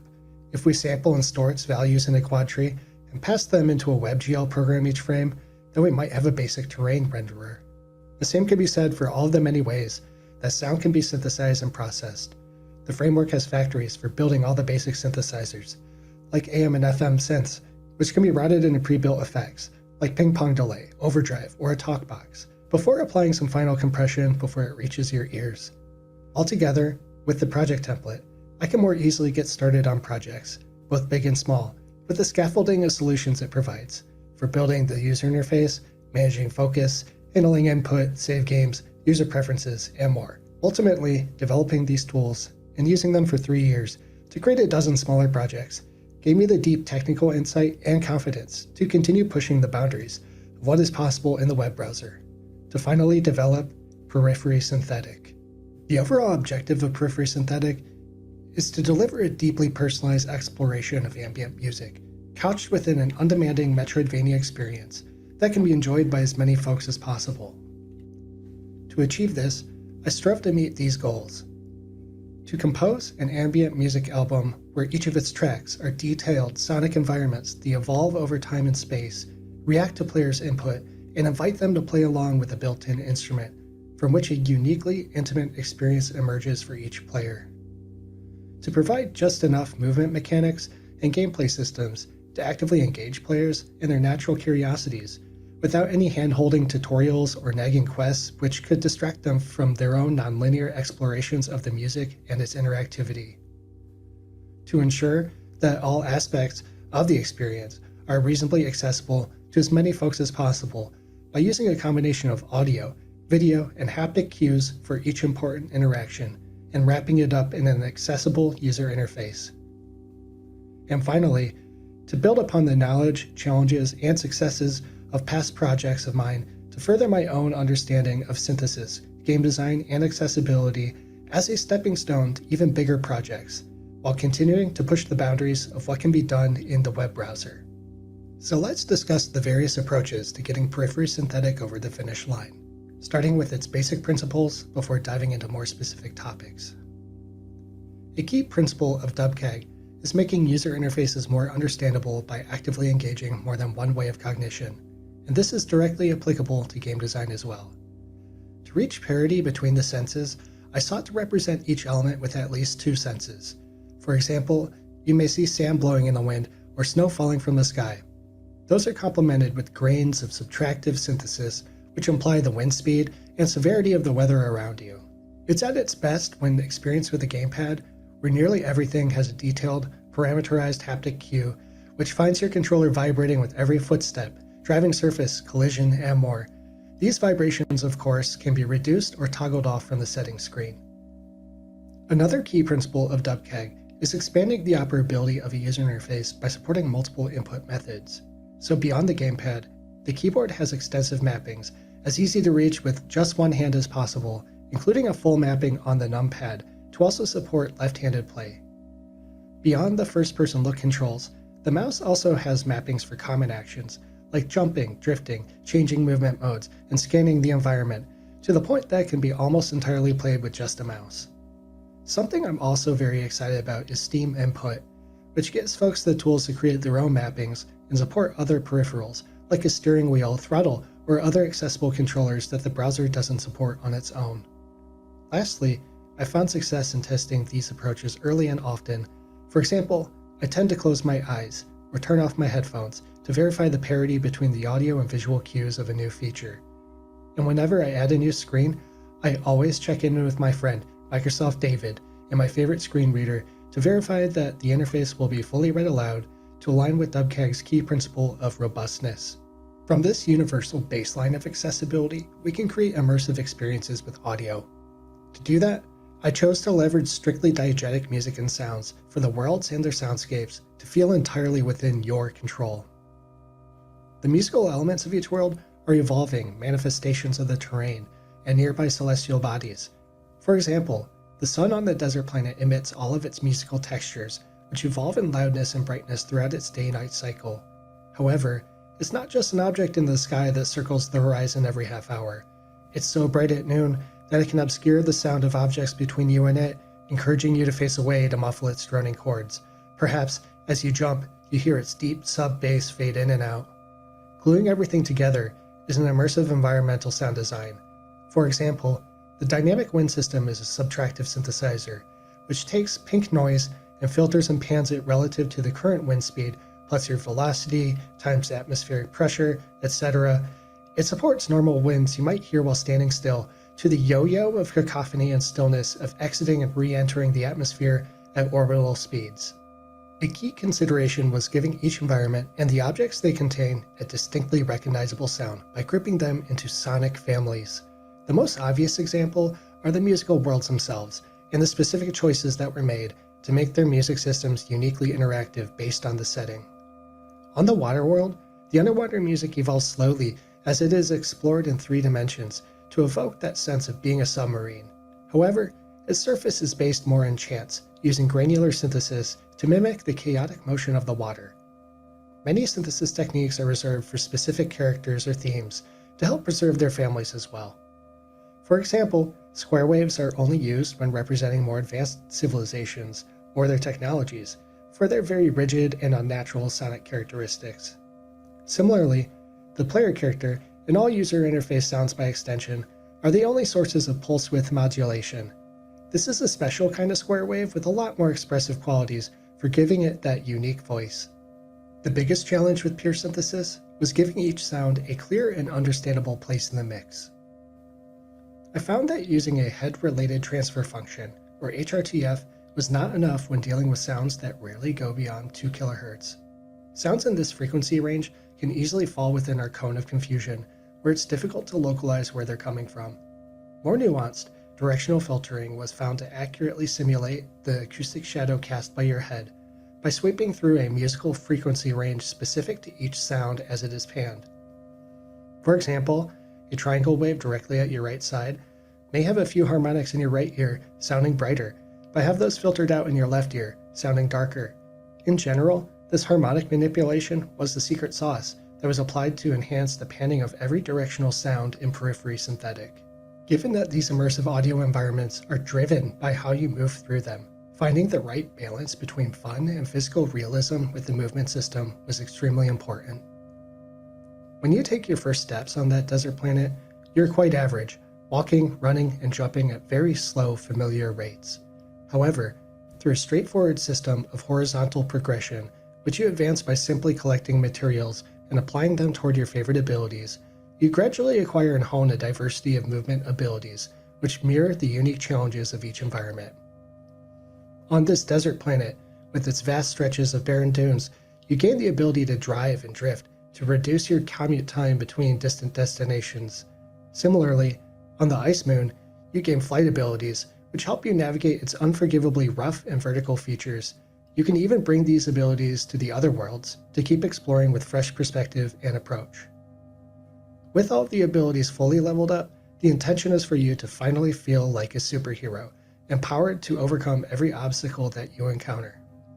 The biggest challenge to finding this empowerment through movement was limiting common frustrations with collision detection through lenience in how they are detected and corrected.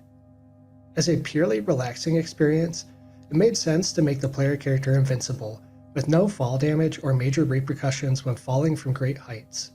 In my opinion, it's more fun to get up and try again when I miss a jump, rather than losing my stuff and sitting through a loading screen. Except for the underwater caves, where you're navigating enclosed three-dimensional spaces, there are also no invisible walls. Instead, when you meet a steep slope, your maximum speed is reduced, allowing you to climb over any surface just at an inefficient pace compared to jumping, flying, or driving around the obstacle. In that sense, the terrain is very sticky. In fact, the main difference between on-foot and driving movement modes is that the player always sticks to the ground while on foot unless deliberately jumping. The driving mode is a little less forgiving, letting you recklessly drive off a cliff or use a boulder as a makeshift ramp. With this approach, I've effectively created a musical playground where you have absolute freedom to experiment and push its limits with as little friction as possible. With full freedom of movement in these procedurally generated worlds, there also needs to be a way to help guide folks to resources and points of interest. In Periphery Synthetic, a scanning system was implemented to find further parity between its audio and visual elements, and after movement, it was further expanded upon to be your other main interaction with the environment, to reveal fast travel destinations and pieces of narrative. Its core design principle is being unintrusive, by being something that you actively engage, rather than something that's always passively happening around you. With one button, you activate a scanning sequence which, over the course of 2 seconds, gives you full situational awareness of the area ahead of you. It has 3 components. Upon activating the scanner, you'll hear an echolocation sound which calls out from you, and responds with a sound that indicates how far away your eye line intersects with a solid surface. This is especially helpful for gauging big jumps and navigating dark caves. Throughout the scan, you'll hear the terrain sonified around you. This could be a 30-minute talk by itself, so I'll summarize by saying it's achieved by tracing 7 rays from the ground beneath you, converting the relative heights of the terrain into specific musical frequencies, and synthesizing them as streams of stereo tones to help you visualize the terrain with sound. Simultaneously, you'll hear the blips of collectibles positioned on top of this terrain, much like a metal detector, to help you locate more resources for leveling up. After the scan, a persistent sound is emitted from the nearest collectible it reveals, if any. The parameters of the sound change as you get further or closer, above or below, turn away or toward it, to guide you like a game of hot and cold. A similar and more subtle cue, paired with the particle animation on the screen, guides you toward the nearest point of interest. This could be a new destination to explore, an important object to collect, or even a portal between the worlds. Importantly, the navigation systems did not materialize overnight or never changed throughout development. Instead, they were mindfully crafted and refined from feedback collected throughout early access. Periphery Synthetic was developed in the open on my personal website, with its first public alpha available for download on itch.io in August 2022, followed by 2 years of regular milestone releases, smaller patches, and hotfixes before its full Steam release in August 2024. Throughout development, a small yet dedicated group of folks regularly followed along, playing many of the builds as they came out, sharing their experiences with me via Discord, itch.io, and the audiogames.net forums. It's important to note, feedback comes from a diversity of experiences, and not all of it is constructive or actionable, such as folks wanting me to add guns or use real sampled sounds instead, which are contrary to the overall vision of the project. Beyond sharing its emotional impact on them, their feedback helped me identify areas for improvement, which were iterated early and often and rolled out with regular updates to create a cycle of feedback. Often these were small changes that built up over time, like how dozens of slight tweaks to the audio mix to increase its loudness, spatialization, and clarity might make its first alpha release sound like an entirely different experience when compared to the full release. Yet the feedback also led to new features or massive overhauls of existing features, like the ability to charge your jumps in any direction, or how the scanner locks onto collectibles or points you to the next destination. Without this feedback, I'm certain that if the project had even gotten over the finish line, then it would be far less polished and complete than it is today. I'm so incredibly grateful for everyone who encouraged and supported me through this journey. Well, now that we've covered the background, tools and techniques, and various approaches to get Periphery Synthetic over the finish line, let's wrap up. After 2.5 years of development, From the initial concept to early access to full release, now what? Currently, I'm working on 2 free content expansions, which will each add a new musical world to explore while also adding more depth and refining existing gameplay systems. For example, the first expansion will add the Lichen Sphere, an ethereal moss world of shifting vertical landscapes like scaling the canopy of a massive forest. It also adds new mechanics for breaking down and transmuting the collectible materials, and new aerodynamics and gliding abilities to create new avenues for how you explore and level up. I'm also working on a second expansion, which adds a lava planet, where the magma is constantly hiding and revealing the landscape as it rises and falls, but this is much earlier in development. Ideally, future updates will continue to make performance optimizations and implement commonly requested features like input remapping or audio balance sliders, which would help further its accessibility goals by helping folks with motor or hearing difficulties. One day, I'd even like to move on from periphery synthetic by exploring more genres in a game jam, like unique puzzle or strategy games built with synthesizers, or even something entirely new. Imagine taking everything I learned from periphery synthetic, such as the movement mechanics and navigational audio cues, and applying it to a game with giant robots that fight to control territory and upgrade their equipment on a procedurally generated planet. Overall, I found that developing periphery synthetic was a unique insight into making larger open-world experiences filled with exploration, crafting, and discovery that are accessible to as many folks as possible, from finding parity between our senses to getting it right through iteration. Specifically, the cycle of iterative development and collecting player feedback was integral to achieving its accessibility goals, because I am just one person with one perspective from an able-bodied in many ways who cannot possibly understand the diverse life experiences of the folks who my work touches. The biggest lesson that I learned is that music and environmental audio cues can be immersive, not just functional, in the pursuit of accessibility. Every element of the soundscape has the potential to convey important information about the player's position, the game state, or the environment itself in purely diegetic ways. In that sense, my main takeaway is that generative audio absolutely has untapped potential in making in-game and real-world environments more accessible to all, with a multitude of applications in augmented and virtual realities alike. And finally, some things for you to consider. Turn off your screen or blindfold yourself to experience the world in a different light.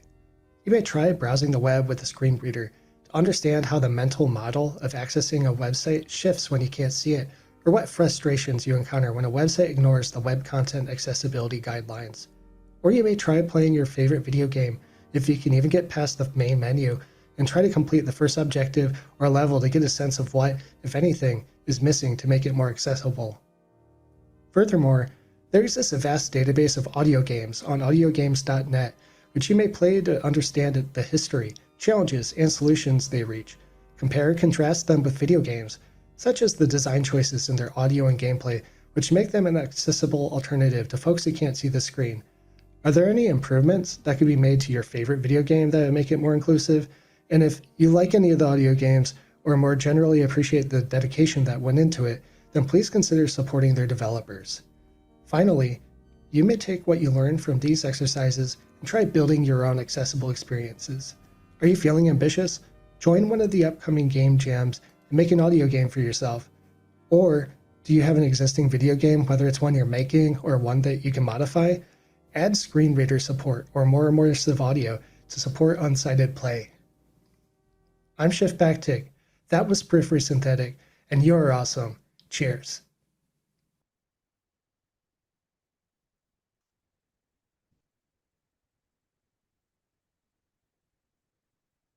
It was fabulous seeing the Discord with the range of opinions from illegally cited saying, even though I don't understand at all what this is, it's still really fascinating, all the way to Travis saying, as a former professional musician, this talk was literally made for him. I think what we can all agree on is something about that talk, his voice and its music unlocked like a calm Zen mode in all of us. I think we are all waiting for like his ASMR videos or maybe like something, because we all went into a trance as we were watching that. You know, one of the things that I think happened is as we were watching this talk, we were presented with something that was unique to a lot of us. Seeing the visuals as it were, the synthesized sound, and trying to understand what it was.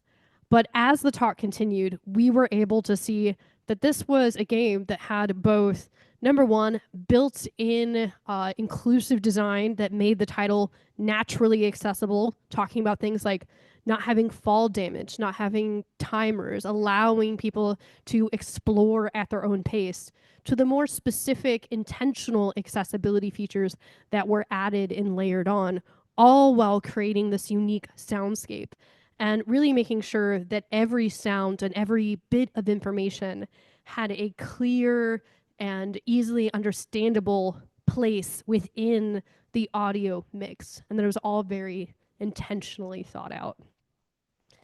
You know, it was also great to see, and I love that he called it out both at the beginning and at the end, is there are audio games that have existed for a long time. For those of you who missed it, so the audiogames.net, that website has actually existed for over 20 years. And so there is a wealth of knowledge. So at the end, when he was saying, you know, go here, check out these, see what lessons they have already learned, see what has already worked, there is literally 2 decades worth of knowledge that we can pull from in this audio space. We have so much that we can learn from these developers and these communities. And so with that, we will take another short break and we'll be back with our last talk of the day. Thank you.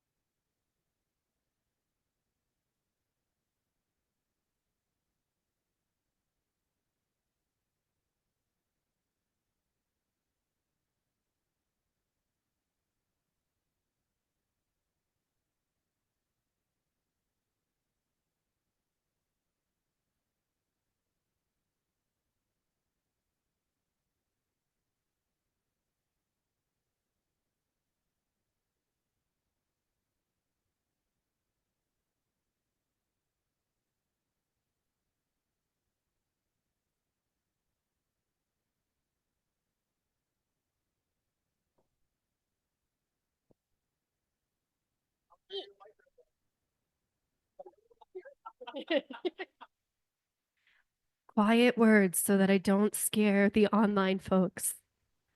Look, I'm getting better. I don't have the same ASMR voice as that last presentation, though.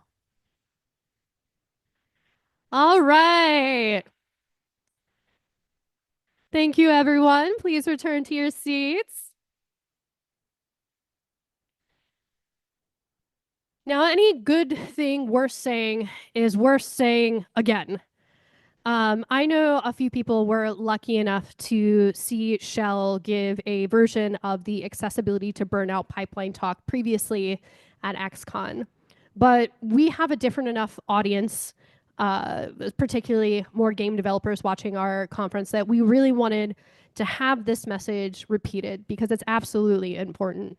And of course, because Ian has to torture our speakers, he asked Shell to cut her talk in half for this time slot. So please send good vibes to Shell as she attempts to take literally one of the best talks I've ever seen. I mean, let's be real, it's going to be one of the best talks we've ever seen again, anyway, even at half the content. So let's welcome our last speaker of the day, Shell Little.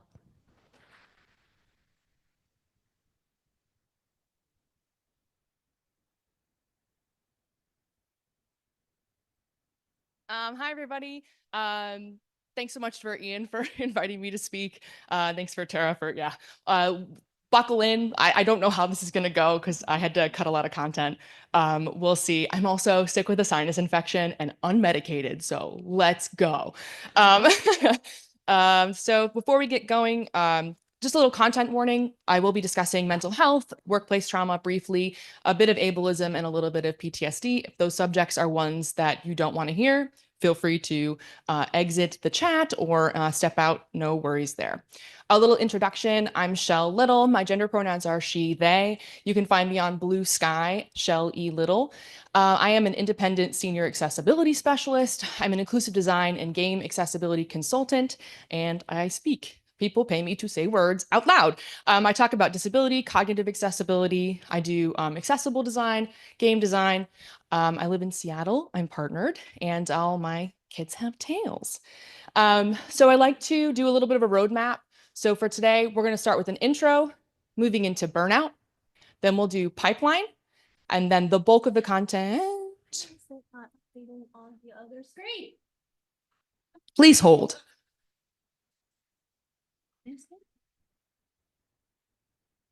Does it not like because it's full screen?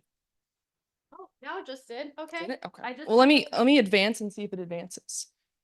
Does it? It doesn't. What are you doing? How did it? Maybe it's because it's full screen. Here, let me. Oh, it's just delayed. Is it delayed? Okay, can you get my thing back? Help, help. This computer's a beast. That's what we call it, actually. Yeah, the beast. Yeah. That's hilarious. Okay. Let me go back. Okay, anyway, the bulk of the content will be in prevention, and then we'll move into a conclusion. So I would say items 1, 2, 3 are predominantly in the first third, and then item number 4 is just a little bit past the halfway mark. Okay, intro. So to start off, I want to say that workplace trauma is real and your feelings are valid. So long-term workplace trauma is another recognized condition and can lead to and can cause PTSD. Individuals may be subject to extreme levels of pressure, stress, or discrimination on a daily basis for years and realize they are suffering from the, okay. Here, let's just take it. Let's take it and make it not. It won't be as pretty, but it'll be functional. So go to the exit full screen. Yeah. That's okay. I'm just a guy with a mic. That's okay. Actually, Tara, you need to stay there the whole time now. My emotional support, Tara. We good? Yeah, it won't be as pretty, but maybe it'll advance. Okay. Blame Google. All right. Continuing on, individuals may be subject to extreme levels of pressure, stress, or discrimination on a daily basis for years and realize they are suffering from the condition after many years of exposure. Don't let anybody tell you otherwise, that workplace trauma is not real. Your job shouldn't make you feel like shit, and that shouldn't be something radical to say. So why this talk? So the work that we do is too important to lose more people to burnout, which we are losing people to burnout, and it is a big problem. So the more that I spoke about my own personal burnout with accessibility work, the more I realized that I wasn't alone. And not only are we losing senior leadership to burnout, but we're also losing the generation of people that will then fill that gap. So the problem is that 5-10 years from now, the people who would have moved into those senior roles aren't there anymore. So we're filling those roles with people who aren't qualified or have never worked in accessibility. And for people who have to work with, potentially skip managers or higher ups that have never worked in accessibility, you know how difficult that can be. I have a tweet on the screen right now from Eric Eggert, and it says, and if we can afford one thing, or if we cannot afford one thing, that's people quitting accessibility because they are burnt out, because they feel that they are ineffective and their work is worthless. I feel that all the time. So if you are feeling that way sometimes at work, you are not alone. So let's talk about burnout. What burnout is. So burnout is, according to Mayo Clinic, it is a special type of work-related stress, a state of physical or emotional exhaustion that involves a sense of reduced accomplishment and a loss of personal identity. But what work burnout is not. So I'm going to talk a little bit about my personal story. So like many of you, I worked a corporate job in accessibility. I was the head of inclusive design at a Fortune 500 company, and I was overworked, under-resourced, and we all tend to accept this mountain of tech debt when we start an accessibility job. On the screen right now, I have screenshots of Microsoft Calendar, and I'm quadruple booked. It's a problem, and it was a really big deal. So due to my job, I developed a panic disorder. So my body lost the ability to tell the difference between life-threatening stress and normal stress. But then I also lost the ability to care for myself. I lost the ability to make simple decisions. And then I was also stuck in a state of fight or flight for multiple years. Twilight meme on the screen. So when I quit my job, I opened up my own company and started being my own boss, but things didn't get better after leaving my 9 to 5. And I was still having panic attacks, and I still wasn't really able to do most things. So we were like, oh, no worries. I have panic disorder and just really spicy work burnout. Wrong. I actually had autistic burnout. It is a very specific type of burnout that can look like work burnout if you don't know what you're looking for. And because there are so many autistic people who work in the game accessibility field, I wanted to spend just a couple minutes talking about what is burnout and what is autistic burnout. You can also think of it as neurodivergent burnout, but the hard thing is neurodivergent doesn't just mean ADHD and autism. There's also a lot of other types of disabilities that fit into neurodivergent. So just know when I'm talking about autistic burnout, it can on some levels apply to ADHD as well. So work burnout is chronic stress from work alone, triggered by chronic work stress, like high workload, reduced accomplishments, and value misalignment. But autistic burnout is burnout from chronic life stress and inadequate support for autistic people triggered by chronic stress from sensory overload, social demands, masking, and unmet needs. Work burnout results in worse performance, depleted energy, low work morale, and languish, and it doesn't affect you outside of the work as deeply.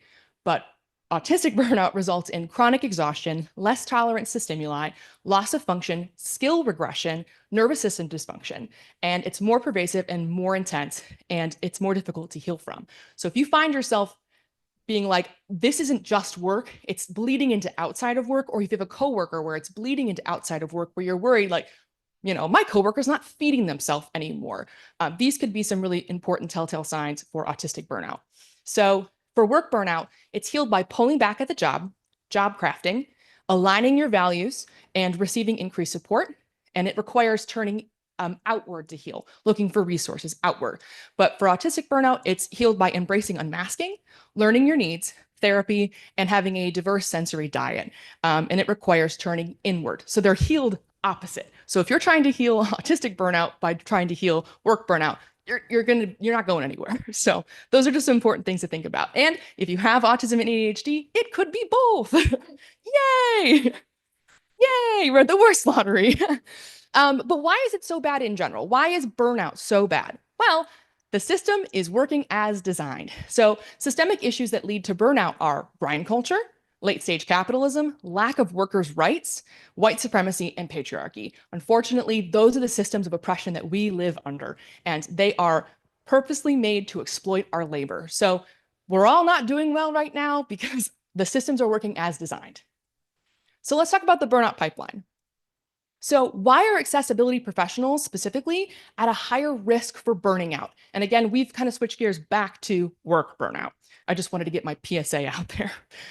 So burnout factors, they disproportionately affect accessibility specialists because when you look at the list of burnout factors, the worst ones are just part of the job. So let's talk about a few of those.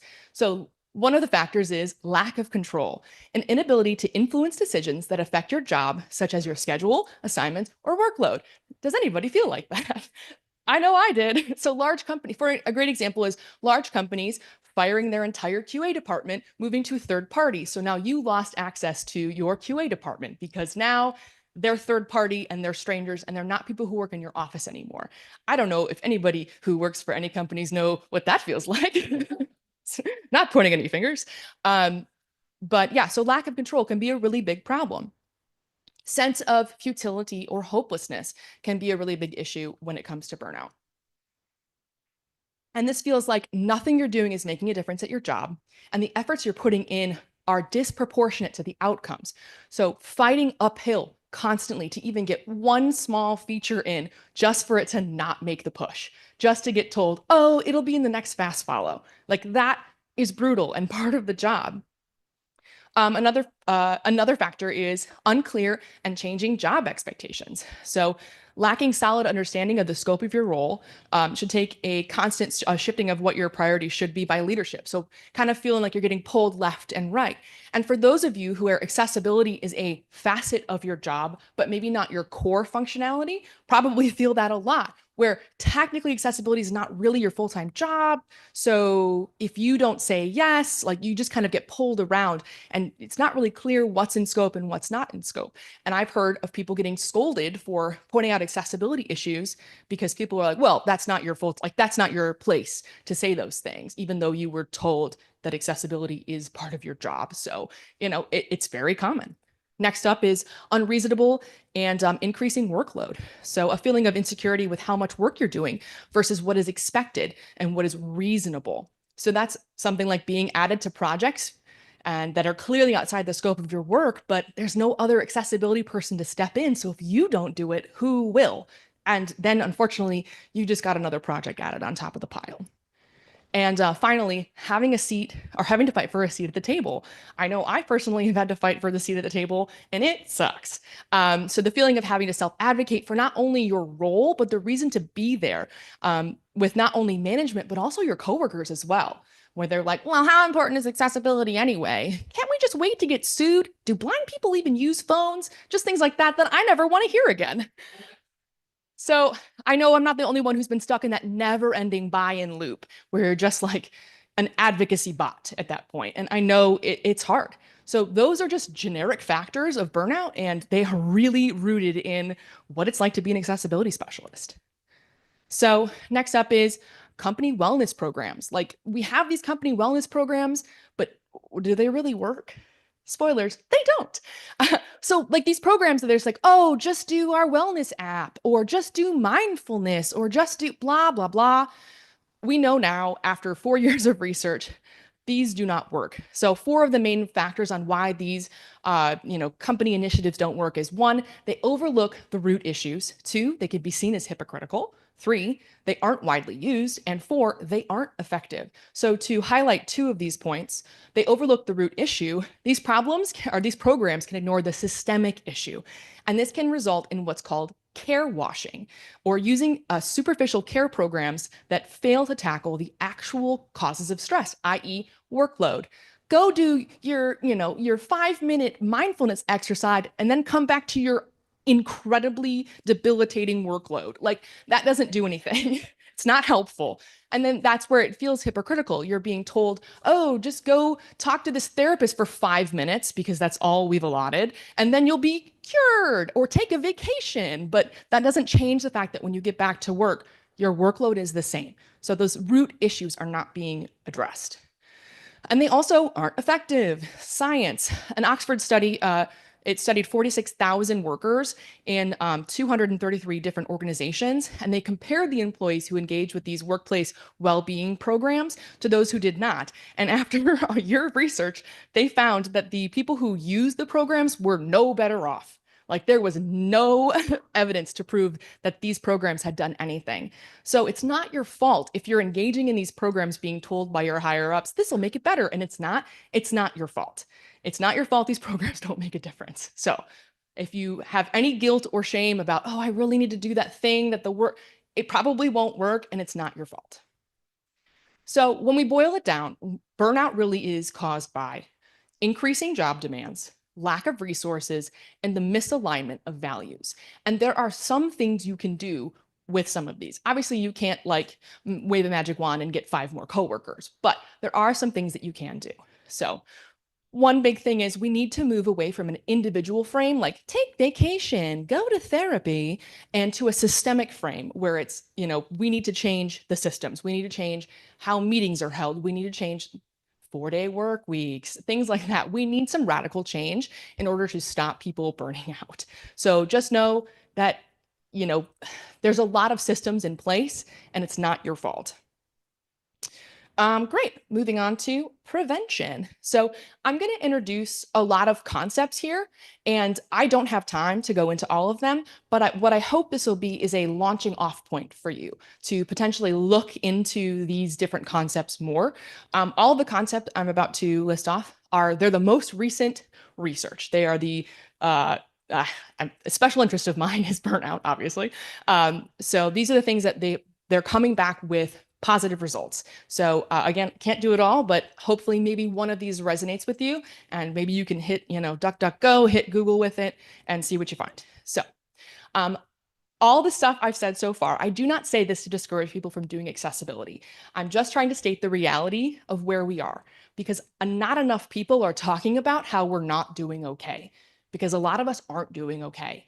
And you're not alone. And that's a very powerful statement, because I gave a presentation at A11YTO a couple years ago, and I gave this really elaborate presentation about how to hire inclusive designers, but I mentioned burnout in it. And afterwards, not a single person came up to me about my really cool tool I built. Everybody was like, let's talk about burnout. And I was like, okay, clearly I'm not the only person who's, struggling with this stuff. So I don't say this to discourage you at all. It's not the actual work that we do. It's not the accessibility work. It's the environment which we're forced to do the work that's the problem. So let's do what we can to adapt the environment to make accessibility more sustainable. So first off is boundary setting. When you're driving straight at a wall, the first thing you can do is pump the brakes. So boundary setting is a great way to pump the brakes. So first off, reevaluate your relationship with work, something that I wish someone would have said to me 3 years ago. So are you giving more than is reasonable to your job? Asking yourself that question. Do you have things outside of your career that bring you joy? Because I didn't. I was a full-time speaker and a full-time employee. And if I wasn't doing that, I was writing talks for friends and editing articles, and accessibility was everything. And when I quit my job, I was like, I don't have hobbies. What do I do for fun? And no one should get to that point. Next up is your job your main source of stress? Is your job the only pain point in your life? Everything else is great, but the stress from your job is bleeding into your marriage, bleeding into your relationship with your children, bleeding into keeping you away from your hobbies. Reevaluate those things. So another great thing that has been found, proven to help people pump the brakes, so to say, is boundary statements. So for example, I'm excited for this new task. What on my current workload would you like me to deprioritize to accommodate this new project?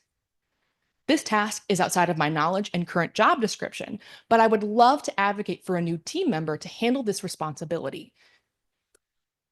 And finally, disengage and detach from work. Now, I'm not saying the concept of care less at your job is a values issue. You can't just care less. That's like, don't care about disabled people as much. Like that's not a possibility, you know? And it's something that I used to feel, but I'm like, it's a values thing. You can't just change your values. So a great way to not, you know, disengage or not care less at work is the concept of disengaging. So having a solid routine for connection from when you start work, but then having a solid disconnection plan. What do you do routinely after work to tell your body you are no longer being chased by the tiger? We go for a walk. You have to tell your nervous system, hey, I know you think we're being chased by a saber-toothed tiger right now, but we're actually not. Now it's rest and digest time. So we go for a walk every day. What do you do every day? Do you journal? Do you read? Do you cook? Do you sing? What do you do after work every day to disengage? Create barriers for outcomes of the whole company / greater team versus your role, i.e. your job. Your job is to find accessibility issues, maybe not necessarily fix accessibility issues. So putting buffers, knowing my job is to find accessibility errors. And if that doesn't get fixed, that's not my fault or my problem, is a really important mindset shift, because when it's out of your control and you can't do anything about it, it will break you down. Having emotional boundaries around things or people you do not have control over is another really big disengage tactic. And then finally, strict boundaries around outside of work hours, access, and communication. I don't know if that's a huge thing for everybody, but making sure you're saying, I'm available 9 to 5. Do not message me after. If you do, you will not hear from me. Those kinds of things studies have shown have really helped people disengage. So anyway, anybody who says quiet quitting is bad either wants to benefit from your exploited labor, or they don't understand that their labor is being exploited. All right, workplace well-being. The Surgeon General of America came out with a 48-page, check it out if you want to, 48-page, essentials for workplace mental health and well-being.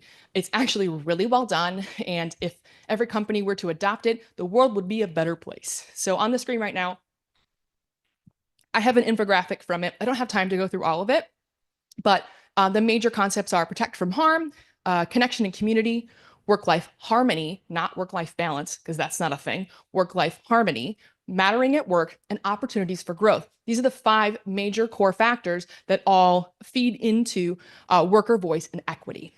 So my challenge to you is make a list of each well-being component and how much of your job aligns with those components and what part of your job does not align.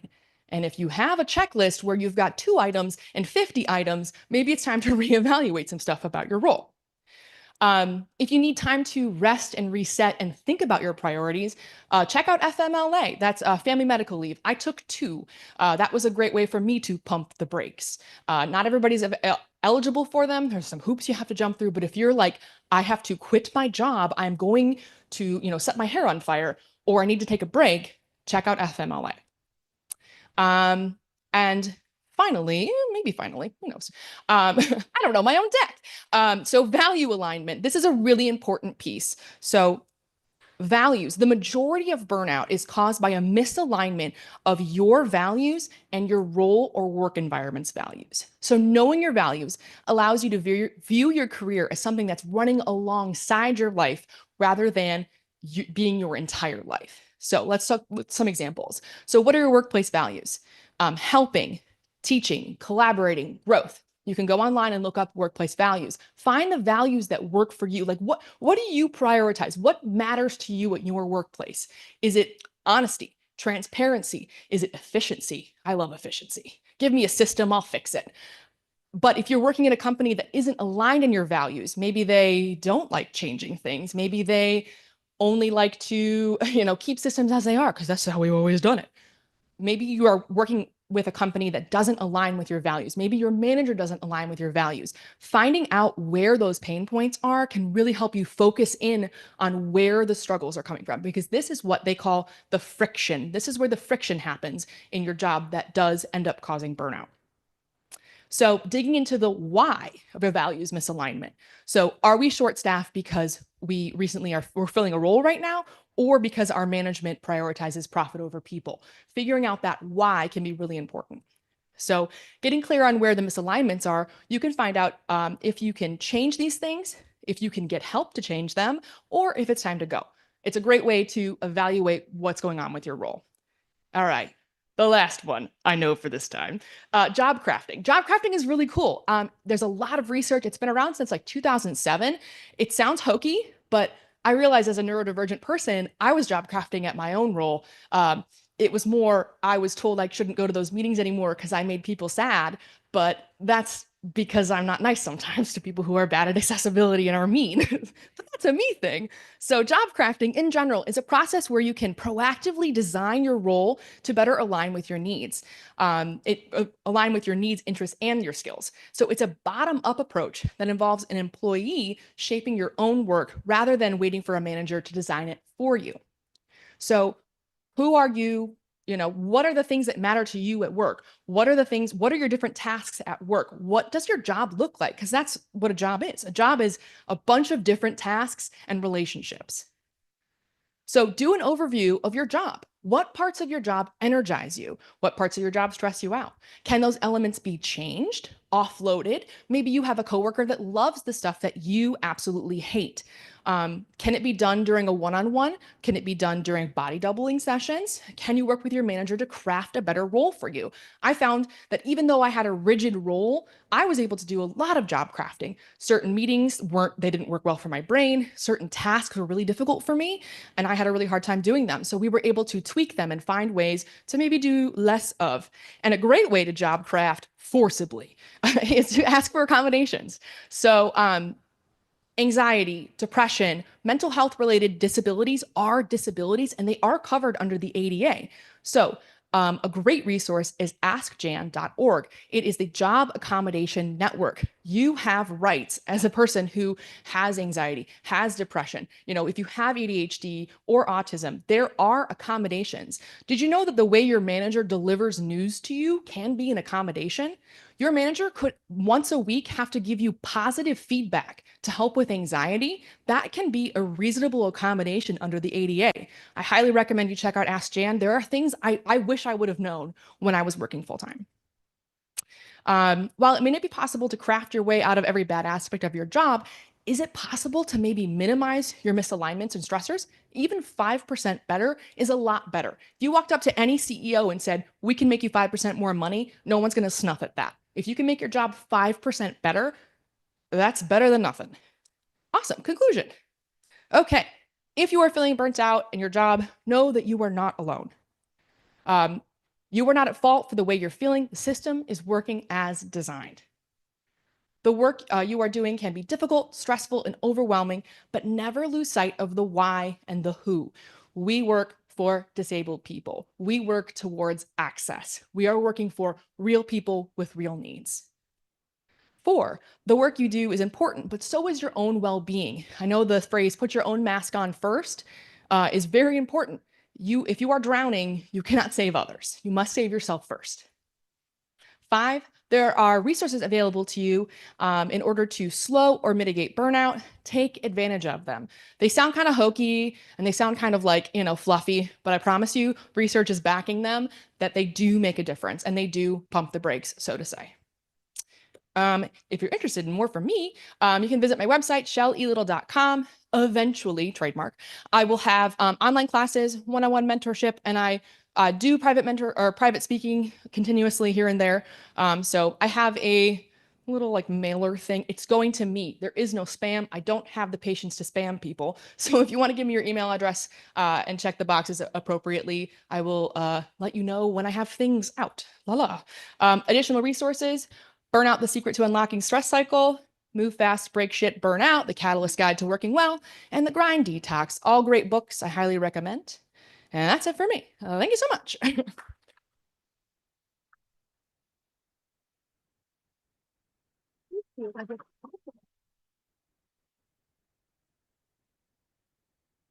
First off, Shell, thank you so much.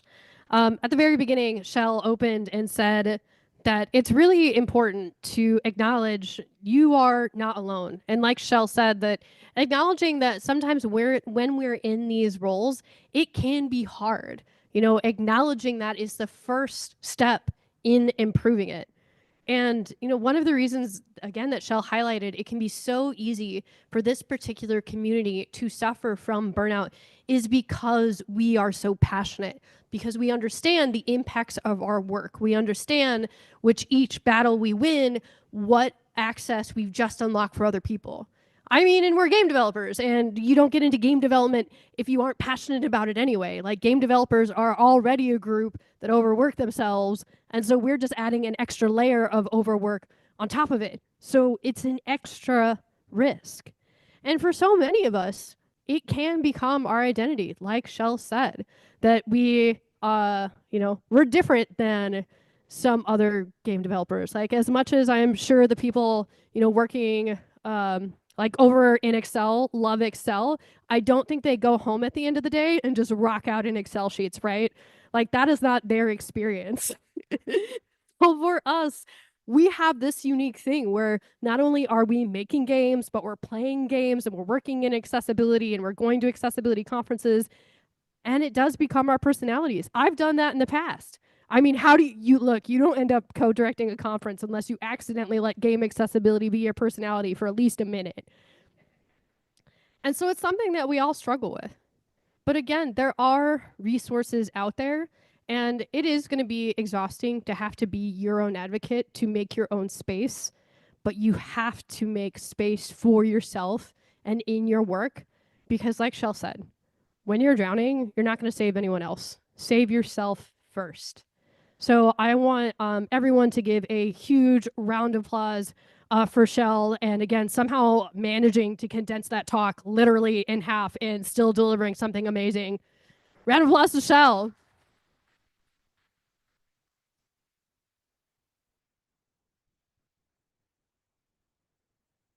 And with that, we are actually concluding day one. I can't believe we've gotten through it all already. So a few things to go over. Number one, again, we are having tours of the Inclusive Tech Lab this evening at 6:30.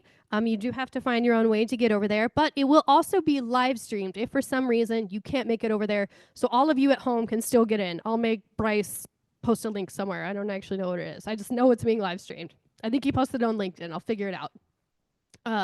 If you haven't got the opportunity to check it out, I highly recommend that you do. It's a super amazing and unique space that we're very, very lucky to have access for all of you to be able to join.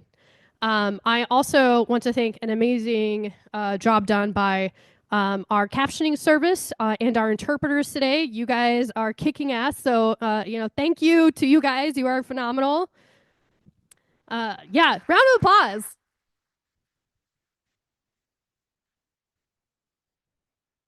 And I also, again, want to thank all of our sponsors. Like I said at the beginning of the day, for us, we try really hard to keep this price of the in-person conference as low as possible. And we really want to keep the online content, both the live streams and the videos, free for everyone to access. We know that not everyone is going to be able to get here. We know that there are financial challenges that people are facing, especially with a year full of so many layoffs. Thank you, late stage capitalism. And so we want to make sure that if people have a hunger and a desire to learn, that they have the opportunity with our content. So I again want to thank our sponsors, our gold sponsors, Sony Interactive Entertainment and Xbox. Our silver sponsors, Riot Games, Rockstar, Netflix, and Ubisoft. And then finally, our bronze sponsors, Electronic Arts, Player Research, Reed Speaker, Shara, Bungie, and Scopely. Now, I do want to call out the sponsor of Shara. So if you do not know, Shara is Shane, my best friend, and Tara, Shara. Now, Shara has been sponsoring all of the game accessibility conferences, and we literally just fundraise money from gamers. Our first one, we actually did a live stream back when we worked at Turtle Rock and asked for donations to sponsor the conference just from our players. It was a really unique time at Turtle Rock because we spent a lot of time educating our players about why we were invested in game accessibility and why it was important to us. So Turtle Rock had independently sponsored the conference, but we managed to raise additional money just from our players. you have players who are invested in accessibility, who want to help the cause. So just remember, every time you see the Shara sponsorship, that's not a corporation.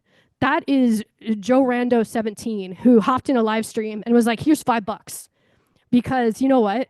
They are willing to help in whatever way they can if you give your players an opportunity. So with that, I'd love to conclude day one. Again, thank you so much for coming. We will be back tomorrow. Thank you everyone online for being here. And thank you to our amazing AV tech who has been killing it over here. Great job. And with that, see you tomorrow. Thank you.